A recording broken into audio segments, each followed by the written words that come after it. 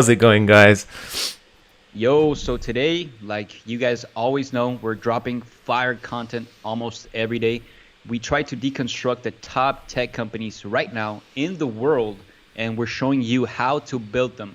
So it's insane. We got Facebook for you. Sunny's going to teach you a little bit more about what's going on in the back end, everything in the back scenes. So tell me a little bit about that, Sunny.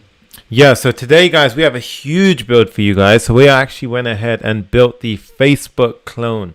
So this is the actual Facebook clone that we went ahead and built. So let's go ahead and look at the actual Facebook. So this is the actual Facebook that this actually built in React. So obviously, Facebook are the creators of React. They went ahead and rebuilt their entire website with React. So here you go. Here's the actual Facebook build, and you've got the header, the sidebar, the middle feed, and these stories. And we went ahead and rebuilt it in a similar fashion.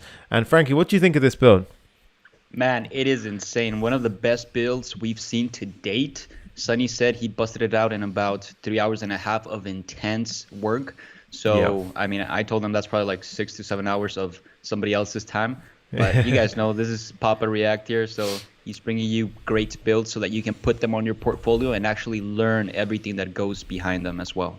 Exactly, guys. We done all this for you guys, and we are super pumped. And I'm so happy to have Frankie on today's session as well. So another killer session with Frankie. Let's go ahead and break down the app a little bit. So we've got, you can see over here, we've got the nice little sort of header component at the top. We went ahead and built that. We've got a nice little sidebar, and bear in mind, guys, this is all responsive. We have a lovely little stories, which has actually got a very nice little hover functionality, you guys can see. And if we go ahead and type in here, so let's go ahead and say, hey guys, let's go ahead and say, hey guys, what's going on? What's going on? And I go ahead and hit enter. Boom, we got nice little animations there too, which is really, really clean, really, really nice. And we can also support images here, guys. So I'm going to go ahead and quickly find an image. So let's go ahead and quickly find a programming image. 1 second, guys. Let's go ahead and find an image, and let's see if the image uploading also works. And this is the demo gods against us right now, so hopefully this should work. But if we go ahead and write a message like, what's up guys, what's up guys, and then I go ahead and drop an image URL over here and I hit enter, boom, check that out, guys. Even Wow, supports images. So that was that's super insane. fast. Yeah, super fast, no response, no refresh. You've got some nice UI elements at the top, and you've got this lovely little sidebar here, which is actually connected to the Clever Programmer page. This is the actual Facebook feed pulling in. And guys, we took it another step further, and we went ahead and did something extra for you guys. So we actually went ahead and added authentication to this build. So if we refresh Whoa. the page, you can see we've got this nice Facebook login page. So if we go ahead and click that, it will actually pop up, and we're using Google authentication to handle it. So let's go ahead and log into my Gmail account. So it will actually go ahead, log into Google, and boom, it pulls our information, uses it in a bunch of different places, as you can see. And that's it, guys. We're going to be building this today. Let us know if you're pumped, and drop a thumbs up if you're excited for this. Damn, this is beautiful, man. Scroll down a little bit. I see that Nas dropped a comment and stuff, right? Because Hey, some of the people in the actual team were testing out this app, to make sure that it does work and it has functionalities, just like Sunny just nice. showed you. But yeah, we were having some fun with that. Yeah, everyone's like, damn, it's working. Dope, dude. So Sunny, what are going to be everything tech stack, all the things that we're going to use for this build? Yeah, good question, Frankie. So let's go ahead and jump in, and let's break down this build in terms of what tech we're going to be using.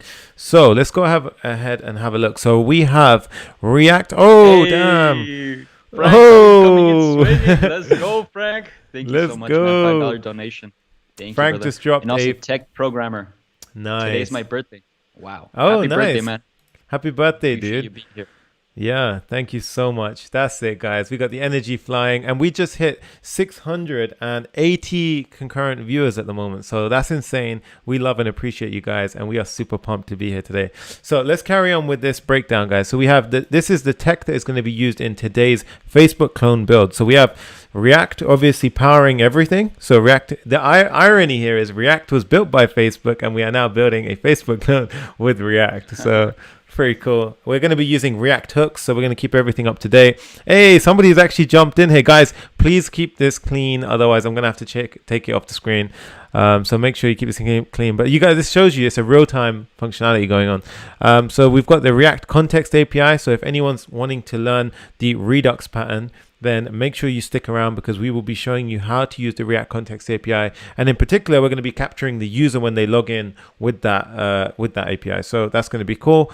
Also, Material UI is going to be used to go ahead and capture all of these. So all of these icons that you see over here. Hey, Frankie, check this out. We got people dropping things right in there. Nice. So we've got all of these icons, all of these different elements, like these avatars. We use Material UI to go ahead and power that. We're going to be using Flexbox to make things very responsive. To get everything in this real-time fashion, we are going to be using the Firestore database, which is a real-time database provided by Firebase. And we're also going to be using Firebase hosting, which is how I actually got this thing deployed. So that's awesome. And we're going to be using Google's authentication to go ahead and power the entire thing. So that's pretty exciting. We just got another donation. Exactly what I was going to say. Pablo Velez, thank you so much, man. He says, thank you guys so much. You are the best. Nice. Awesome. Thank you so much. And I know that a lot of people actually ask about authentication. It's a great thing to actually add to your portfolio. You know, a lot of companies want to know that you're able to make authentication systems. So we got you. Exactly. We got you. We got some nice, funny little gifts being popped in right here. Nice. Also, guys, actually, we also added one more thing. We added a little bonus for you guys. We added React Flip Move. And what this does is, I think it's called Flip Move. It gives you that nice animation. So if I go ahead, so like Frank just typed in, if I go ahead and say, yo, like as soon as I hit enter here, guys, you see how it pops in all smooth? Like we've got that working. Everything works super clean. So we're going to go ahead and show you guys. Frankie, what do you say? Should we jump into this build? Let's go right ahead. I'm just taking an Instagram story right now. Make sure to tag us, guys, if you're enjoying this build. Our Instagram handles are on our actual picture, on the photo you guys see. So make sure to tag us, and we'll make sure to follow up with you. Exactly. Make sure you guys go ahead and tag me and Frankie. We love to have a conversation with you guys afterwards. And it's super cool because we see more than a number when we see you guys go ahead and involve us like that. So nice. Let's go ahead and start this build, Frankie. So let's go. Nice. Let's do it. So the first thing, someone goes, Sonny got that clean fade. I think, nice, dude. I'm not the only one getting a clean fade, so going to be some exciting stuff right there. Yeah, exactly. Nice. Dope. Right, so with that said, guys, we're going to actually go ahead and I'm going to just hide this window just for now in case something dodgy pops up. So right now, guys, what you want to do is we're going to open up our terminal. And the first thing that we're going to do is go ahead and use npx create React app. So create React app. And we're going to call the app, let's just call it the Facebook clone. So FB clone, right? Now, that's going to go ahead and use the Create React App tool to go ahead and set up a React starter template. So this is what we use in every single one of our builds, and it's going to allow you to get started off in a very nice and quick way. While that happens, let's go ahead. We got a donation by Vishal while that happens. 20 lovely. Indian rupees. Thank you so much, man. We see all you guys. We remember all you guys. So thank you for being here for multiple streams. Vishal, I know that's a familiar face. Thank you, man. Nice. I love seeing people like that, you know, who come back to the thing. That's nice, dude. Awesome. Let's go ahead and actually check. Someone goes, Sunny is a bot who makes these amazing builds daily and never gets tired. Guys, you do get tired, you know, but it's awesome. We do this for you guys and we love it. Right, Frankie? Yep. After practice and practice, it just ingrains in you. And this is why Sunny is such a master with React. And him doing these builds daily is just building up his skill set even more and more. So imagine in the future, guys. Exactly, guys. And that's what we're trying to show you guys. Even if you get stuck or you feel like it's a bit tricky, just go ahead and build it alongside us. And pattern recognition, with every video, you're going to get a little bit better, right? So let's go ahead and actually set up Firebase while we wait for this. So Firebase is a suite of tools provided by Google. And what can you do with Firebase, Frankie? So Firebase lets you host all the data that you want inside of Google's, is it Firestore? Yeah. It's all Google's ecosystem. So the cool thing about it is that you don't need a SQL database to run all of these things. And if you're doing anything, you know, kind of like personal projects, Firebase has you handled. You don't need more than that, honestly. Exactly. So with Firebase, you can have a real-time database. You can have you can host the app. You can do a bunch of machine learning, cool stuff, and things like that with it. So it's basically just a set of tools that we're going to use, but we're actually going to be using the database and the hosting capabilities. So the first thing you're going to do is click on create a project and go inside and type in, let's just type in Facebook clone like this. Go ahead and click continue. And then you want to click on, so we're actually going to enable Google Analytics for this project. Let's go ahead and do Clever Programmer. You don't need to enable Google Analytics. That's an extra step. Frankie, we just hit over 827 concurrent viewers. Wow. Let's get that to 1,000, guys. Thank you all for being here. This is awesome, man. That's and I crazy. see that Michael Jones just dropped on the comments. He says, tomorrow, build a world clone with React for beginners. Hey, nice. And you gotta expect that after all of this. Somebody just says, I have maxed out my Firebase. Well, Gmail accounts are free, guys. So all I'm going to say is create another Gmail account and add another set of apps to that. There we go. Awesome. Right. So there we have it, guys. On the left side, you can see down here it says CD Firebase clone. And it says happy hacking. So once you get that message, very important step, you want to make sure you CD into the correct folder. We're using Oh My ZSH, that's why it looks a little bit different. So if you're not using that, I recommend you go ahead and check it out. So go ahead and do that. And then with that said, guys, we're going to go ahead and do npm start. And npm start will go ahead and spin up the app for us on localhost 3000. So if you've done this correctly and everything was done in a nice, oh, damn. Frankie, check out the donation we just dropped. Amazing. Kenny Hank, thank you so much, man. Hi guys, awesome work. There's a way to get the source code after every session. Yep, so we're gonna be dropping the GitHub repository on the description below after the actual builds. Exactly. So stay tuned for that. We'll be dropping it and the link will be in the description afterwards. We got another one from Vinayak Navani. He didn't leave a message. He just dropped £2. Thank you so much, dude. Amazing stuff. And another one by Stealth Destroy. Holy crap, dude. This is Thank insane. you guys so much. Just giving donations and leaving like bosses. Love it. Thank you guys. We appreciate it. Nice. Thank you guys. Awesome. Somebody goes, I hope Clever Programmer will clone Upwork soon. Yeah, we will be probably. We can clone that. That'll be fun. Idea. Yeah, nice. Right, so now, guys, what we're going to do is if you get to this screen, then it's a very good starting point, right? So with that said, you want to go inside your folders. You will see this new folder at the top, which says Facebook clone. Click inside of source, and we want to do a cleanup process. So this is what we do at the start of every single build. And what we do is we go ahead and delete the app.test.js, delete the logo.svg, and delete the setup.test.js. You want to go ahead and get rid of those files because we don't actually need those files. So let's go ahead and do that. Move to trash. Done. Let's go ahead and close this one for now as well. Actually, we can save this and close it. There we go. And then, why is that done all the time in the beginning of the builds? Why do we?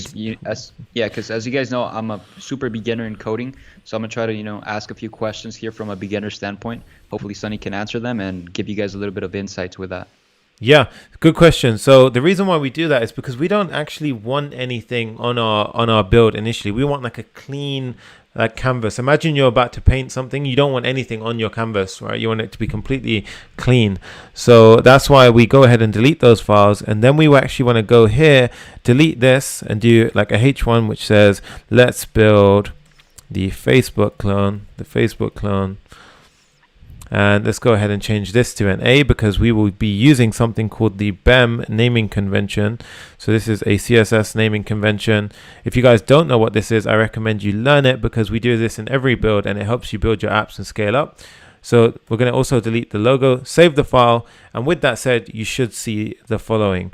So now if we make this full screen, you can see because initially if it would be like this, right? I would have capital A and this would be centered. So what you want to do is two steps. You want to make this a lowercase a. Then you also want to go over to app.css. And what we like to do, guys, is we want to get rid of all of the styling, right? So app.css, go ahead and delete everything. So delete everything inside of app.css. Open up your files again and go to index.css. And can you guys see this like imaginary sort of spacing that they add at the top? So there's like this is margin at the top, right? So this margin over here, we want to get rid of that. So what we're going to do to get rid of that is we're going to go here and we're going to say exclamation, asterisk, and then we're going to say margin 0. And this will make sure that we don't see any invisible sort of margins being added to our build. So with that said, we actually go ahead and get a clean slate. We get a clean canvas, and this is going to be the start point of the app. So if you reach this point, that is awesome, guys, and you can give yourselves a nice pat on the back. Frankie, I just shut off the air horns because we're about to nice. We have 800 people, guys. 800 people watching. This is awesome. Amazing. Yeah. Right now we're up to 658 likes. Thank you guys so much. About to reach the 700 mark. Please leave a thumbs up if you guys are enjoying this build. We love you guys. Exactly. All we ask, guys, is you smash the thumbs up if you're excited for today's build. Nice. So the first step we're also going to do is we just set up Firebase, right? So we did this whole step right here. We're going to click on continue, wait until this loads up, and then you want to click this little web icon over here. So you want to click that, type in the Facebook clone, and you also want to tick this little option right here, click on register app, and then once you get to this point, you can pretty much go ahead and click on next. We don't need to worry about that step. Here we will need this, but we will do this afterwards. And then we can click continue to console. Now, once that's done, guys, you want to go to this little cog over here, click on project settings, and then scroll down to here where it says Firebase SDK snippet. Click on the config. So click on this button right here. And then you basically want to grab this config over here. So you want to click this little copy button. So to copy it, or you can just grab it like this and Command C. And then you want to basically go ahead and do the following. So go ahead in your source folder and create a file called firebase.js, right? And what I want you guys to do is just go ahead and paste that config inside of there. And the reason being is because we are going to be needing this file and this config file to actually go ahead and set everything up later on. So I actually saw a good question that I wanted to pin. It was actually from somebody called Code with Ven. He says, Sunny, please, I got a question. Is it safe to put your Firebase config on the front end? So he's actually talking about this config right here. Guys, it's actually a very good question, and it is safe. It is safe. I know we're used to thinking about like, oh, you should hide your config, but it's completely safe to do it. Firebase do have some protective security measures in place, so it's actually safe to go ahead and share that. That's why we're not hiding it. Awesome. Oh, we just got a donation. Theta 45 Finance. Damn, beautiful, man. He says, can't believe this is free. Wish I had this when I was younger. I wish the same thing, man. You know, and that's really why we're making these builds. You know, even Sunny, even Kazi say this all the time. You know, we wish this was out for us when we were younger. So that's really the reason why we're doing it for you guys now. Yeah, exactly. And it's so true. Like, guys, I wish there was like this level of tutorials on the internet when I was learning to code. And like Frankie can vouch for me as well. Like it's just like a game changer in terms of the space. And it's just boring watching, like, you know, reading those text tutorials. So we like to see something and build something. So yeah, that's why. Energy. Exactly. And the best thing is that it's for free. So really put it in your portfolio, guys. Put in the work. Exactly. And also, guys, just wanted to mention before we actually go ahead and carry on is that firstly, we just hit over 900 viewers concurrently. So that's insane. We love you guys. And also, if you're enjoying this content, guys, make sure you go ahead and pause the chat, pause the video right now, and go to the description. We are offering a free 1 hour training. So it's a free webinar where we actually teach you the top 3 mistakes to avoid when let's go ahead and drop it on the screen. The top 3 mistakes to avoid when becoming a JavaScript developer. It's completely free, and there is a link in the description. Go sign up for that now, and then let's carry on the video. Awesome. Nice. Beautiful. And we got a donation by Stealth Destroy. Thank you so much, man. Nice. What did he say? He says, lazy load and right panel. Great job, live builds. Kudos. Awesome, dude. Thank you so much. Thank nice. you so much, man. Dude, I think we might break 1,000 viewers. This is insane. Nice. Yeah, I will. We broke the 800 likes, man. Oh my God, we surpassed the 700. We're now at 816, 818. Thank you. Let's guys so go. much. Nice, dude. Let's go on to this build. Let's go. So what we're going to do at this point, so we have our config file set. So the first thing that I like to do, guys, is actually sort of mask out the app, right? So let's go ahead and look at the sort of, so this is the Facebook clone app right here. So let's go ahead and quickly sign in so we can go ahead and see it. So this is the build that we deployed earlier. So I'm just going to sign in, and then we're going to use this to mask out what we're going to build in our app. Right, so as you can see, we have a few things inside the actual app. So let's go ahead and make it a little bit bigger, and let's go ahead and make this smaller. So we have the header component, right? So we have this header component up here. So this thing right here, and what we're going to do is we're going to go ahead and just mask it out. So down here, I'm going to go ahead and say the header component. Oh, we just got another donation. Wow. Go ahead, Frankie. What did they say? Okay, it says Saraj Kapti saying, "Awesome work, guys. Any thoughts on Electron JS? Electron, I think, what you use to make desktop apps with React, right? So I mean, it's awesome, like it's an awesome sort of thing to use if you're gonna. I think Slack was actually built using Electron, so it's very, very promising. In terms of what I think of it, I mean, I guess we're just gonna have to we're gonna have to start building some stuff with it to go ahead and get a better insight. But yeah. It's definitely promising. I know a lot of big companies use Electron.js, especially, right now, tech companies that are very, what is the word? Prestigious or whatever. They do use Electron.js on their stack, but we might visit it on a later note. And we also got another donation by Shubham Adeb. Thank you so much, man. 40 Indian rupees. Appreciate you. It says, "Hi, Sunny sir. I'm software developer." And hey. Props to you, dude. Let's exactly. Go. And guys, we have over 900 software developers in this chat right now, because every single one of you guys are here right now. I'm going to call you guys. You guys are software developers if you're here. This is the start of your journey. Nice. Another donation. Oh my God. Kari Bala. Great job, guys. Thank you so much, man. Appreciate you. Raining donations today. You guys are bringing in so much love. Nice, dude. So we've got that header component that we spoke about, and then we essentially have everything underneath, right? So everything underneath is essentially, damn it, guys, don't do this. Don't spam the chat. Guys, we're going to have to block it and not even share it with you guys if you guys start doing that, because it doesn't make it easy for us to share if you guys do that. So please keep it clean. We're all trying to learn. Exactly, guys. Please keep that stuff clean. So now what we're going to do is we're going to actually go ahead, and this would be the app body. So we're going to have a section called app body. So this is going to say app body, like so. And then inside the app body, we're going to have a few components, right? So we're going to have the sidebar, right? We're going to have the feed, right? So we have the sidebar on the left side here. So this stuff right here is the sidebar. We have the feed in the center. Right, and the feed consists of a bunch of different things. It has this like lovely little stories part. It has this message component, and then it has the rest of them posts down here.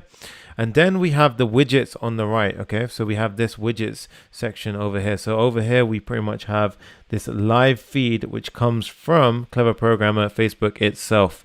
So that will be on the right. So widgets. And so you're using Facebook API for this then? So the stuff that you actually go ahead and see on the right, we're actually using, let me go ahead and make this full screen. So the stuff that you saw on the right was actually using something called an iframe. So it's actually an embed from Facebook itself, and they provide that, and you can go ahead and use that for free. So we're going to show you, we're going to show you guys how to go ahead and do that. Awesome. So with that said, we are going to go ahead and start this thing.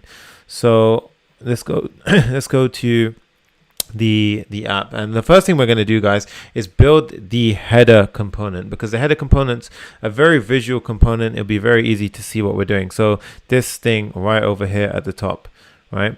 So the first thing we're going to do is we're actually going to go ahead and go to our files, and we're going to create a header.js component like so. And then inside of here, we're going to do RFCE, and you see we get this nice little snippet which builds out the component for us. If you want to know how we get that, go over to the extensions here and type in ES7, and it's actually the first one. It's a very popular library. It's called ES7 React Redux GraphQL Snippets, and it's this one with 1.7 million downloads. You want to make sure that you go ahead and download that, and it will allow you to get those little snippets that we're doing throughout our builds. So that's nice. And now with that said, we want to, every time we create a new component, we're going to go ahead, give it a class name. So like this, so I'm going to say header. And we're also going to go ahead and do the following. We're going to say import header.css. And what we need to do then is go ahead and create the appropriate CSS file like so.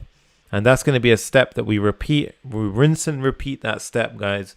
So we're going to keep on doing that step over and over whenever we need to create a component. So get very fast at doing that. Save you a lot of time. We just got another donation, Frankie. Wow. Check it out. .NET Sean. WhatsApp, Microsoft Teams, Slack, even your VS Code is based on Electron. Wow. So all of those technologies use Electron. Thank you for the information, man. Appreciate you. Nice. 5 That's arrows. awesome. Wow. Oh, damn. I didn't know VS Code was built in Electron, apparently. That's nice. insane. That's awesome. Damn, dude. So we're coding in React, which Electron uses. Oh, man. It's just some Inception right now. Inception, yeah. Yeah. Damn. We just got another donation. Leonardo DiCaprio would be happy. Yeah. Another donation, yeah. It's Suraj. Thank you so much, man. He says you guys are awesome. Good going. Get going. Awesome. Yep. Another one, dude, by Anka Gupta. Wow, thank you guys so much. Thank you. Where are we at in the chat donations right now? We just crossed $30 in chat donations. Thank you guys so much for being engaged. We appreciate it. That's insane. Thank you guys. Awesome. So let's go ahead and build that header component. So the first thing we're going to do is go over to the header component itself, and we need to go ahead and build it out. So the header is actually split into 3 different areas, right? So we have the sort of center, we have the left, and we have the right, right? Got another donation. Thank you so much. Frankie, do you want to go ahead and read that one out while I annotate? MD, he says, you guys are building the project that I wanted to see. Learn a lot from you. Thank you. Thank you so much, man. I know that, Facebook new version hasn't been out for a long time. So it's even that much more surprising. I myself don't even use the new UI as of now. But, maybe after this build, I'll start using it. Exactly, dude. Exactly. So, we just got another donation. Holy crap. It's raining donations, dude. Fun with Sanchi. Thank you, dude. Appreciate you. Nice. Appreciate you, man. So the header component, guys, is split into 3 different, and another one. Damn, dude. They don't let us code. Yeah, I always wanted to work on a potential startup idea. Study inspired me. Thank you guys. Wow. Oh, man. Thank you so much, Thank you, dude. I love seeing stuff like that. The whole team is... You were involved in a startup too, right? At the same time. So I actually was involved in, I actually have worked for a couple of startups, and I had my own startup for a while, and I actually teach a bunch of this inside of the Profit with JavaScript course, link in the description, and we actually go ahead and talk about all of those things, talk about the experiences that I ran into and all those things, and how you guys can sort of skip that headache and just become streamlined into sort of doing well and succeeding in what you're doing. So yeah, really interesting stuff right there. That'll be awesome, dude. Talk about that. Beautiful. Nice. So guys, jumping back to the code, so the header component, we split it into these 3 areas. We had header left, header middle, and header right. So this is what you want to do when you essentially go ahead and oh damn it, dude, some people are like blocking the chat. There we go, guys. I'm telling you, it's gonna get spammed, or I might just take the website down if that happens. So let's keep the chat clean. Nice. So here what we're going to do is we're going to do a header left. So we're going to do header left like so. And then we're going to have a header middle. So div header middle. And if the reason why I'm typing this way is because this is the BEM convention. So it's inside the header component, and we're using the middle element, the left element, and we also need to do the right element. So we're going to say div.header right. So as such, right? And if you're wondering how I'm doing these shortcuts, it's using something called Emmet. So Emmet is something. Another donation. Wow. Songni says, is PHP still relevant? Is Facebook still run on PHP? Do you want to answer that, Frankie? So it used to use PHP once it begun, but now it's using React. So they developed React out of, solving their own problems, and they brought the world with this amazing library, and now we're using it to build Facebook itself. Exactly, guys. Yeah, so they actually, the app that we showed you earlier, which was built by Facebook themselves, they revamped the entire app using React. So some of their pages might be using PHP still, so there is still a chance that some of their pages are using PHP, but I wouldn't say it's the relevant thing that you should focus your time on. Focus your time on JavaScript, React. That's going to bring you the most value. We have another amazing donation by Dover Keen. And what did they say, Frankie? He says, "Is there a React Native coming soon? Coming someday soon?" Yes, dude. We have React Native content coming soon. You know how we do Let's it. go. We listen, I guys. love I love mobile development, man, and hybrid. When I learned about hybrid development, I was like, "Whoa, that was the thing that was missing from the industry." And now, you can use React to even build this using React Native. So that's amazing and beautiful. You guys are going to be seeing that in the future, no doubt. Exactly. And then you can actually deploy your apps onto the App Store and we can see who gets the most popularity. That would be awesome to see. Nice. Dude, we're just under 1,000 viewers. This is insane. Oh my God. Let's Man, go. thank you guys so much. We This just is got another insane. donation now. He says, Sandy Mena, he's sending a DOP 500. I don't know what DOP is. If you guys know what currency is, drop it in the comments. He says, guys, you have the best content. Thank you, man, so much. We are at $51 in chat donations at the moment. Insane. Thank you so much, guys. Thank you so much. I saw somebody was asking a question about why we have the underscores. That is known as the BEM naming convention, just to clarify for those of you who missed that.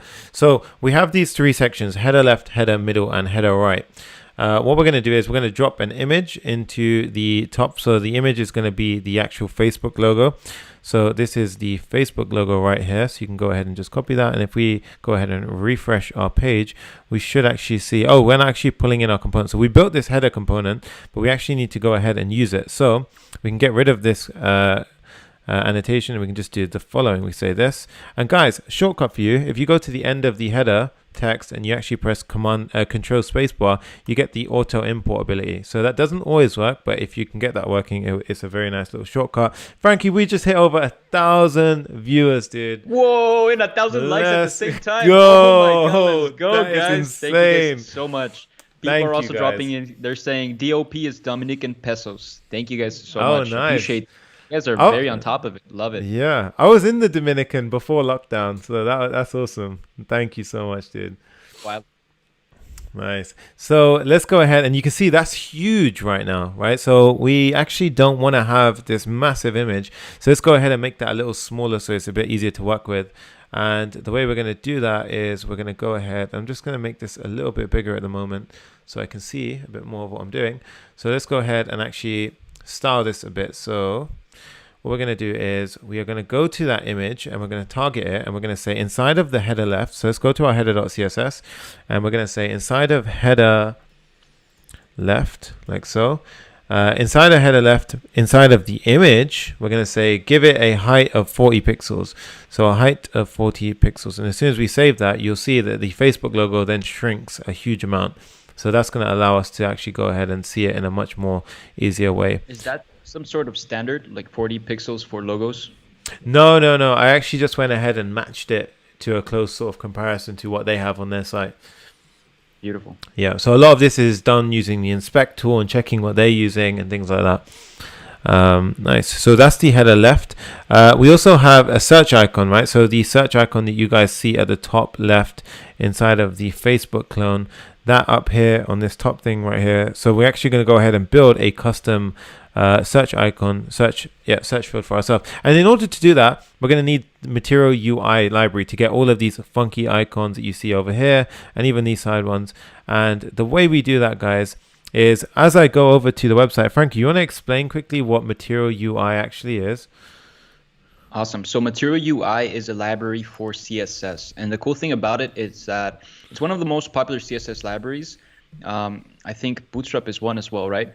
And Yep. so the cool thing about it is that it brings really pristine, really nice and clean icons that developers can use. So you can just go to their website, just like Sunny is doing right now, and he's actually getting the snippets of code, and then you can start using them on your projects. Really just like that.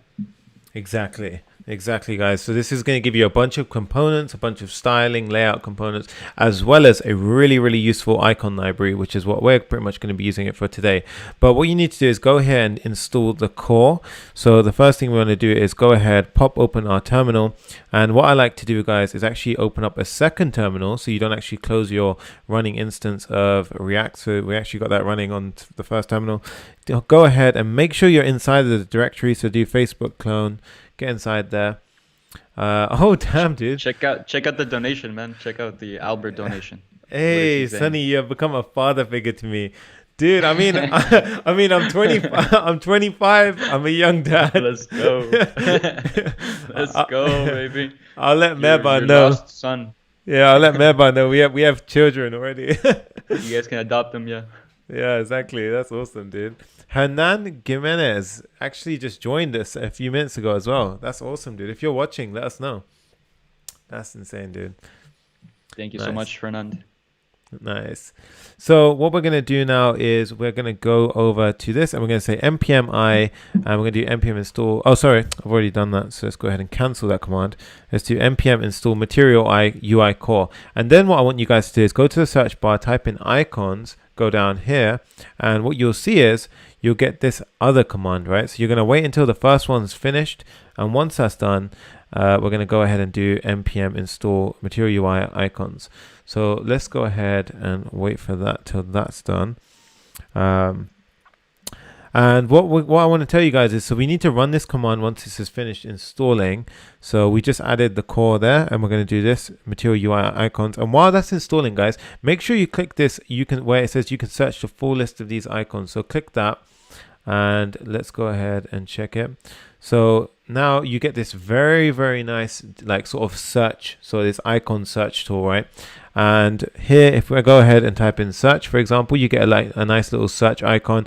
Click it and you get the import code for it. So that's how we actually go ahead and get a lot of our icons. We go ahead and use this tool and it will actually go ahead and give us the code to pull that into our project. Look at this, Sonny.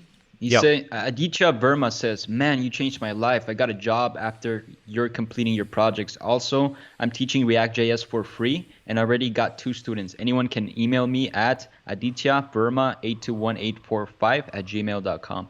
That's on the chat. Wow, man, you got a job. Damn, out of dude. this. I'm just trying to find that. Where is that? Holy crap. Beautiful.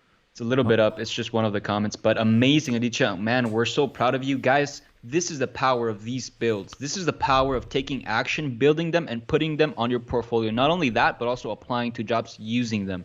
So test out your abilities, test out your skills. I mean, we're providing this for you guys, but there's only so much we can do for you. And, you know, we love it when we hear and listen to all of your guys' stories. I'm so pumped for you, Aditya. Thank you so much, man. Thank you for sharing.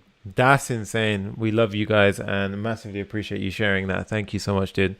Closer to our goal of 5,000 developers this year. So that's another one to the list. Thank you guys so much. I know, right? We need to keep a solid track of this, dude, because it's insane. Like every single live stream, hearing people get jobs, it's just mind blowing, guys. So keep it coming. We love that positivity. Nice. So we just installed the icons, right? And this is the search tool which is how we actually go ahead and get it. So with that said, let's hop back over to our localhost over here. So let's go back to our localhost, and inside the middle div, what we're going to do is inside the header left div, we're going to go ahead and add a second div called header input. And this is going to be responsible for actually having all of the stuff involved around that input field. So we're going to have a search icon and an input field. So search icon and an input field, go ahead and save that. And here, if we actually see, it says search icon is not defined. So if I go ahead and I need to actually import this, so let's go ahead and import this into our project. So we can say, go to the top, and we can say import search icon from Material UI. Once we save that. And another donation, Sunil. 100 Indian rupees. Thank you so much. Angular, React, or Vue. And please make a video on JavaScript Basic and Advanced. Yo, we do have a JavaScript Basic and Advanced course on YouTube right now. It is 7 hours long. Check out the channel. And Angular, React, or Vue. What do you think, Sonny? I will definitely tell you React, guys. And it's not just because I code in React. I have tried the others. Vue is pretty good. Don't get me wrong. Angular, I wouldn't really go down that route. but React is the one to go for, guys. It's the most wanted language right now. It is the highest paying language as well out of the 3 frameworks. Make sure you go ahead and use that. And guys, we will also be dropping, so Frankie just mentioned the 7-hour video that we have on JavaScript. We'll also be dropping a very, very long one for React also at some point. About 12 hours. Yeah, about 12 hours. And it's going to be all the builds condensed. It's going to be your ultimate guide to becoming a React developer. So if you're pumped for that, what can they do, Frankie? They can go ahead and smash that like button and make sure that it turns blue. Thank you guys so much. And if you guys want to learn even more on how to become a JavaScript developer, hit the link in the description below. It's going to show you to a 1-hour training where we're going to show you exactly just that. And also, we just got another donation by Karuna. Thank you so much. We appreciate you. It's 40 Indian rupees. Thank you. And she has a little funny chicken saying, "Hey, you." Hey, awesome, Love dude. it. Love that. Thank you so much, Karuna. Nice. So with that said, guys, we're going to go ahead and carry on. So we've got the search icon, the input text, and you can see this isn't looking too great at the moment, but we're going to style this. We're going to make it look really nice at the end. We got another donation by Sunil Bahira. He says 1 video on React server-side rendering. Oh, that's actually really interesting, dude. I can't actually pin it for some reason, but that's a really, really interesting one. We will actually consider doing that. So I'm going to go ahead and pop it on the screen so you can see 1 video on React server-side rendering.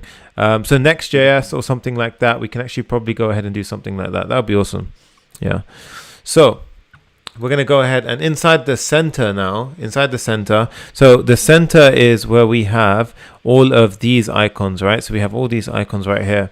And what we're going to do is we're going to actually, for each of those icons, I'm going to go ahead and create a div, and I'm going to say each of those divs are going to be header underscore option. So they're going to be, each of them is going to be an option, and inside of it, it's going to have an icon. So in this top one, we're going to have something called the home icon.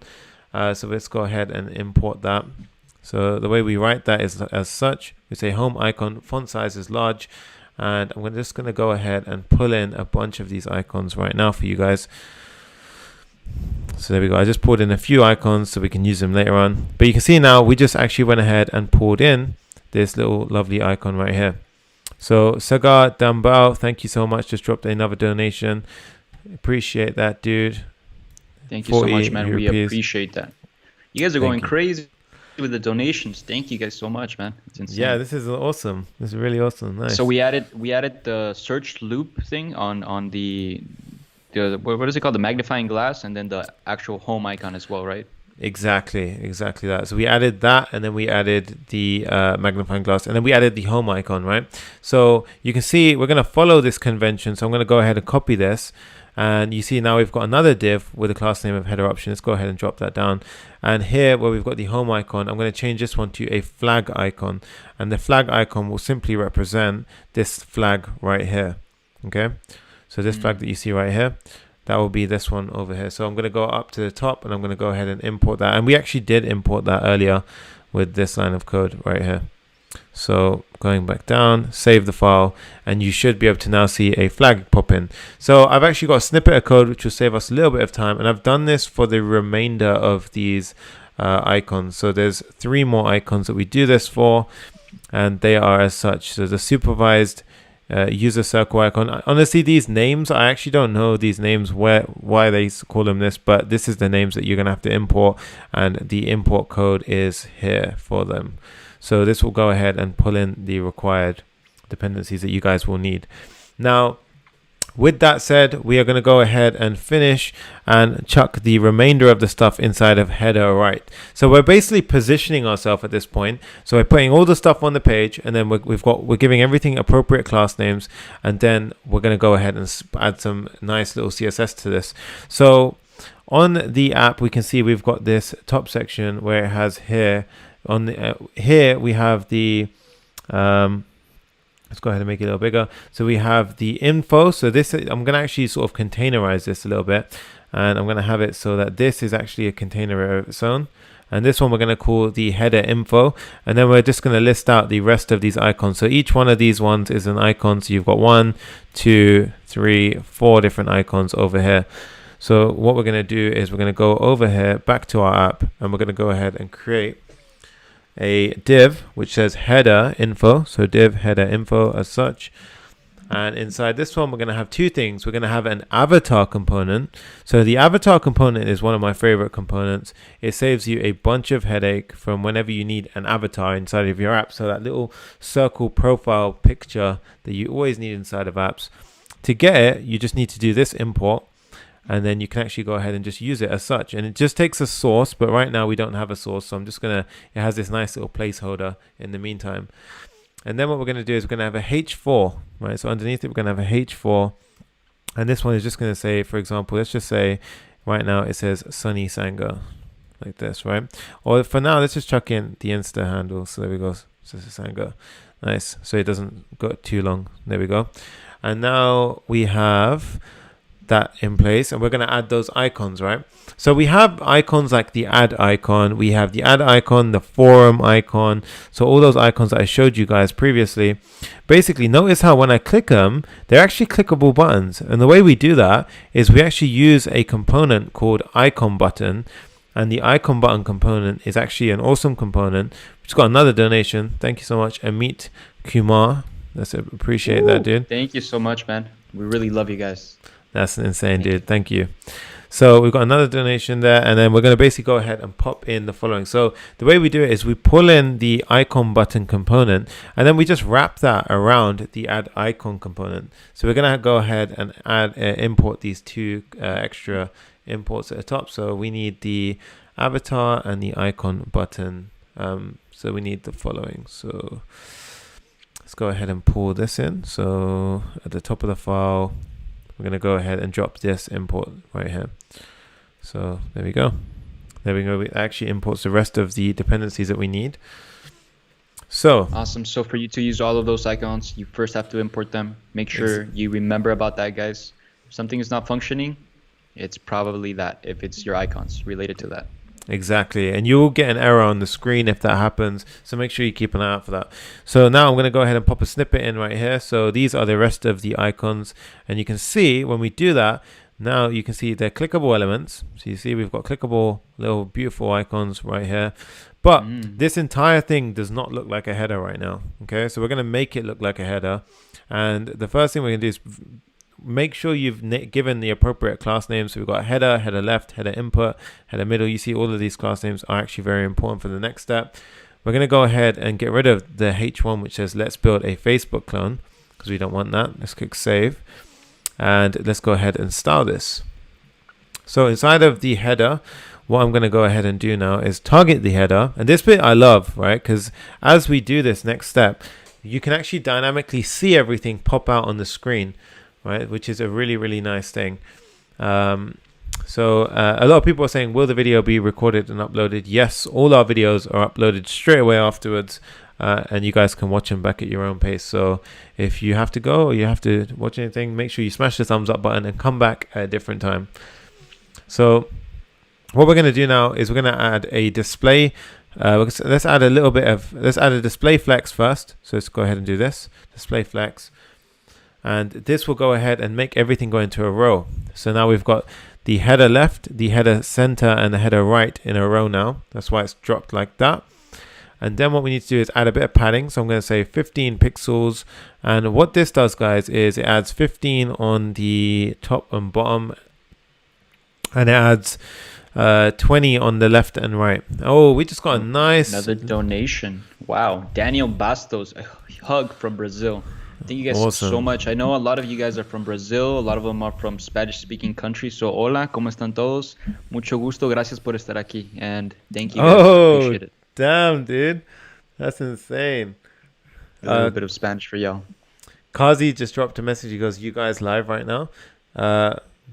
Maybe I think we're live. Yeah, I think we're live. I think we're live. Yeah. I think we're doing pretty good right now. We're live. We're live. Nice. So we added a little bit of padding, and then what we're going to do is we're going to go ahead and add in the following. So we're going to say justify content space between. So this should actually push all the elements apart from each other. So let's go ahead and save, and you can see it pushes all of the elements away from each other. Oh, we also got another donation from Nishant Patel. He goes, you guys are doing a superb job helping so many people learn new skills. Thank you, dude. Appreciate that massively. That's awesome, dude. Thank you, man. Really, really appreciate you, Nishant. Love it. Yeah, this is awesome, dude. And my comments have finally come back in so I can see. Nice. So now what we're also going to do, guys, is we're going to make the top sticky, which means that, so let's go back to the app, right? Oh, oops, okay, that's bad. Somebody, guys, please don't post in things like that in the chat. Let's go ahead and just do it. Yeah, guys, keep it clean. Come on. Yeah. We are all learning here. We want to show you guys the real demo, but we're going to have to bring it down if you guys are not, being respectful for everybody's teachings. Exactly, guys. Let's go ahead and keep it clean. So right now for the app, we have this. Where is it? What I'm talking about. We have the so the actual top bar sticks to the top of the page, right? So we want to also do that.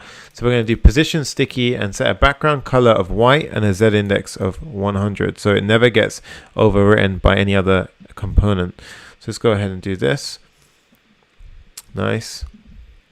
And then with that said, we're going to go ahead and add a top of 0, and also we're going to add a box shadow so it floats, right? So it's going to float from the top of the page. So as soon as I add that now, you can see that it has this nice little float. It's very subtle, but it's a little float.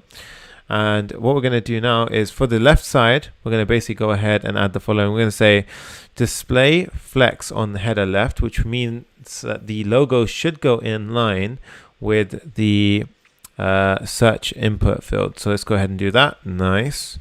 And then we are going to target the header input. So we're going to go ahead and target that header input that we're sort of looking at. And here I'm going to go ahead and do display flex align item center. So let's save that. And you can see what this does is it basically aligns that centrally on the vertical axis. Right? So it's going to align it centrally on the vertical axis. I'm going to then give that input a background color of it's like an off sort of gray. That's the one that they have on the app. I'm going to give a padding of 10 pixels and a margin left. Let's go ahead and do that. Nice. And then I'm going to give a border radius of 999 pixels, which gives you a perfect oval. So you can go ahead and do that. And at this point, guys, we should actually be good to move on to the next step. So let's go ahead and make it 33 for now until it gets bigger. Otherwise, it's going to be confusing. We're at 1, 2, 3, 4 likes. Let's go! 1,234 likes. That's amazing. Oh, but nice. I love that number. Thank you guys so much. We really appreciate that. We're also at $60 chat donation, so we wouldn't be here with you guys. Really appreciate it. Smash the like button if you guys are enjoying this. Let's continue. Exactly. Massively appreciate you guys. Awesome. So with that, we're basically going to go ahead and we've styled the input. So we went ahead and added a bunch of styling to the input container, the header input. So we're going to make that back to 999. Save that again. And here, what we are going to do is go down, and now, so that's the header input container, but you see the actual input inside. If we go ahead and target the actual input, so what we're talking about here is the actual input inside of header input. We actually need to go ahead and target that, and we're going to say border none. So this will actually go ahead and get rid of this little border. We're also going to say background color is transparent, so this will mean it will blend in with the background. And then outline width of 0, we'll actually go ahead and get rid of this little blue sort of that we see right here. We've got another lovely donation by Shrivasta Payati. He says, can you please create React.js tutorial for beginners? That's something which I'm actually thinking of doing soon, actually. Yeah, that would be dope. Yeah, we're I think working on that. Yeah. Teaching you guys from completely scratch to taking you to building Facebook, and we're going to be doing that in the next weeks. Stay tuned, guys. Yeah, so keep tuned for that, guys. Nice. So, whoa, damn. Kenny Hank. Let's go, dude. I think I recognize this guy. Yeah. Yeah. Hey, guys, there is a way to self-organize my files into React component or pages and best practices. Maybe a course in the future, live. Thanks a lot. Nice. So, Kenny Hank, to answer your question, to organize your files into React components or pages, that's actually, firstly, you answered your question right there. So I would actually start by just organizing it into, so I have a components folder and have a pages folder. And then if you have React Router, I would have some routing, and depending on what pages you have the pages in that folder. And then all the reusable components have inside of a components folder. So start with that. As for best practices, there's so many things to cover here. We try and cover a lot of best practices through our builds, like the BEM naming convention. But I would highly recommend, dude, if you are interested in all of these things, definitely go ahead and check out the course, because I have live coaching calls every single Tuesday where we do talk about all of the best practices every single thing that you could possibly ask, you can ask inside of that. So honestly, definitely make sure you check that out. But thank you so Link in much, the dude. description below. Yep. Thank you so much, man. I appreciate you. And then also Subra dropped a 40 Indian rupees donation. Thank you so much. And he Hey. asks, do we have any framework for easy CSS without code? Yes, so there is actually Tailwind CSS, which is actually a big CSS framework out right now. We're actually going to be dropping some content on that soon. I haven't played with it too much, but I know it's hot right now. Yeah, so there's a lot of people doing that. Amazing. I also know that if you're a designer, you can use Figma, and I actually talked about that in my other video, top 7 tools that all developers should use. So Figma is amazing because if you're a designer, you can just literally design, drag and drop, design there, and then on the actual site, it gives you the CSS and HTML codes, so you can design something by drag and drop functionalities, and then add them to your coding environment by getting the CSS portion of it. That's really good point, dude, because I actually use that in a lot of professional environments where a designer would give me the designs and the CSS is attached with things like Figma. So that's really, really powerful. Yeah. Nice. Dope. So we have styled the input. So as soon as I save this, notice how this is going to change, right? So we save it, boom, it gets rid of that sort of that problem that we had. Now, right now, obviously, this is not ideal. We don't want it to be this oval right here. So what we need to do is we need to go down to the header center, and we basically need to make that display flex, because right now what it's doing is it's pulling this entire container down, and we want everything here to be inside of a row as opposed to going up vertically. So as soon as I save this, we should see everything go into a row. And let's double check why that hasn't happened. Let's go ahead and do headers. Oh, this should be header center. There we go. Header center, and then we save that, guys, and you'll see it all goes into a nice row. There we go. And then what we're going to do is we're going to say header option, and here, guys, Material UI gives all of its sort of icons this class right here by default. So to target it, we're saying inside of header option, which is each one of these is inside its own header option container, change the color to gray. So as soon as I save that, boom, it changes the color to gray. And now we want it so that when we hover over those options, so let's go ahead and add this in. When we hover over those options, the icons will turn into the Facebook blue. So now you can see as I hover over it, we get this nice blue effect. So you see it changes into blue as seen there. So that's a really nice little add-on there. Then what we're going to do is for each of those header options, I'm going to apply the following styles.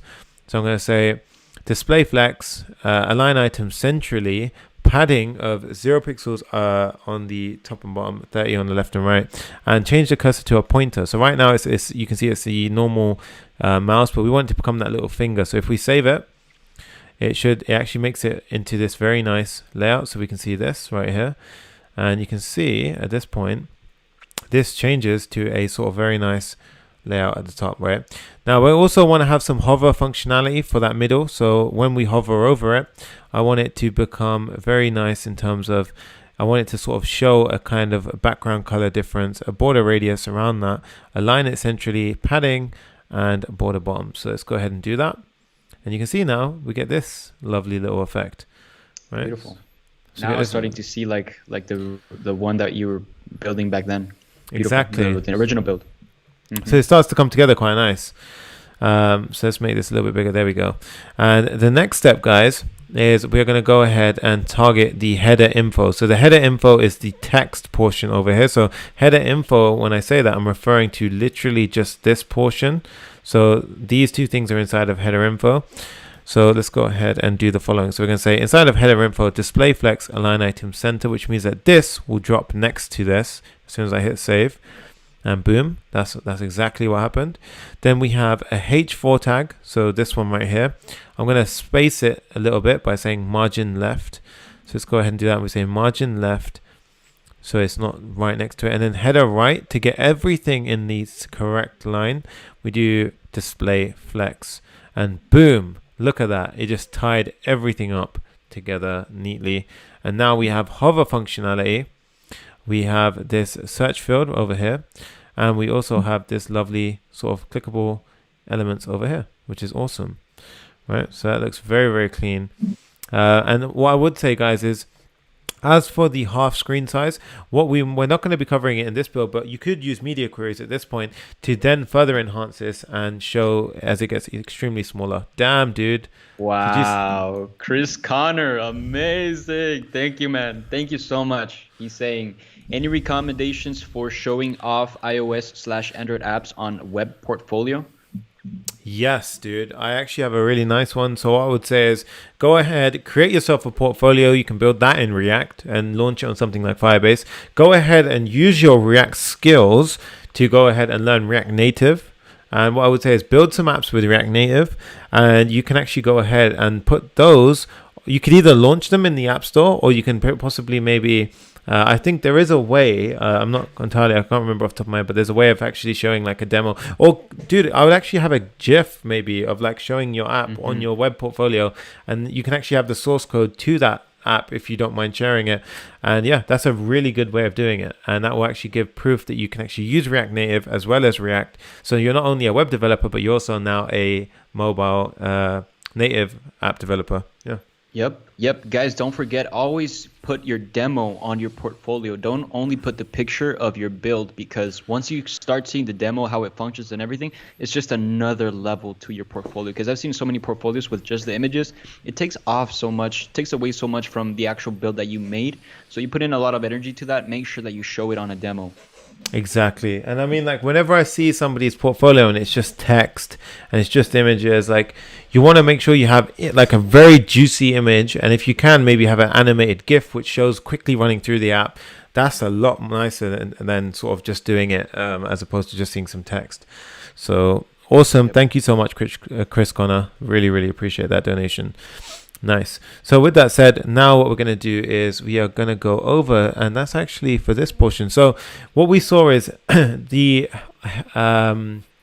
initial icon has a nice sort of, you see this underline to it, right? So this because it's like an active state. So what we do is in BEM, we can actually name it. So we have this sort of active naming convention. So whenever you have it's called block element. So this is the block, the header component.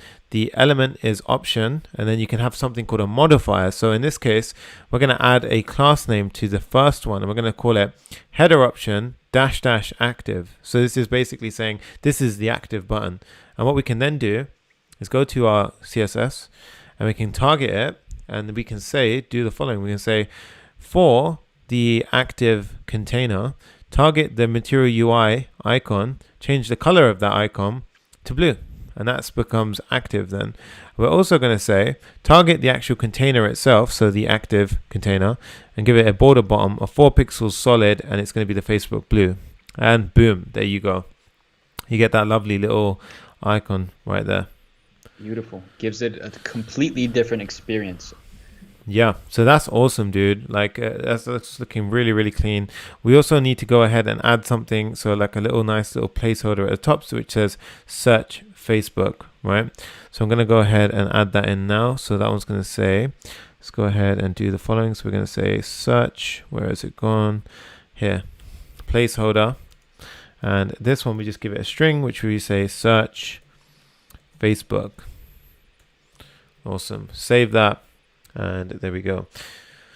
So somebody says, why don't you guys use Sass? So honestly, dude, like my opinion against Sass is things become super nested. And what happens is when you get nested code, it just becomes ugly. Like in my opinion, it becomes super ugly. It becomes like very, very hard to read that code. And you want to stay away from stuff like that. Sass is a very, very good library, but it's misused. That's the problem. With BEM, very simple, and it's very easy to go ahead and use. And it's also, you don't have to set anything up with BEM. It's just a convention that you follow. And it's very easy for everyone else to sort of follow that alongside. Right, so nice. So with that said, let's jump on and carry on. So I love it, man, because honestly, it's such a beginner, problem when you're starting off. You don't know what to name classes or components or anything, and then you're just kind of doing it randomly. And if you have something like BEM, the BEM, what is it called? The BEM naming convention, I guess. Naming convention. Yeah, that really does help you. It grounds you and lets you follow something structured. So it gives structure to your code. Exactly. It's going to give structure to your code. It's going to look super clean, guys. Awesome. So with that said, let's go ahead and we added that active icon state. So that's really nice. And now you guys can see we've done that. So what we're going to do now is go back to app.js. So we're going to go back to our markdown. So this is a good idea, guys, when you're sort of, let me share the screen. There we go. So we're going to go back to our code and I'm going to get rid of this comment. There we go. Nice. So here, this commenting actually helps us see what we're going to be building next. So here I said app body. So let's go ahead and create a div. So everything under the header we consider as the body, right? So we're going to say div app body like so. And then we're basically going to shift all of this stuff inside of the app body. And the reason why is this will help us with styling later on. So we have that now, and then we need to build out these three things. So let's go ahead and build them out. So the first one is the sidebar. So the sidebar as such. And what we're going to do now is firstly, go ahead, pop open our file editor, do sidebar.js. Use our very nice little trick called RFCE. So that's ES7 snippets in the extensions. And then here we're going to say class name equals sidebar. And then we're going to import a sidebar.css like so. Boom. And we have that there. Now what I'm going to do is I'm going to go ahead and pop in the sidebar.css. And that will actually allow us to sort of style this component in a very nice way. So somebody asks, why don't you use Bootstrap with React, guys? What do you think, Sonny? So Bootstrap's very good I would say if you're learning to use Bootstrap, it's very good for quick turnaround time. So the reason being is, we also got a juicy donation there. I'll mention that in a sec. So Bootstrap's very good if you have like a lot of clients and you just need to get work out. It's very good, but you have two problems with Bootstrap in my opinion. One, I tend to wrestle with it when I'm using Flexbox, and I just prefer to just use straight up Flexbox. I get the exact design I want as opposed to like near the design that I want. So that's my first opinion. And also the second thing is Bootstrap kind of has a look to it. Like I know when a website's built with Bootstrap, whereas if you built it with just pure Flexbox, it has like a custom clean finish to it. So that's my personal take on it. What's your idea on that, Frankie? I honestly don't know much about Bootstrap, but I really like the minimalistic style of the Material UI icons, and then just being able to customize the CSS how you want it always gives it another feel to your website. I feel like it makes it more personalized. So I really dig that for sure. Definitely. And we got a juicy donation, like you said, from Beatriz Teixeira and she drops €5. Thank you so much. She says, hi guys, amazing work. Could you guys tell me if this was possible to do with Angular? Why should I choose React over Angular? All the success for you. Thank you so much, Beatrice. What's your take on this, Sonny? So yes, you can definitely build it in Angular. So these are all just sort of Angular is a framework, React is a library. But you can build it definitely with now React is much easier to learn. It's much lighter weight, so it's also very performant. It's very fast. Your entry into getting into a React sort of career is much easier than an Angular, in my opinion. Also, I would recommend it because the job market is higher right now in React. The demand is higher in React, and the overall average salary is higher in React. So there's a lot of pros. If you're looking at it into sort of separate yourself from the tech for a sec and look at the opportunities involved, you have a lot of things going for you right now if you choose to dive into React. Yep, and I feel like that should be one of your main, driver for your decisions. What's going out there in the world right now? What do people need? What technologies are used the most? And also what's easy for you to implement and learn. So take all of that into account. And guys, we're at 1,373 comments. Wow, we're about to reach 1,500 likes in this video. That is insane, guys. Thank you so much. We're at $89 in chat donations, so we really do appreciate you. Thank you guys for sticking on. Amazing, guys. And if you're enjoying the content, literally just smash the thumbs up button. Help get this video out to as many people as possible. Share it if you're watching it right now. Tag me and Frankie on our Instagram handles, and let's carry on killing this, guys. So what we're going to do now is we have the sidebar component. So the sidebar component over here, what we're going to do is, so the sidebar just pretty much consists of a bunch of rows, right? So if we go ahead and open up our app, so literally over here, you can see it's just a bunch of rows. So you can see we've got here a row, here a row, here a row, here another row. They're just rows. So why don't we create a component that we can reuse, And we're going to call this component the sidebar row, because naturally that seems like a good name. So let's go ahead and do sidebar row. And we can pass in different props to this to make it, to go ahead and customize it. We just got a nice donation from Tech Aftab. Thank you, dude. Appreciate that. Thank you so much, man. Appreciate it. Awesome, dude. So the sidebar row, yeah. So we're going to go ahead and create that now. So sidebar row, so to create it, we're going to go ahead and do the following. We're going to say, create a file, sidebar row.js, boom. Do RFCE for our little shortcut, boom. And you see these guys, these little shortcuts save you a bunch of time, guys. Like otherwise this would take ages to slowly write this out and do all these little things. And then here I'm going to do import sidebar row.css, and which means we have to create that file. So let's go ahead and create that. So this build's quite intense today, guys. We've got a lot of stuff going on, and we have so much content coming in this build. So we have React Context API, we have authentication, we have deployment. Oh, it gets more and more exciting. Long list. Let's go. Yeah, it's insane. Nice.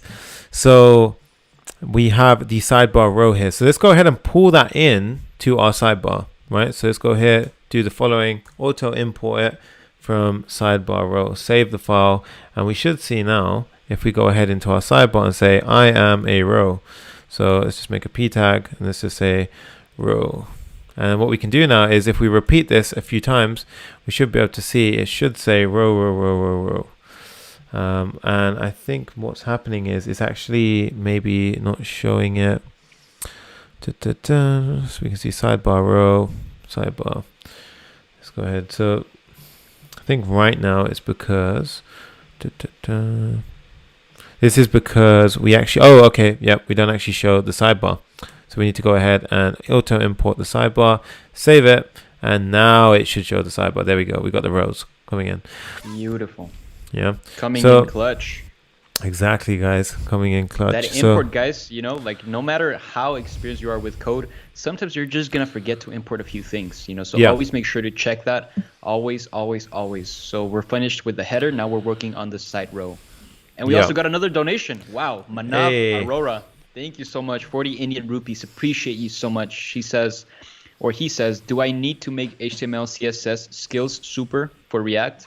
So I'll let you in on a little secret. When I started learning React, my CSS skills sucked, dude. Wow. My apps looked so ugly when I started learning React. But I focused on learning React, and that's what I'm going to tell you guys. Focus on learning React and sort of the fundamentals behind it. That's going to be a lot more important. And then guys, follow these builds. Like honestly, follow every single one of these builds. Watch how your CSS will naturally get better through pattern recognition. Right, so you're just going to notice different things. You're going to see, oh, I see that's how Flexbox works. And before you know it, things will start to sort of stick and you'll start to get better at CSS. Yeah, ultimately it's, you know, when you implement those practices. So you're working on React and you're trying to make, you know, maybe the text blue, or you're trying to make a sidebar or something like that. Then that's how you're going to pick up CSS, by actually implementing, by actually putting in that knowledge to work. Other than that, if you're trying to learn the language of CSS, man, you're going to get confused. It's more about learning where it goes and how to apply it, in my opinion, at least. Exactly that. 100%. I couldn't agree more, guys. Like exactly what Frankie said. Remember, that pattern recognition is so powerful. That's going to really be a game changer. So with that said, the sidebar row component. So let's go to the sidebar row component.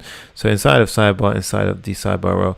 Now sidebar row can take a bunch of props. So this is how we receive props inside of React. Now props, what are they?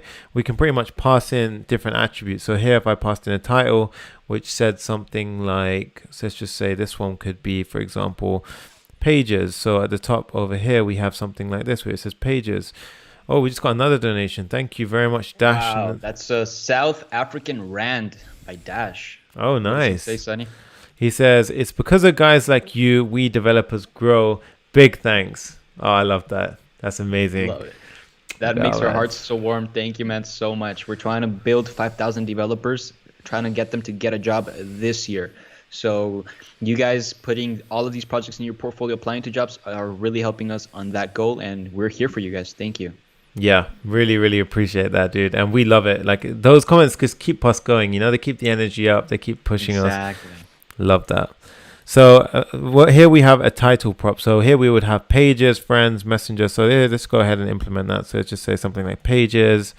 And then let's go ahead and pop in another one here. So let's go like title equals friends. So friends like such. Boom, save it. And now if we save this, we should be able to see. So the props, instead of saying row, what we could do is we could say props dot title. And if we save that now over here, we should actually see that we got pages and friends. So you see the ones where it's passed in, it's rendering those, and it shows that this is passed through as a prop. What we can do to make this neater is we can destructure this. So this is ES6, and we can basically pull out the title at this point. So we no longer need to say props. We could just pull it out of here and say title, and that will still work. So you see everything still works.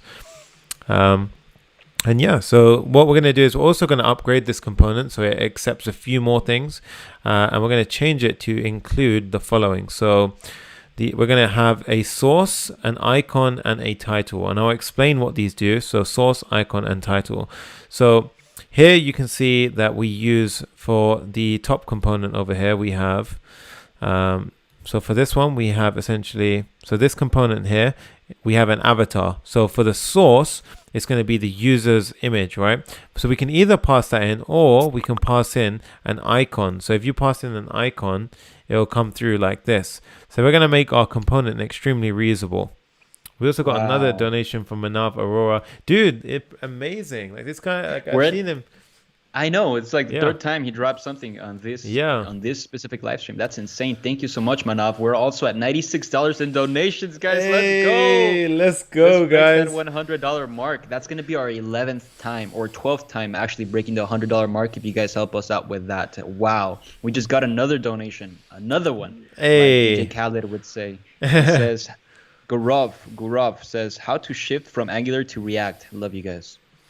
My honest opinion, dude, is just start. If you've done Angular, honestly, when you start, you'll be so amazed because you'll be like, oh my God, I didn't realize, because Angular has such a steep learning curve. It's a framework, so you have to do every single thing as they tell you to do it. Whereas React, you only use things as you need it. So as you need things, you use it, right? So it's a lot easier to get into it. My honest opinion, follow these live streams. Literally, you can go through every single live stream and you'll just get better and better and better. And you'll pick up React by doing these live streams, 100%. Damn, another donation, Frankie. Go ahead and drop that one out. Oh, Deepak, you helped us pass the $100 mark on the Hey, thank you so much. Let's We're at go. 102. He says, appreciate your work. Are you planning to do more projects in Node.js in the future? Yes, my man, we definitely are. So thank you so much for your donation. Just stay tuned. Stay tuned. Give us some time. You know, we got to sleep. We got to plan. We got to eat. All of that. We're humans too. But we're here for you guys and going to provide you with that much more value. Actually, got some exciting news for you guys. So a lot of you guys have been asking about the Mern stack. So you want the Mern stack. You're like, yo, suddenly drop a video on Mern stack. Kazi, Frankie, let us know about Mern stack. So we listened to you guys. We stayed up last night and we done an immense amount of planning, and we have 3 banger videos for you guys next week. Scheduled. Let's Scheduled. go. Exactly. And we are building the TikTok clone, the Tinder clone, and the WhatsApp clone, all using the Mern stack. So if you guys are excited, drop some fire in the comments and smash the thumbs up button, because we have that coming for you guys. Drop some freaking fire in the comments, guys. We're at 1,488 likes. We need 12 more likes to reach the 1.5K mark. Thank you guys so much. Everybody's asking about Mern. Mern is so hot right now. A lot of companies are looking for Mern stack developers, and we're going to teach you just that. Thanks to Sunny, and thanks to also David, who's going to be helping you with those builds. Exactly. You guys are going to meet David. He's an amazing developer on PWJ, and he's going to be doing those builds with me. So that'll be awesome. And also thank you to Vinot Vino for another super chat. Let's go, dude. It's funny because David was a PWJ student. So he was a Prophet with JavaScript student. He was a watcher just like you guys. He decided to join the program. Now his skills are to a great level. He's an awesome developer, and now he's going to be working hand in hand with Sunny. So he was from our community, and now he's going to be bringing value to you guys as well.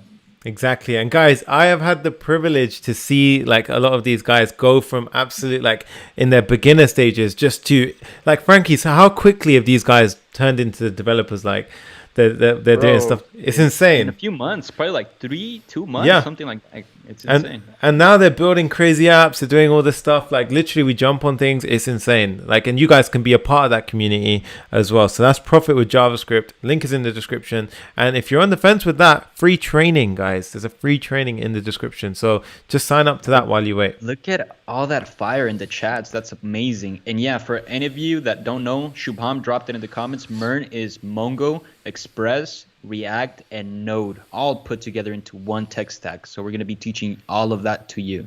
Exactly. So those are going to be some intense videos. So make sure you get your sleep for those videos, because it's going to be some exciting week next week. That's awesome. Let's jump back into the build. So we were working on the sidebar row. So the sidebar row over here. So let's go ahead and pull this out right now. So the sidebar row, let's go ahead and check this out. So sidebar row, we have a few things that we want to pop in here. So we want to say if there is a source. So if we pass in the source prop, then we're going to render out an avatar with the source being used as the source that we prop in. So we need to go ahead and import the avatar, which is this import statement over here. And then we're going to say if you pass in an icon, then we're going to only then are we going to render out the icon, right? And this icon right here is not imported, it's actually passed through as a prop, right? So whenever you pass a component as a prop, so if many of you might have not realized that you could do that, you can actually pass a component as a prop, but you have to use a capital letter, otherwise it won't work. If I change this to a lowercase I, it will actually break. So if I go ahead and do this, it doesn't work. You see, it changes the color, and that actually breaks everything from working. So it's a convention inside of React, a capital I, which is why also all of our file names are using the components have capital letters. So something to know if you didn't know that. So Yash Kandalkar says, are you using Redux for this? We're using the React Context API, and we're going to be using that in today's build. So stay tuned and smash the thumbs up if you're excited for that. So now what we're going to do is we have rather than a p tag, I'm going to use a h4. Wait, hold on. Whoa, 1,550 likes on this video. Insane, guys. Oh my God. Thank you so much, CP family, Clever Programmer family. Damn, you guys surprise us every freaking live stream. Thank you so much. And it's just growing.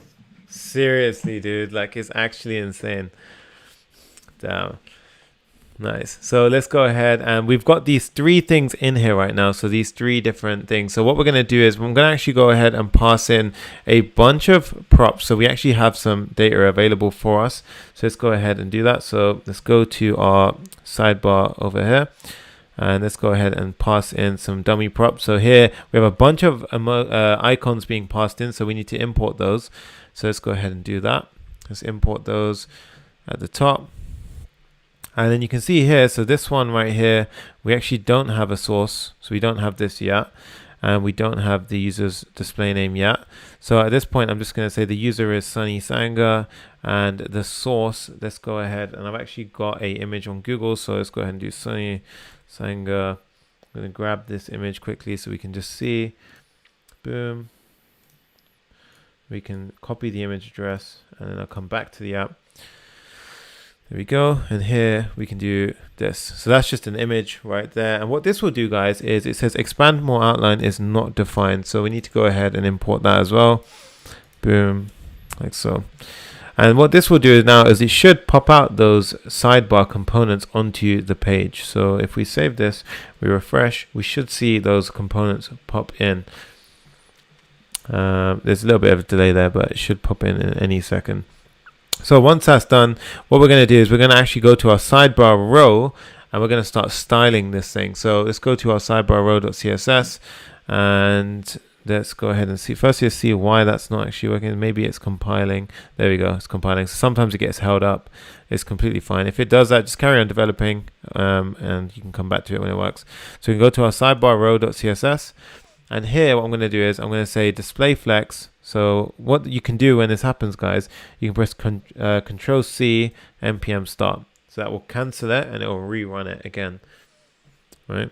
So that will rerun it again, and that should kickstart it again. So that sometimes helps if it gets stuck. Beautiful. What is that shortcut that you use to, go to choose, like sidebar row CSS and all of that to search on it? Good shout. That's Command P. So Command P pops open this search. And if you do Command P again, you see you can go back to your previous file, which is really handy. And if you keep tapping it, you can go down a file, which is awesome. And then you can actually type in there. So if I want the sidebar row, then I can just go down and hit enter. So that's how I navigate really quick. Beautiful. Yeah, that's really, really cool. So I'm not sure why this is. Okay, there we go. We're back. People are saying, Sampath is saying, next, Mark Zuckerberg is Sunny. Hey. Yeah, not too far off. Nice, dude. Yeah, hopefully. I mean, we'll see. Hopefully, we get that Zuckerberg paycheck. Yeah, let's go. Nice. So now, guys, you see it looks like this, which is not exactly as we want the app to look, right? So what we're going to do is we're going to target the sidebar row. We're basically going to go ahead and add the following: display flex, align item center, padding of 10 pixels, and change it to a cursor pointer. So the minute we do that, you see everything goes into a nice little view there, and we pretty much get this pointer cursor, which looks a lot cleaner. Right. Then what we're going to do is we want it so when we hover over it, the background color is going to go light gray, and a border radius of 10 pixels is applied. So if we do that now, you can see we get that border radius. You can see it's a very subtle border radius at the end, and you get that hovering over effect. The next thing we're going to do is target that H4, which is the text inside. We're going to say margin left of 20 pixels, so now it no longer pushes next to it. And we're going to say a font weight of 600, so it changes the boldness of that. And then we are going to change the color of the icons and the size of the icons. So to do that, we're going to go inside the sidebar row, say the direct child. Remember, this is what the icons get given as a class name by default. We're going to change the font size to extra, extra large, and we're going to give the color the Facebook blue. And with that, look at that. It looks really, really slick. And we've got a nice looking, sidebar component. So responsive. I love it. Yeah, it's really, really clean, right?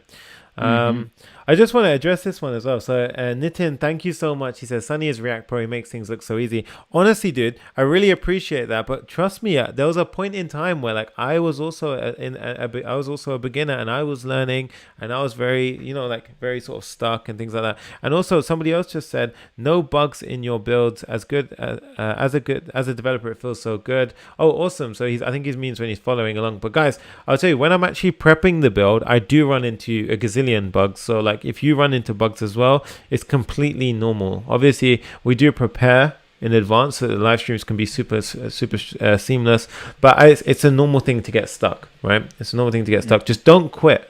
Do not quit. Isn't that right, Frankie? Like that persistence.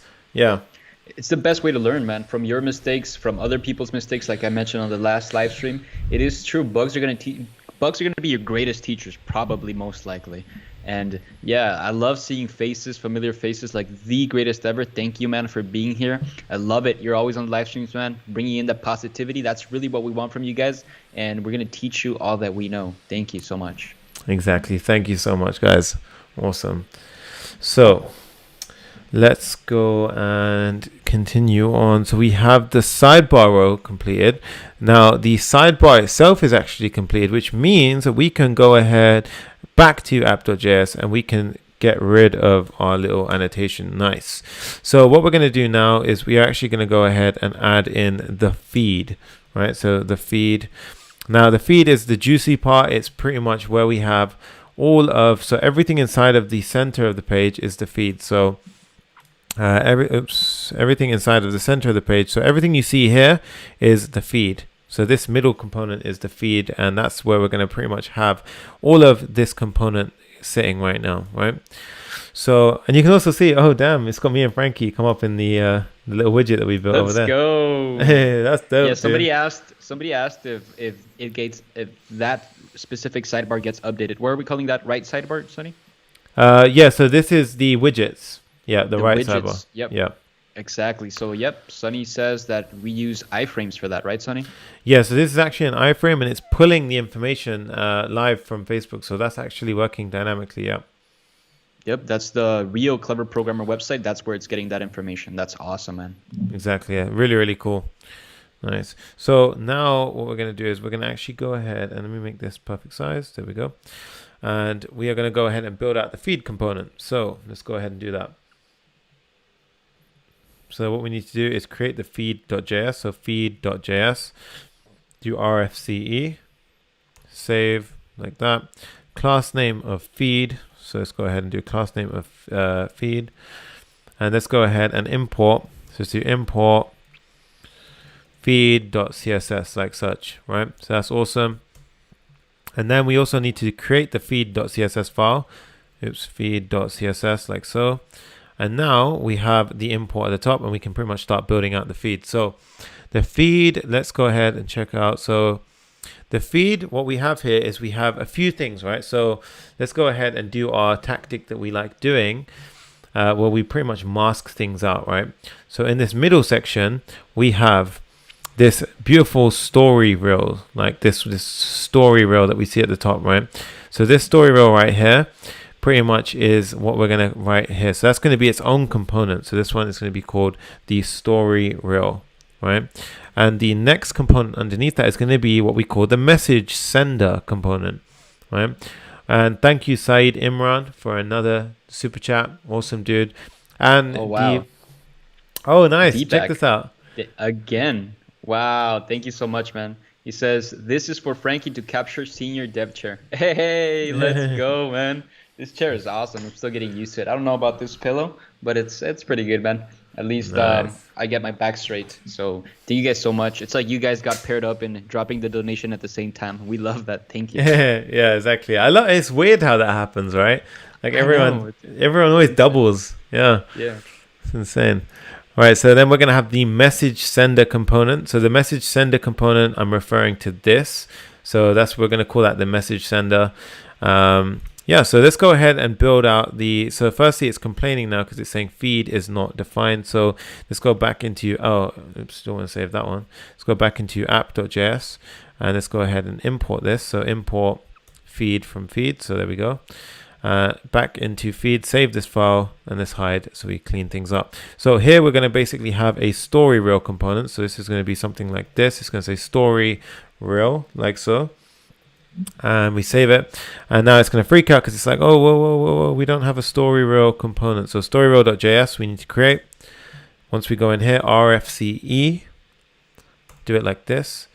And then we're going to go ahead and create a class name. So a class name of story reel. Remember BEM naming convention, camel casing right here.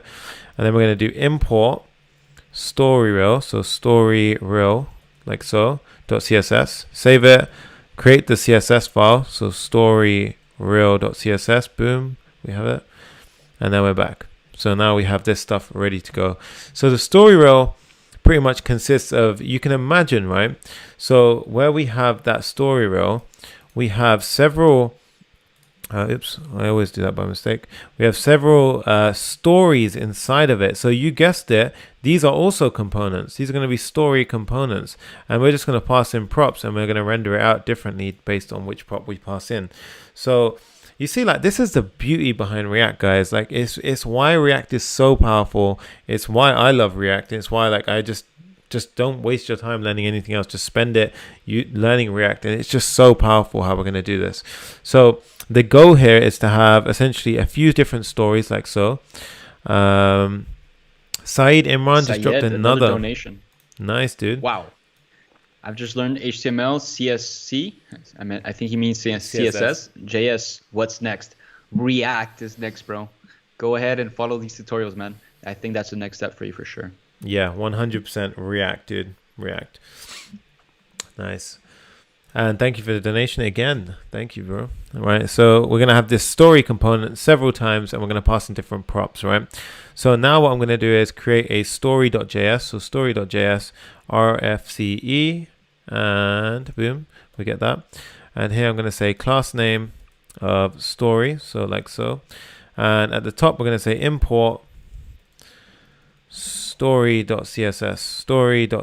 which means, you guessed it, we have to create the story.css file, right? So you see, once you get faster doing that, it becomes very quick to do that step, right? And that's going to be something which you do want to speed up. Use things like snippets to make it faster. Those tasks we don't want to spend too much time on. We want to spend time on the juicy stuff, right? So let's go into the story. Now the story is going to have the props passed in at this point here, right? Now we're going to destructure these props at this point, and we're going to pull a few things, right? So we're going to pull we have an image here. So we have the actual image. So you see the background image. That's going to be an image. So we're going to have that. So we're going to say image. Then we actually go ahead and we have two things. We have this sort of profile picture. So this one right here, right? This profile picture right here we're going to have. And then we also have some text, right? So you see where it says Sunny Sanga, you see where it says Rafe Kazi, where it says Frankie, Aaron Banath, and Naz.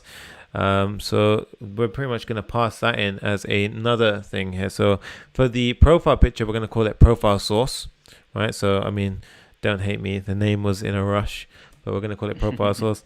And then this one is title. And another beautiful donation from Aditya Pawar. Awesome. Again? Wow. Amazing. That's really... Seems like it's the same people dropping donations. Thank you guys so much, man. I really, man, it feels so great to see familiar faces dropping in donations multiple times. It just shows us how grateful you guys are. And really, we're so grateful for being able to share this with you guys as well. Thank you so much. Yeah, honestly, definitely. Like, it's huge, guys. I just wanted to ask, Frankie, where are we at with the donations right now? So chat donations right now, we're at $106. Thank you so much. Dude. Damn. And guess what? Our likes are at 1,659. So smash that like button. Let's get to 1,700. This is one of our most liked builds as far. Damn, love that, dude. Love that. Let's keep this energy going, guys. So we have the story, which takes 3 props. It has image, it has profile source, and title. So we're going to have a few things inside of here, right? We're going to have an avatar, and the avatar is going to be that avatar that you see on the right. And that's going to take, you guessed it, here's the source. But we're going to use the profile source as the input for that avatar. So that should actually go ahead and pop in the person's picture. So there we go. And then we're going to have a H4, which is going to have the title that we pass in, right? Now, for the background image, so for this background image, what we're going to do is, and also to make this very easy to understand and see, what we're going to do is where we have the story reel, let's go ahead and actually just render out a few of these components. So let's go ahead and go back to our story reel. And now what I've done here, guys, I've saved you a bunch of hassle, and I've gone ahead and I've just created a few component calls here with the correct props. So I'm going to quickly make this full screen for a second so you guys can go ahead and pause the video and look at these so you guys can see that. We also need to import the story. There we go. And I'm going to go ahead and pop that back to the side. And basically, these are some dummy props that I've gone ahead and sort of put out to save you a bit of time. Now, we have that. Let's go back into, it says inside of feed, the story row is not defined. So we need to import that. Boom, save it. And then it should start working again. There we go. So now the story, we can see, okay, nice. We can see each of the different, each of us. So we've got Sunny, me, Frankie. So we've got me, Kazi, Frankie, Aaron, and Naz, right? Now for the background of the div, I actually want to set that as the image that we pass in, right? So I want to actually, I actually want to make that the image that we pass in. Yeah, I know, I just read that. Yeah, me too. I saw Frank saying, don't scroll down. I think we made non-suitable for workbook by mistake. Damn it, guys, keep it clean. We don't want to bring that website down because of you guys. Everybody wants to learn. We want to see it, function. So keep it clean, guys. Exactly. Keep that clean, guys. So at the div at this point, so for the div, what we're going to do is we are going to go inside. And it's also funny that Sunny, for my picture, he put Jeff Bezos because I'm freaking bald as well. He said he couldn't find my picture. I'm like, damn, bro, looking rich. Yeah, but you know what? I didn't even realize until Sheila pointed it out that he was bald, because I didn't actually pick it because he was bald. I was like, he's a badass, like, because I couldn't find a picture of Frankie, and I just thought about that Jeff Bezos is a badass, and then I realized, like, oh shit. Honor. Your subconscious. Yeah. Oh man. So now, guys, we're going to use something called an inline style. So you can style with CSS, but you can also style inline. And here what you do is you pass in an object in your JSX like this, and you would do background image. So it's not usually we're used to something like this, but when you do it this way, you do it in a camel casing fashion. And here we're going to use backticks. I'm going to say go to a URL, and that URL is going to be the image that we pass in, right? So with that said, now this should actually set the background image of this div, so each of these divs, to the image that we pass in. So if I save that now, we should see we should see the background images. You see that? Nice. We actually get the background images pop in. So we're going to make this look like what we see in the React app. So this, right? We're going to make it even with the hover functionality. So you're going to see how we can go from that to that with just some CSS changes. So hopping into the story.css, the first thing we're going to do is also for this avatar, what we're going to do is we're going to give it a class name of story__avatar to make it easier to target that. Yes, we can target the class that Material UI gives it, but it's kind of easier to do it this way. So we're going to go ahead and save, and then we're going to go inside of story.css, like so, inside of here. Now what we're going to do inside of here is we're going to go and do the following. So this is a few rules, so get ready for this one, guys. So the first one is we're going to say target the story containers, the outer container. And we're first going to do position relative, so that way when we do absolute positioning with the child components, they're going to be relative to this parent. So that's something which is very important, and you should check it out.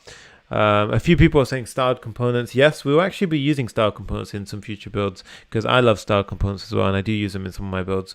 So the first thing we're going to do is background position, center, background size, cover, background repeat, no repeat. So what this will do is it should center the images. Now you see some of them are being repeated now. So if I save this, we should go ahead and see that it doesn't happen anymore. It doesn't repeat. It just it still looks weird, but we're going to go ahead and fix that with a width and a height.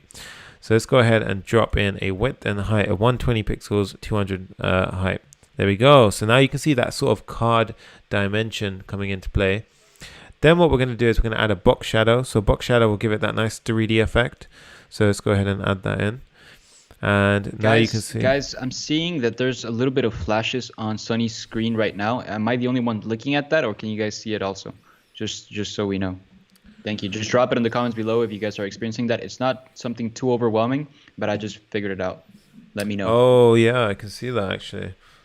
Maybe let me go ahead and go back to the screen. So let's see if that works. So maybe that's better. Yeah. Nice. But if that does happen, guys, I apologize for that. I'm not sure why that's happening. We'll try our best to fix it for sure. And guys, we just crossed 1,700 likes on this video. Let's go. There's so many people, man. Some people are saying I see the flashing too. We can see it. Awesome. Yeah. We'll try to get that fixed for you guys. We just got another discount, dude. Donation. It says, is there any student discount for Profit with JavaScript course? How old is the content of the course? So, Frank, you want to answer that? Yep. So, discounts for students? No, man. Right now, we don't. And that's really for a reason too, man. It is an investment. It will be an investment on your part because you're investing in yourself. And ultimately, that's the best thing that you can do if you're starting off with your career and really with your life.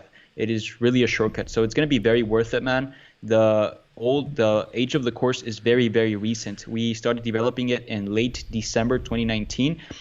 To this point, we're still putting in new modules. So Nas just finished a Google Chrome extension, I think like last week. So he's about to shoot that. So it's still in development just because new technologies are arising and everything. It is very, very relevant and it's top of the line.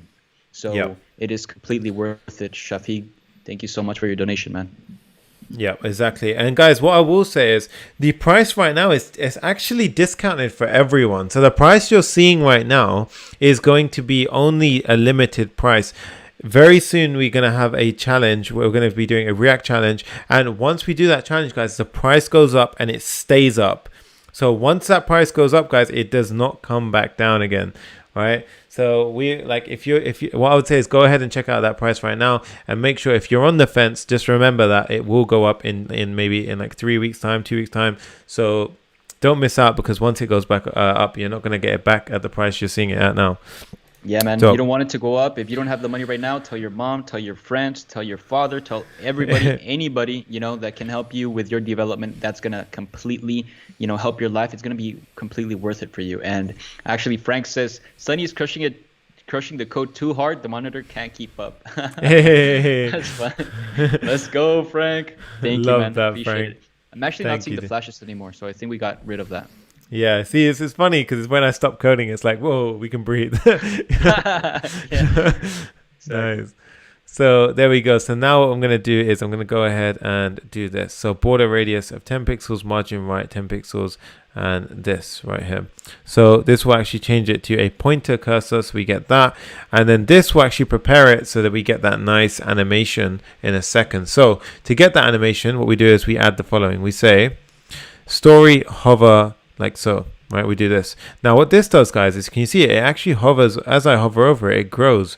And this is scaling to 7% bigger. So this is 1 and 7%. So it's like 7% scale. So that's what we do when we do this. Now the transition here is saying make that transform last 100 milliseconds and ease in the transition. So here you can see that we get a very nice ease in transition effect. So that's another donation. Dude, that's Carlos insane. Garcia, amazing, dude. We're at $114 in chat donations right now. Thank you so much, Carlos. He says, your streams make me not get afraid to clone big websites.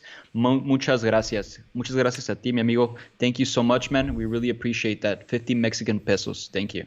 That's dope, dude. Yo, like that, man, Spanish is so sick. I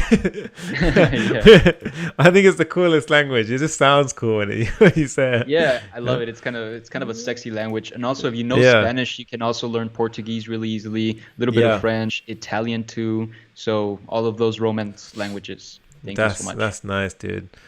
Right, the next thing we're going to do is target the avatar, right? So that little avatar that we see, we're going to do margin 10 pixels, and we're going to do a border around it, which is like the little blue border. And then the final thing to style here is that H4 tag inside of it, right? So we're going to go ahead and make it absolute positioning, but because we set the parent to relative, it's going to be absolute within the parent container. So we're going to say bottom and left of 20 pixels, and then the color will be white. So now you can see we've got this nice effect, right? We've got this nice finished little effect, and you can see, guys, this is actually looking a lot like the actual app. It's just the layout here is different. Yeah, it looks beautiful. It looked super big when you implemented it at first, but now that you fixed this, it looks just like the Facebook app. It's amazing. And also Pranav left another donation of 40 Indian rupees. Thank you so much, man. He says, waiting for Mern WhatsApp clone. Keep it up. Thank you, man. Yeah, stay tuned for that. Sunny and David are going to kill it next week with those builds. And yeah, you're going to learn a lot from it. The Mern stack, the most right now demanded stack for us. So exactly. Tuned. Thank you. Awesome. That is all coming next week. So exciting stuff for you guys. So with that said, we have the story pretty much done. So now we're going to go into our story reel, and we're going to go ahead and style this so it looks the way we want it to look. So what we're going to do here is we're going to go over to our story reel.css, and all we need to do here is very simple actually, guys. We just need to do story reel over here. We need to do story reel, and what we need to do is display flex, right? So as soon as I hit save on that, boom, it goes into a row. So you see that we get a nice little row going on, right? And then what we want to do is we're going to go ahead and do the following. We're going to say each of these should also have a little margin next to them. So we're going to go ahead and say each of the stories should have a little margin next to them. Actually, no, we got rid of that. Sorry, we don't need to do that. We just need to say display flex. There we go. Happy days. Nice. So with that said, now we have the sidebar and we have this right here. Now obviously this doesn't look right because everything's sort of like positioned incorrectly. So let's go back to our app.css and we're going to make some tweaks over here so that we get the positioning correct as we want it. So if we go back to app.js, we notice that everything is inside of app body. We have the sidebar, the feed, and the widgets. So everything that you see here in terms of the full build, you have these three sections. You have the oops, not that one, sorry. We have this over here. So we have the sidebar, the feed, and these widgets, right? So these are very, very important to take note of right now. So we have those things inside here. And what we're going to do is we're going to style it so they actually sit next to each other. So right now they're obviously stacking on top of each other because inside of app body by default, it's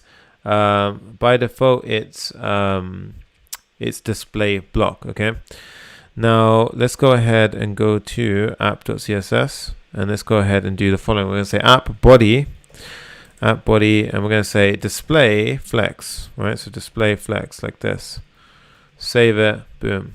And you should be able to see now that, boom, it goes next to it, right? So you actually get that nice behavior right there.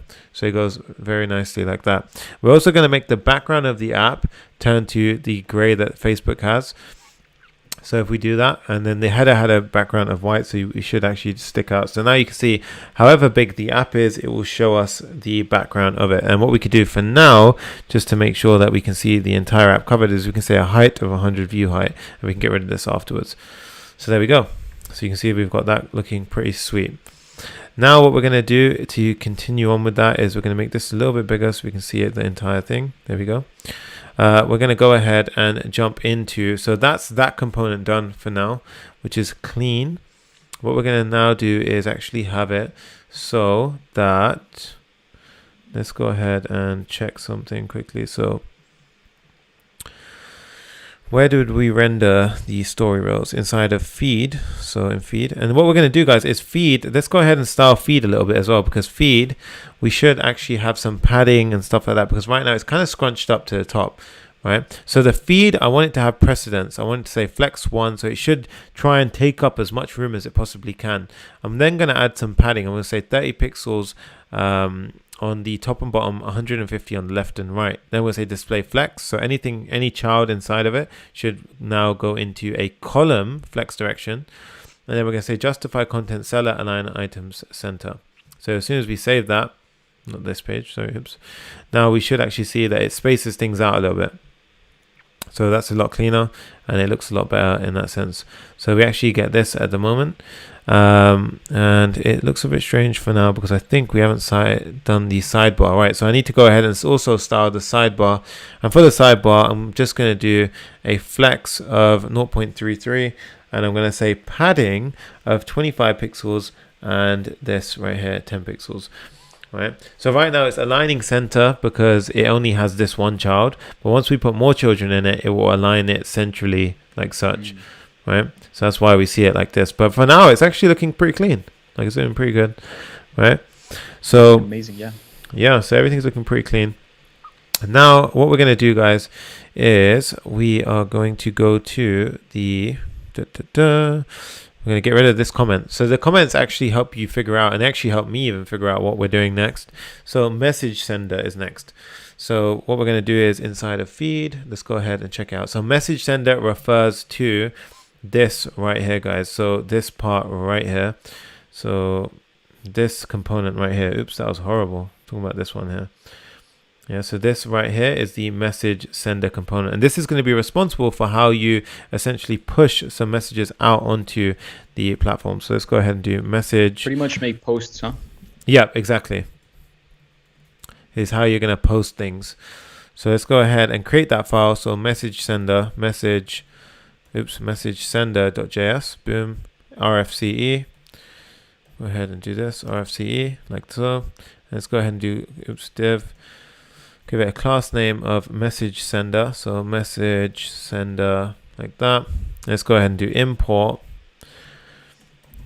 message sender.css like so.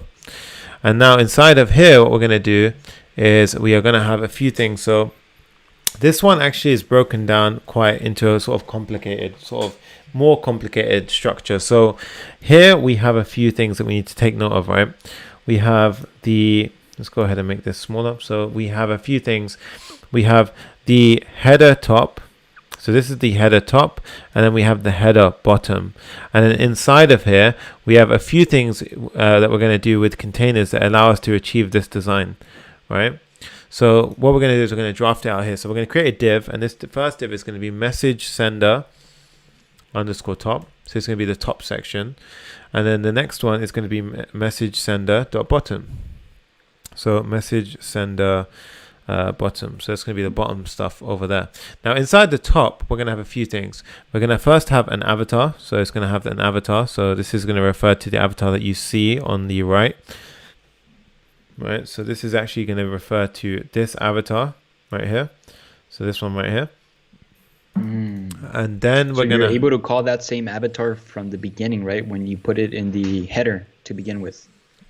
Yeah, so that avatar is the same component right now. We're not actually passing in the... Damn, we got somebody here, guys. Who is this guy? Oh my God. Fresh, bro. What is up? Look at that. Who's looking fresh. Nice, bro. Want to take over? I don't have to take over. You guys can keep going. New special guest here, Kazi, looking clean, looking 10 years younger. Nice, bro. Your boy looking fresh. Yeah, Sonny was saying he's not the only one with a clean cut today. Oh yeah. Let's go. Nice, bro.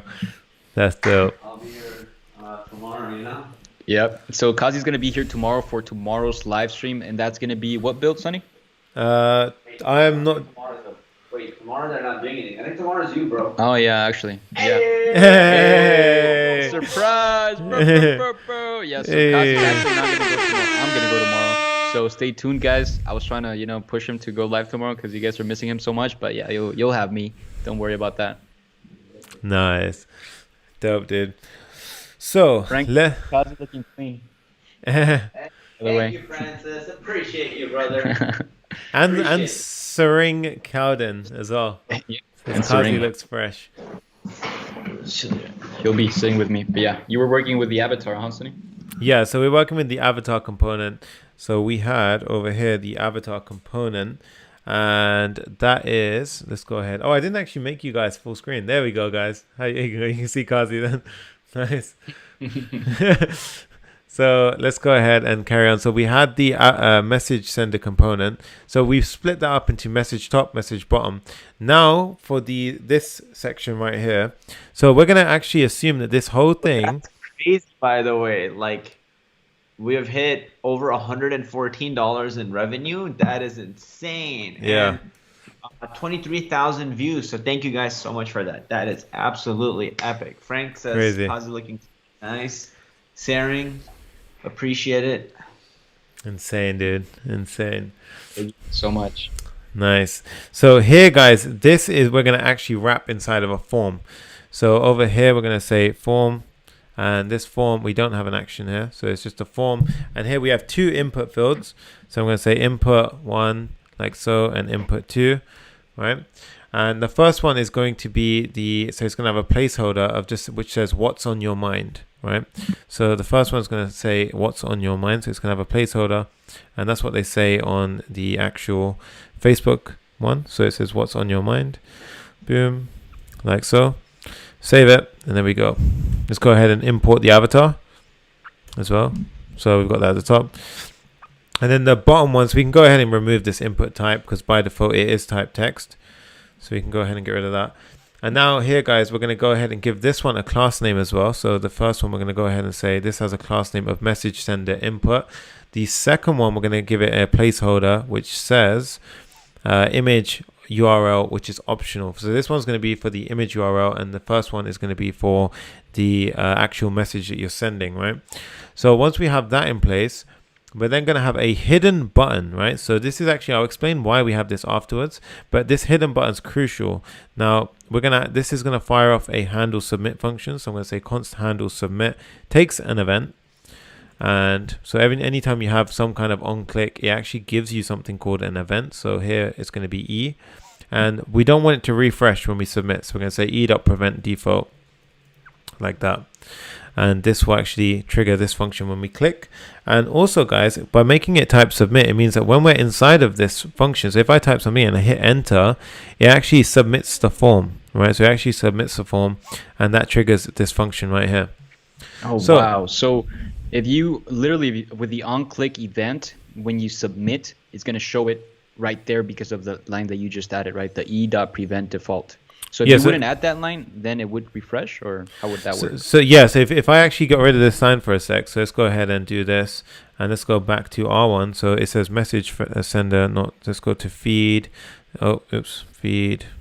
Let's go ahead and fix this import message sender. We need to import that into our app. So let's go save it. And if we refresh, we should see now that we have a very ugly looking input, and it says cannot resolve message sender.css. I need to create that file. Forgot to do that. Message sender.css. Boom. And now this will actually should pull it in. So we should see the file come in. There we go. So we've got the avatar and what's on your mind. So now if I type in here, and I hit enter, it refreshes. You see that? So you see at the top is that Yeah, I see the top. The icon, actually- refreshes. it refreshes. Now we don't want that in React. We hate refreshing. So by putting e.prevent default, it's preventing the default behavior. So now when we do it, we should notice that if I type and I hit enter, I don't even have to go to that button. If I just type enter now, it's not actually going to do it. So it stops that default behavior from happening, right? Beautiful. So the next section is the bottom message sender bottoms part, right? So here we're going to have a few things. We're going to have 3 options, right? And each of these options are going to refer to this live video, photo video, and feeling and activity.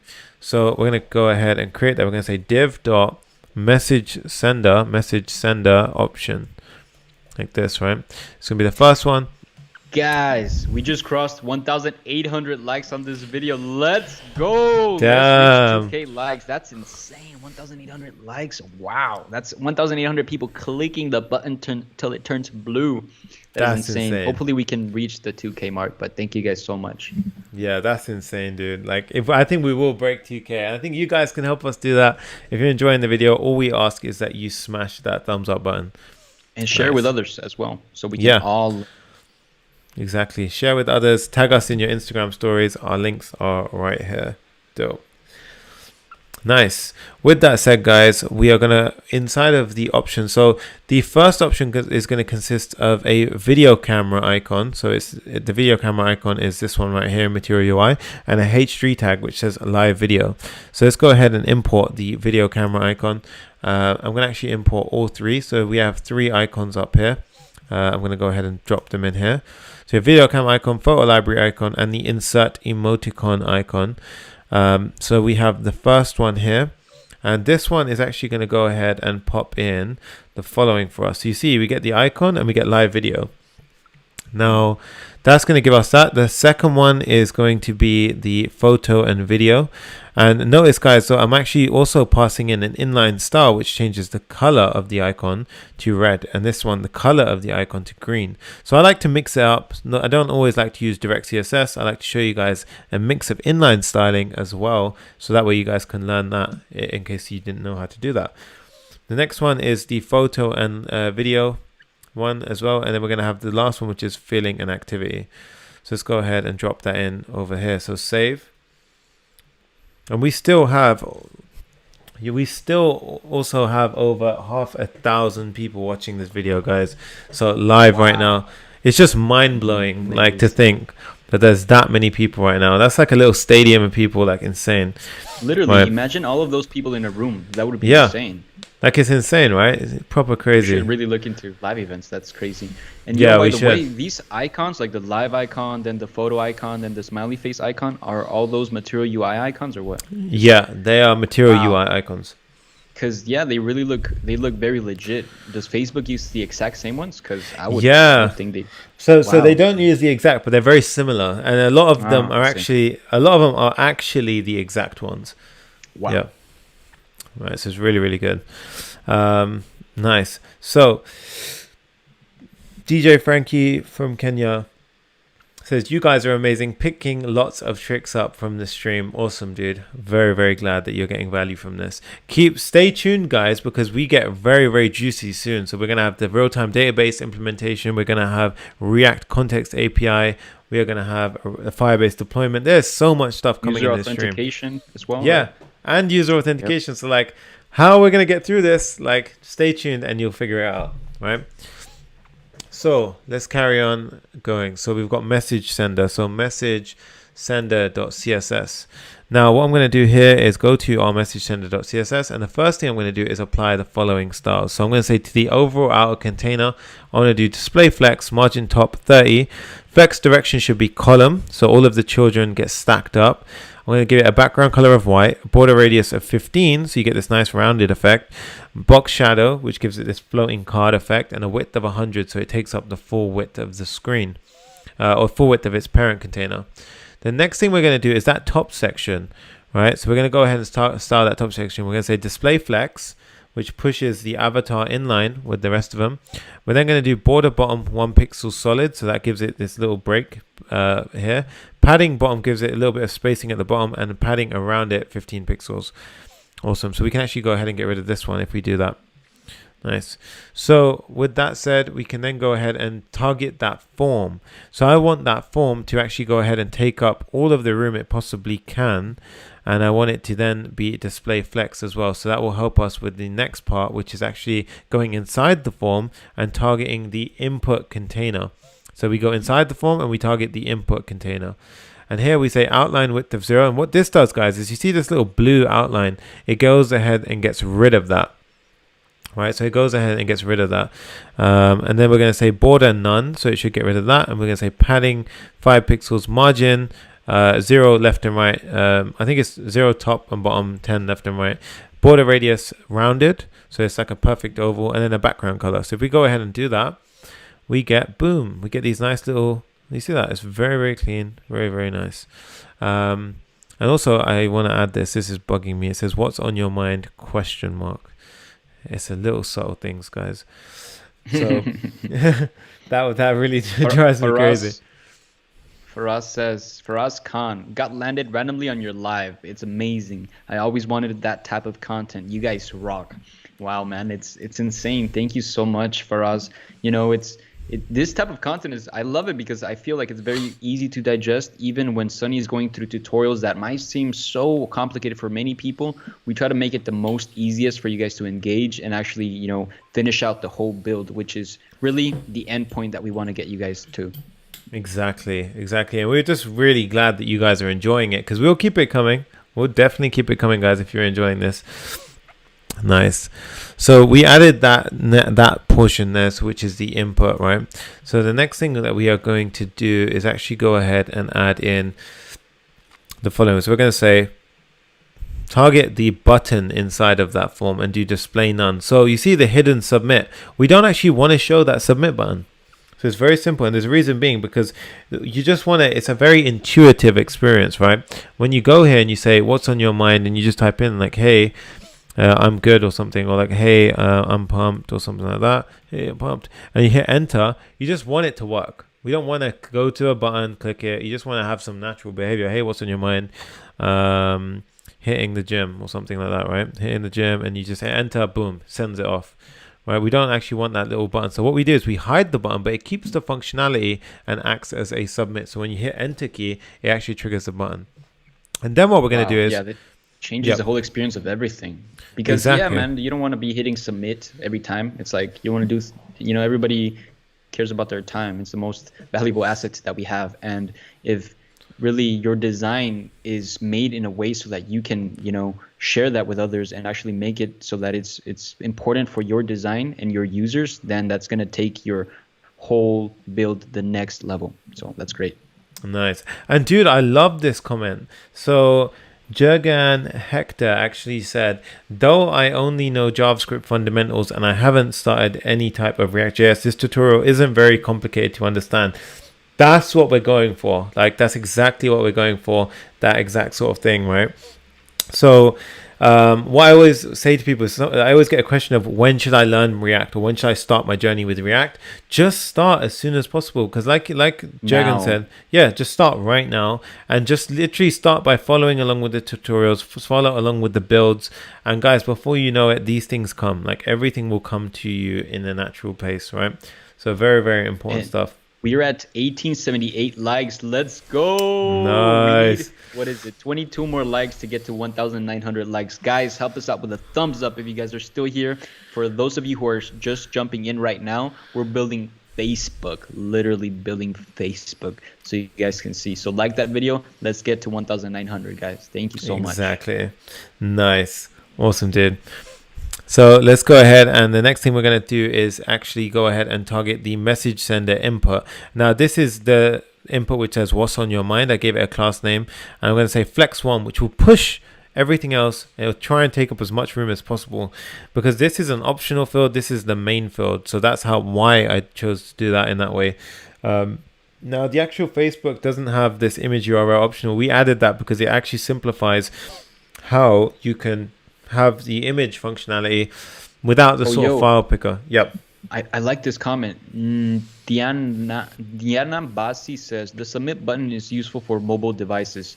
You can make it disappear in desktop screens. What do you think about that? Nice. Yeah, so the submit, so very actually it's true. Yeah, so it's a good point. So the submit button is actually useful in mobile devices, but you can just, yes, that's true actually, very true. Good point. So if you are going to be doing it that way, what you could do is you could use something called a CSS media query, and that will actually, you can then conditionally render this component based on the screen size. So it's very simple to do that, and you can actually go ahead, and I think it's literally written something like this. It'll be something like at media, and you say when there's a max width or something like this. You do when there's max width of like 1200 pixels, then you would apply this rule, and you would basically say show or like visible or something, right? That's how you do that, and that will say was like fast. Amazing. yeah, so that's called a media query, and that's what you'll be able to do. And I actually need to move the comment, so there we go. And Hey. yo, what's up, Logan? How's it going, man? He says, hey guys, how's it going? Build looks sick. Hey, we got Logan in the part chat. of Profit with JavaScript. He's part of the clever programmer community as well. So what's up, man? Stay tuned, guys. Moving on with the build. Nice. He goes, the Facebook stories makes this build pop off. Yeah, Awesome, dude. I agree. Yeah, that was a fun thing to build. Nice. Somebody said, if only we can click the like button many times. Use your iPad, use your phone, use different Gmail accounts. Get that Tell like your count. mom, tell Yeah. your brother-in-law, tell your sister. Exactly. Like the video. Nice. Oh my god, we're at 1,900 likes on this video, guys. Let's Thank you go. so much. Let's get that to 2,000, man. Holy crap. 2,000 people liking it. Amazing. And we're also So at close. $114 chat donations. Thank you so much. Sonny, you're killing it, man. I'm glad to be here with Hey. Cheers, bro. It's been amazing going on our live streams together. And guys, we'll have many more of these coming up. So I love going live with Frankie. It's always fun. Yep. Nice. So let's go. So we've got the message sender bottom next. So let's go ahead and give that a display flex, which means that all of the children, including the live video, photo video, and filling activity, should go into a row, right? So there we go. Goes into a row and space evenly with justify content. And then what we're going to say is for each of the options, I'm going to apply the following, right? So let's go down here. Let's go ahead and do the following. So we're going to say padding at 20 pixels, display flex, which means that the icons now aren't sitting on top, but they're in a row with it. Align item center, which means that these are central to the actual icon itself. The color is gray and margin of 5 pixels, which is awesome. And then we're going to Don't want to target cut you off, Sonny, but we just got a really cool comment right here by Abhishek. He says, hey, Sonny, thanks for so much hard work you guys are putting. I have built more than 3 clones so far. Nice. And whenever I see video notification from you guys, it gives me boosts to do more coding. Wow, 3 builds, man. That's insane. Hopefully they're on your portfolio, man. Hopefully, you don't just keep them on your computer or anything. Share them with people. Actually, even teach people. And then if you're enjoying this, guys, share this with others as well. We're at 1937 likes. Let's reach 2K. Thank you so much, guys. That's awesome, dude. And exactly, like if we can motivate you, that's insane. Like, and he's done 3 of the builds, which is insane. Keep it up, Abhishek saying. And also, I think I've seen a tag on Instagram where you tagged us in it. So like, if that was you, then awesome, dude. Keep doing that, and it's cool to see your work. Nice. So oh, nice. Niraj Bawada, it says interesting live. I'm here since the start. Thanks a lot for the live. Awesome, dude. Glad you're still watching. That's amazing. Nice. Let's go. So we've got the message sender option at the bottom, and then what we're going to do is we're going to target the text, and that text is a H3 tag. I'm going to say font size is medium. I'm also going to push a margin left of 10 pixels, which would push it away from the icon. The next thing I want to do is also add a hover. So right now when we hover over it, then nothing actually happens. So I'm going to go ahead and do this. So we're going to hover over it, and it'll get a nice little gray hover effect. Now, as a natural UI element, what we should be doing here is for that element, we should do a cursor pointer. So if I save this now it has that pointer element, which is a lot cleaner than if we didn't do it without, right? So that's a lot better to do it in that way. Govinda Mahajan says, having no idea about React.js at all, still able to follow all that you're doing, and it's just amazing. That's what we're talking about. That's exactly the kind of style we're going for, even if you haven't coded before. Sukor says, I joined late. Is it too late? It's never too late. to carry on building. You can literally jump in now and you'll be learning something new. We still have the React Context API, the real-time database, all of those juicy things coming up, so stay tuned. Yep, Right. yep. Never, man. And also, really, most people think that they don't take the psychological or the fun aspect of coding to be an important part of it, an important role. But that's really what makes most people, stop in their journey as to become programmers. And that's really what we want to share with you guys. You can have fun. You can have fun with your friends, engage, crack some jokes while you're coding. That's actually going to make your journey go the long term. So never forget that, guys. That's why we do it. We teach you guys in this way. And it's just, pretty much two buddies here hanging out and coding and teaching you guys on the path. So, yep. Exactly that. Literally, it's just two buddies teaching you guys how to code. That's how we like to think of it. Nice.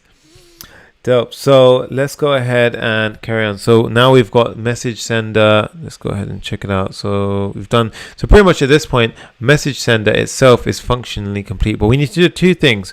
We need to keep track of the input. So right now when I type, we don't actually track this in the state. We don't actually do anything with that in the state. So now what I need to do is go ahead and introduce two pieces of state. So state inside of React is essentially how we write a React variable. So in this case, we're going to have one to keep track of the input. So here we say the actual variable name is called input, and then we have a modifier or a setter function called set, whatever the variable is called. So in this case, it's set input. And now what we're going to do is we're going to use the use state hook because this is a functional component. Damn, dude, we just got a massive donation. Jessica Apolinar, thank you so much. 100 Mexican pesos, 100 pesos. I love it. As usual, all of you guys never disappoint me. I have no words to thank you. I work as front-end dev, and I've been learning a lot of new stuff. You're amazing. Thank you so much, Jessica. That. We've seen Jessica before, right? She's dropped a lot of donations before. She's always coming up and showing up in these live streams. So we massively appreciate you, Jessica. And that's awesome. She actually works as a front-end dev and she's still learning. So like, guys, these cater for anyone who's starting out on coding. Even if you're an experienced developer, we have people like Frank, Logan, who's in the chat right now, who are experienced developers, and they are actually still learning and continuing on that journey. So even by doing these builds, I'm learning. So make sure you guys are always upgrading, going that next step, and keep staying tuned and have this positive energy like Jessica. That's awesome. Thank you so much. Never stop learning, guys. Thank you so much, Jessica. What part of Mexico are you from? Drop it in the chat. We want to know. And also, we're at 1969 likes, 31 likes away from 2,000. Oh my God, I'm so excited. Thank you guys so much. $119 in chat donations, dude. Wow. That's insane. Love that, dude. Nice. And we still have over 500,000 people. Holy crap. This is so dope. Once you say it like that, it sounds like, whoa. Yeah. It's insane because we just see a number and we kind of get used to the number. But when you think about it, it's like, damn, this is crazy. Right. That's true. So we've got this input, set input, and by default, it's going to have an empty value as its initial piece of state. We need to then import it from React. So what we need to do is go here and say use state. Now we'll import it from React. We saved that file.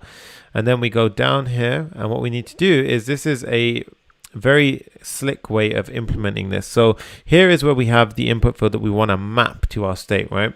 So we're going to go ahead and do a value of the input field is mapped to our input. And the input is the actual the key the variable that I've named it here. Now notice when I type, so actually no, we need to go to the actual app. Sorry. Notice when I type. So let's go ahead and do this. Notice when I type, it doesn't let me type in. So I'm actually banging away at the keyboard right now. I need to actually add something called an onChange. An onChange will fire off an event every time I start to type. And what we're going to do is we're going to set the input to e.target.value, which is essentially what I just typed. Right, so it's a very like sort of weird thing, but that's exactly what you're just typing in. Farhan Qureshi says top quality content, amazing delivery quality. React is super cool, especially when it's taught this way. Hats off to you guys. Appreciate that, dude. Massively appreciate that. Let's go. Thank you. Papa React. And Hey. Papa That's it, Papa Frank. We got Jeff Bezos, guys. Hey, Papa Jeff Bezos. Let's go. Nice. So we've done that for the input field, and now when I type, it works. You see that? So everything's good on that front. We're going to do the same thing for the second one, and we're going to give this one just a simple we're going to say image URL, right? Set image URL. There we go. And for this one, we're going to do the same thing. We're going to say value equals image URL. So value equals image URL.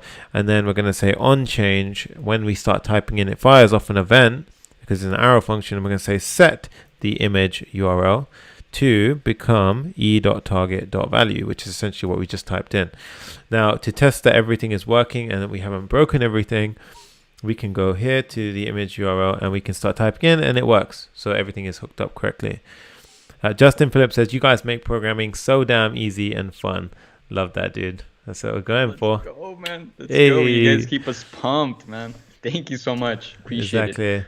1994 likes, guys. Oh my god, 6 likes away from 2,000. Let's freaking go. Oh my god, Sonny. Dude. That's insane, dude. That's awesome, dude. We're about to break 2K likes. 1995. That's when I was born. It's exactly. 2,000 likes. Hey, wow. Let's go. Insane. Thank you guys so much, man. Guys, if you were here when we just broke 2,000 likes, shoot a story and tag me and Frankie and let us know that you were here at this moment when we just broke 2,000 likes. That's insane, guys. Thank you so much. You guys on Instagram, guys. Thank you so much. That's insane. Yeah, thank you. Right, so what we were working on is we actually just went ahead and finished the message sender, right? So we did that. And what we're going to do is also when we type in, what we're going to do is naturally that behavior of when we sort of enter something in, what we would do when we enter is we'll do some clever database stuff right here. So we'll say some clever DB stuff over here. But then what we would do is we would want to reset the values inside of it. So now what we should see is when we type in, so let's go ahead and type in so we can see, type in here and we can go here and type in here. And if I hit enter, boom, it resets the fields, which is really clean. Very, very nice, right? So now what we're going to do is, Sukko said, should I show these projects on my resume? Yes, 100% show them on your resume.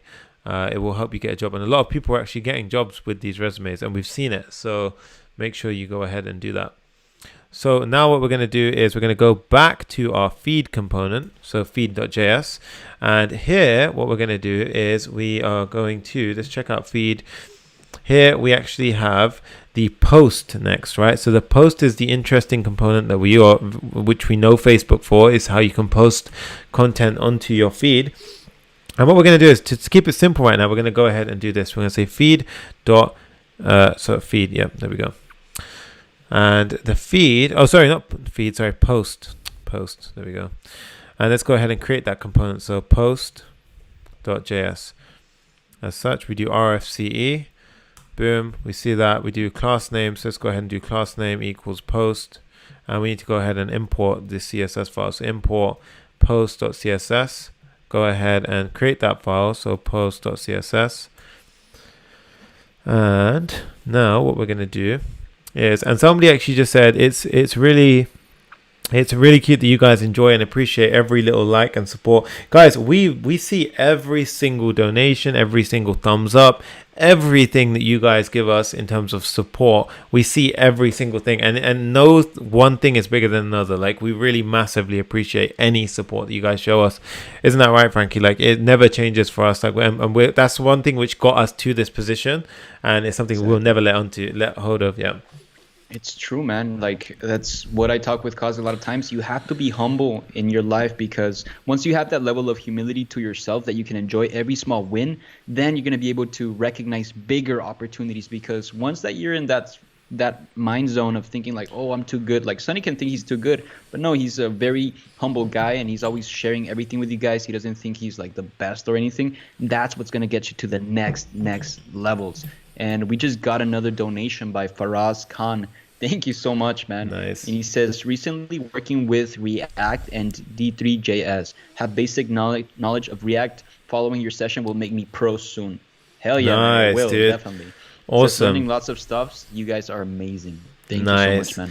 D3.js is a really nice way of handling data, as in, like, I think it's number crunching pretty much. So it's whenever you're handling numbers or sort of graphs, you can use D3.js. I think that's what you're using it for. But that's awesome. Yeah, really, really nice. Somebody says maybe Mark Zuckerberg is watching this live. Dude, can you actually imagine Mark Zuckerberg saw this live? Like, That would be so funny, huh? I mean, yeah, it could, man. Who knows? Like, if yeah, I was in Facebook and somebody was building, I'd be like, damn, these guys are pretty lit, you know? yeah. So imagine him dropping a donation. That'd be insane. I'd be like, Exactly. yeah, let's go. Like, hey, this is Mark here. This is $100 million. You know, just a small token of appreciation. Yeah. Nice. It's what was in my pocket, you know? Exactly. Yeah. Nice. So we'll go ahead and we import that component, which is the post, right? So we're going to just sort of exaggerate it and drop like 3 posts here. And each post is going to have a few things. It's going to have, let's go ahead and open up our post. It's going to have, let's go ahead. This is where we get the props. So we're going to destructure the props and we're going to get a few things. We're going to get the profile picture, the image, the username, the timestamp, and a message from what we expect. So I'm going to go here and do this.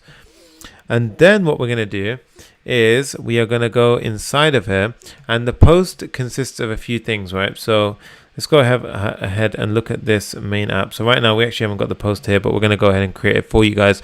So the post has a few sections. So the first one is the top. So we're going to say post top, just like we did before. And inside of the post top, we have we have an avatar and we have some text, right? So I'm going to go ahead and drop that in. So we just got $2, which says global persistent to keep login on refresh, please. So today, thank you so much, firstly, for the donation. So persistent login is by default when you do username and password logins with Firebase authentication. But when you're using Google authentication, it doesn't persist. You're right. So we haven't actually covered that in today's build. But we will show that in a different build. It's a little bit of work to do that, and I think we have a lot of stuff we still need to build. So we're going to try and get that squeezed in instead of getting the persistence. Yeah. Thank you, thank you so much. Appreciate it, man. Thanks, dude. So now what we're going to do is, here is the avatar that we're going to be popping in. The avatar by default will take the profile picture prop. Then we have the times. So we're going to go ahead and remove this for now. So we're going to have a p tag. So let's go ahead and drop this out. The p tag here will say the time. So it'll say something like, I'm just going to say a timestamp goes here, right? And then here we have the username prop. So it's a h3 tag and so forth. So the avatar is not defined, so we need to go ahead and import that. So I'm going to go ahead and do our little smart import trick that pulls it in at the top. Nice. So once we have that, we can see that we've got 3 posts. We've got timestamp, and an avatar. So it doesn't look too great at the moment, but we're getting there. We're going to have a bottom section. So let's go ahead and add another div, which says post bottom, such. There we go. And then this one is going to have the message itself, which sits inside. So this one will have a p tag, which has the message itself. So this will be the post message inside of that.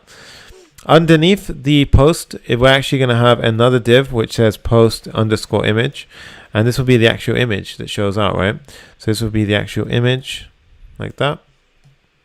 And then this will have actually a image tag which will take the image which comes through as a prop up here. So that's where it comes in like that. We just got another one. Oh damn, from Priyank again. Thank you so much, man. He says, dude, you guys are so humble and amazing. Thank you, man, so much. We really do appreciate every little thing. And whoa, William Cruz again. That's insane. Nice. Thanks to William Cruz, we know what CHF means, and that means, I think it's Swiss francs, right? Yeah. Five Swiss francs. Damn, that's dude. awesome, Thank you dude. so much. Appreciate it. Thank you. Sonny, you think you can we see like what the code is connected to on the real build? So right now you're doing the message and then you're doing the image, right? And that's what we're writing right now. So where would that be? So this right now is actually, so the reason being is I think the database went, I think it didn't go down, but I think, I see. yeah, it might have got pulled. Good, yeah, so let's go ahead and quickly try and log in. If we can't, then, and somebody says the image is flickering, right? So yeah, this is, I don't know why that's happening, guys, but it's a very small problem that we can't really get around while we're live.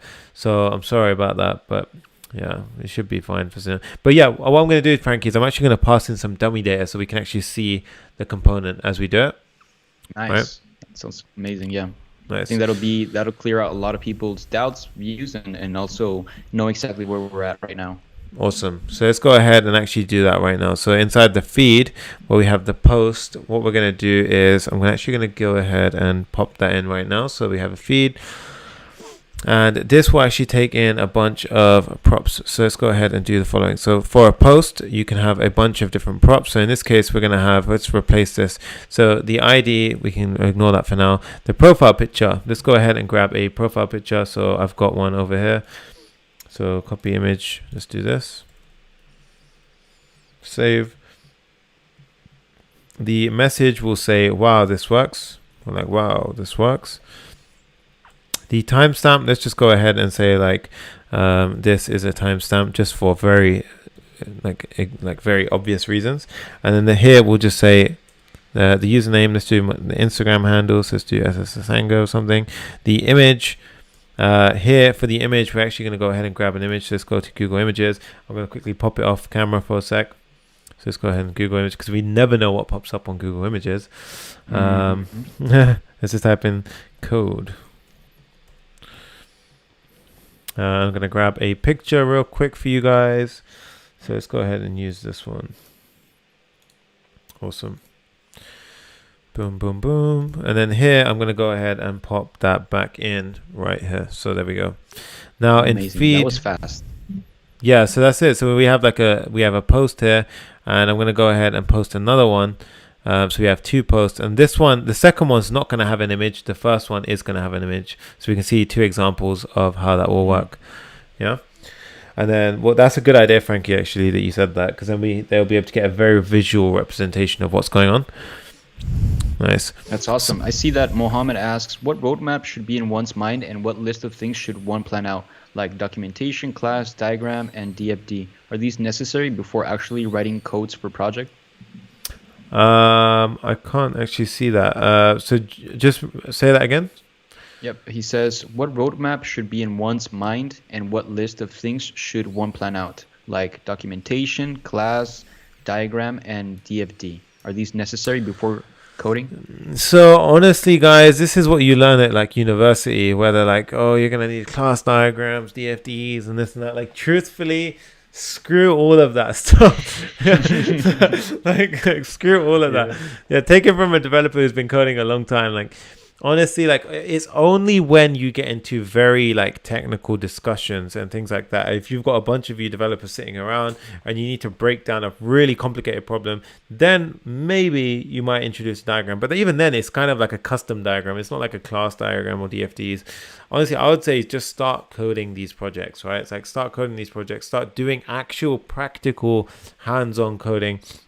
But truth be told, guys, yeah, don't worry about all that stuff. I remember, because I used to do this stuff. I used to like draw diagrams and all that, and you just waste time, if I'm honest. Like, so don't bother wasting your time.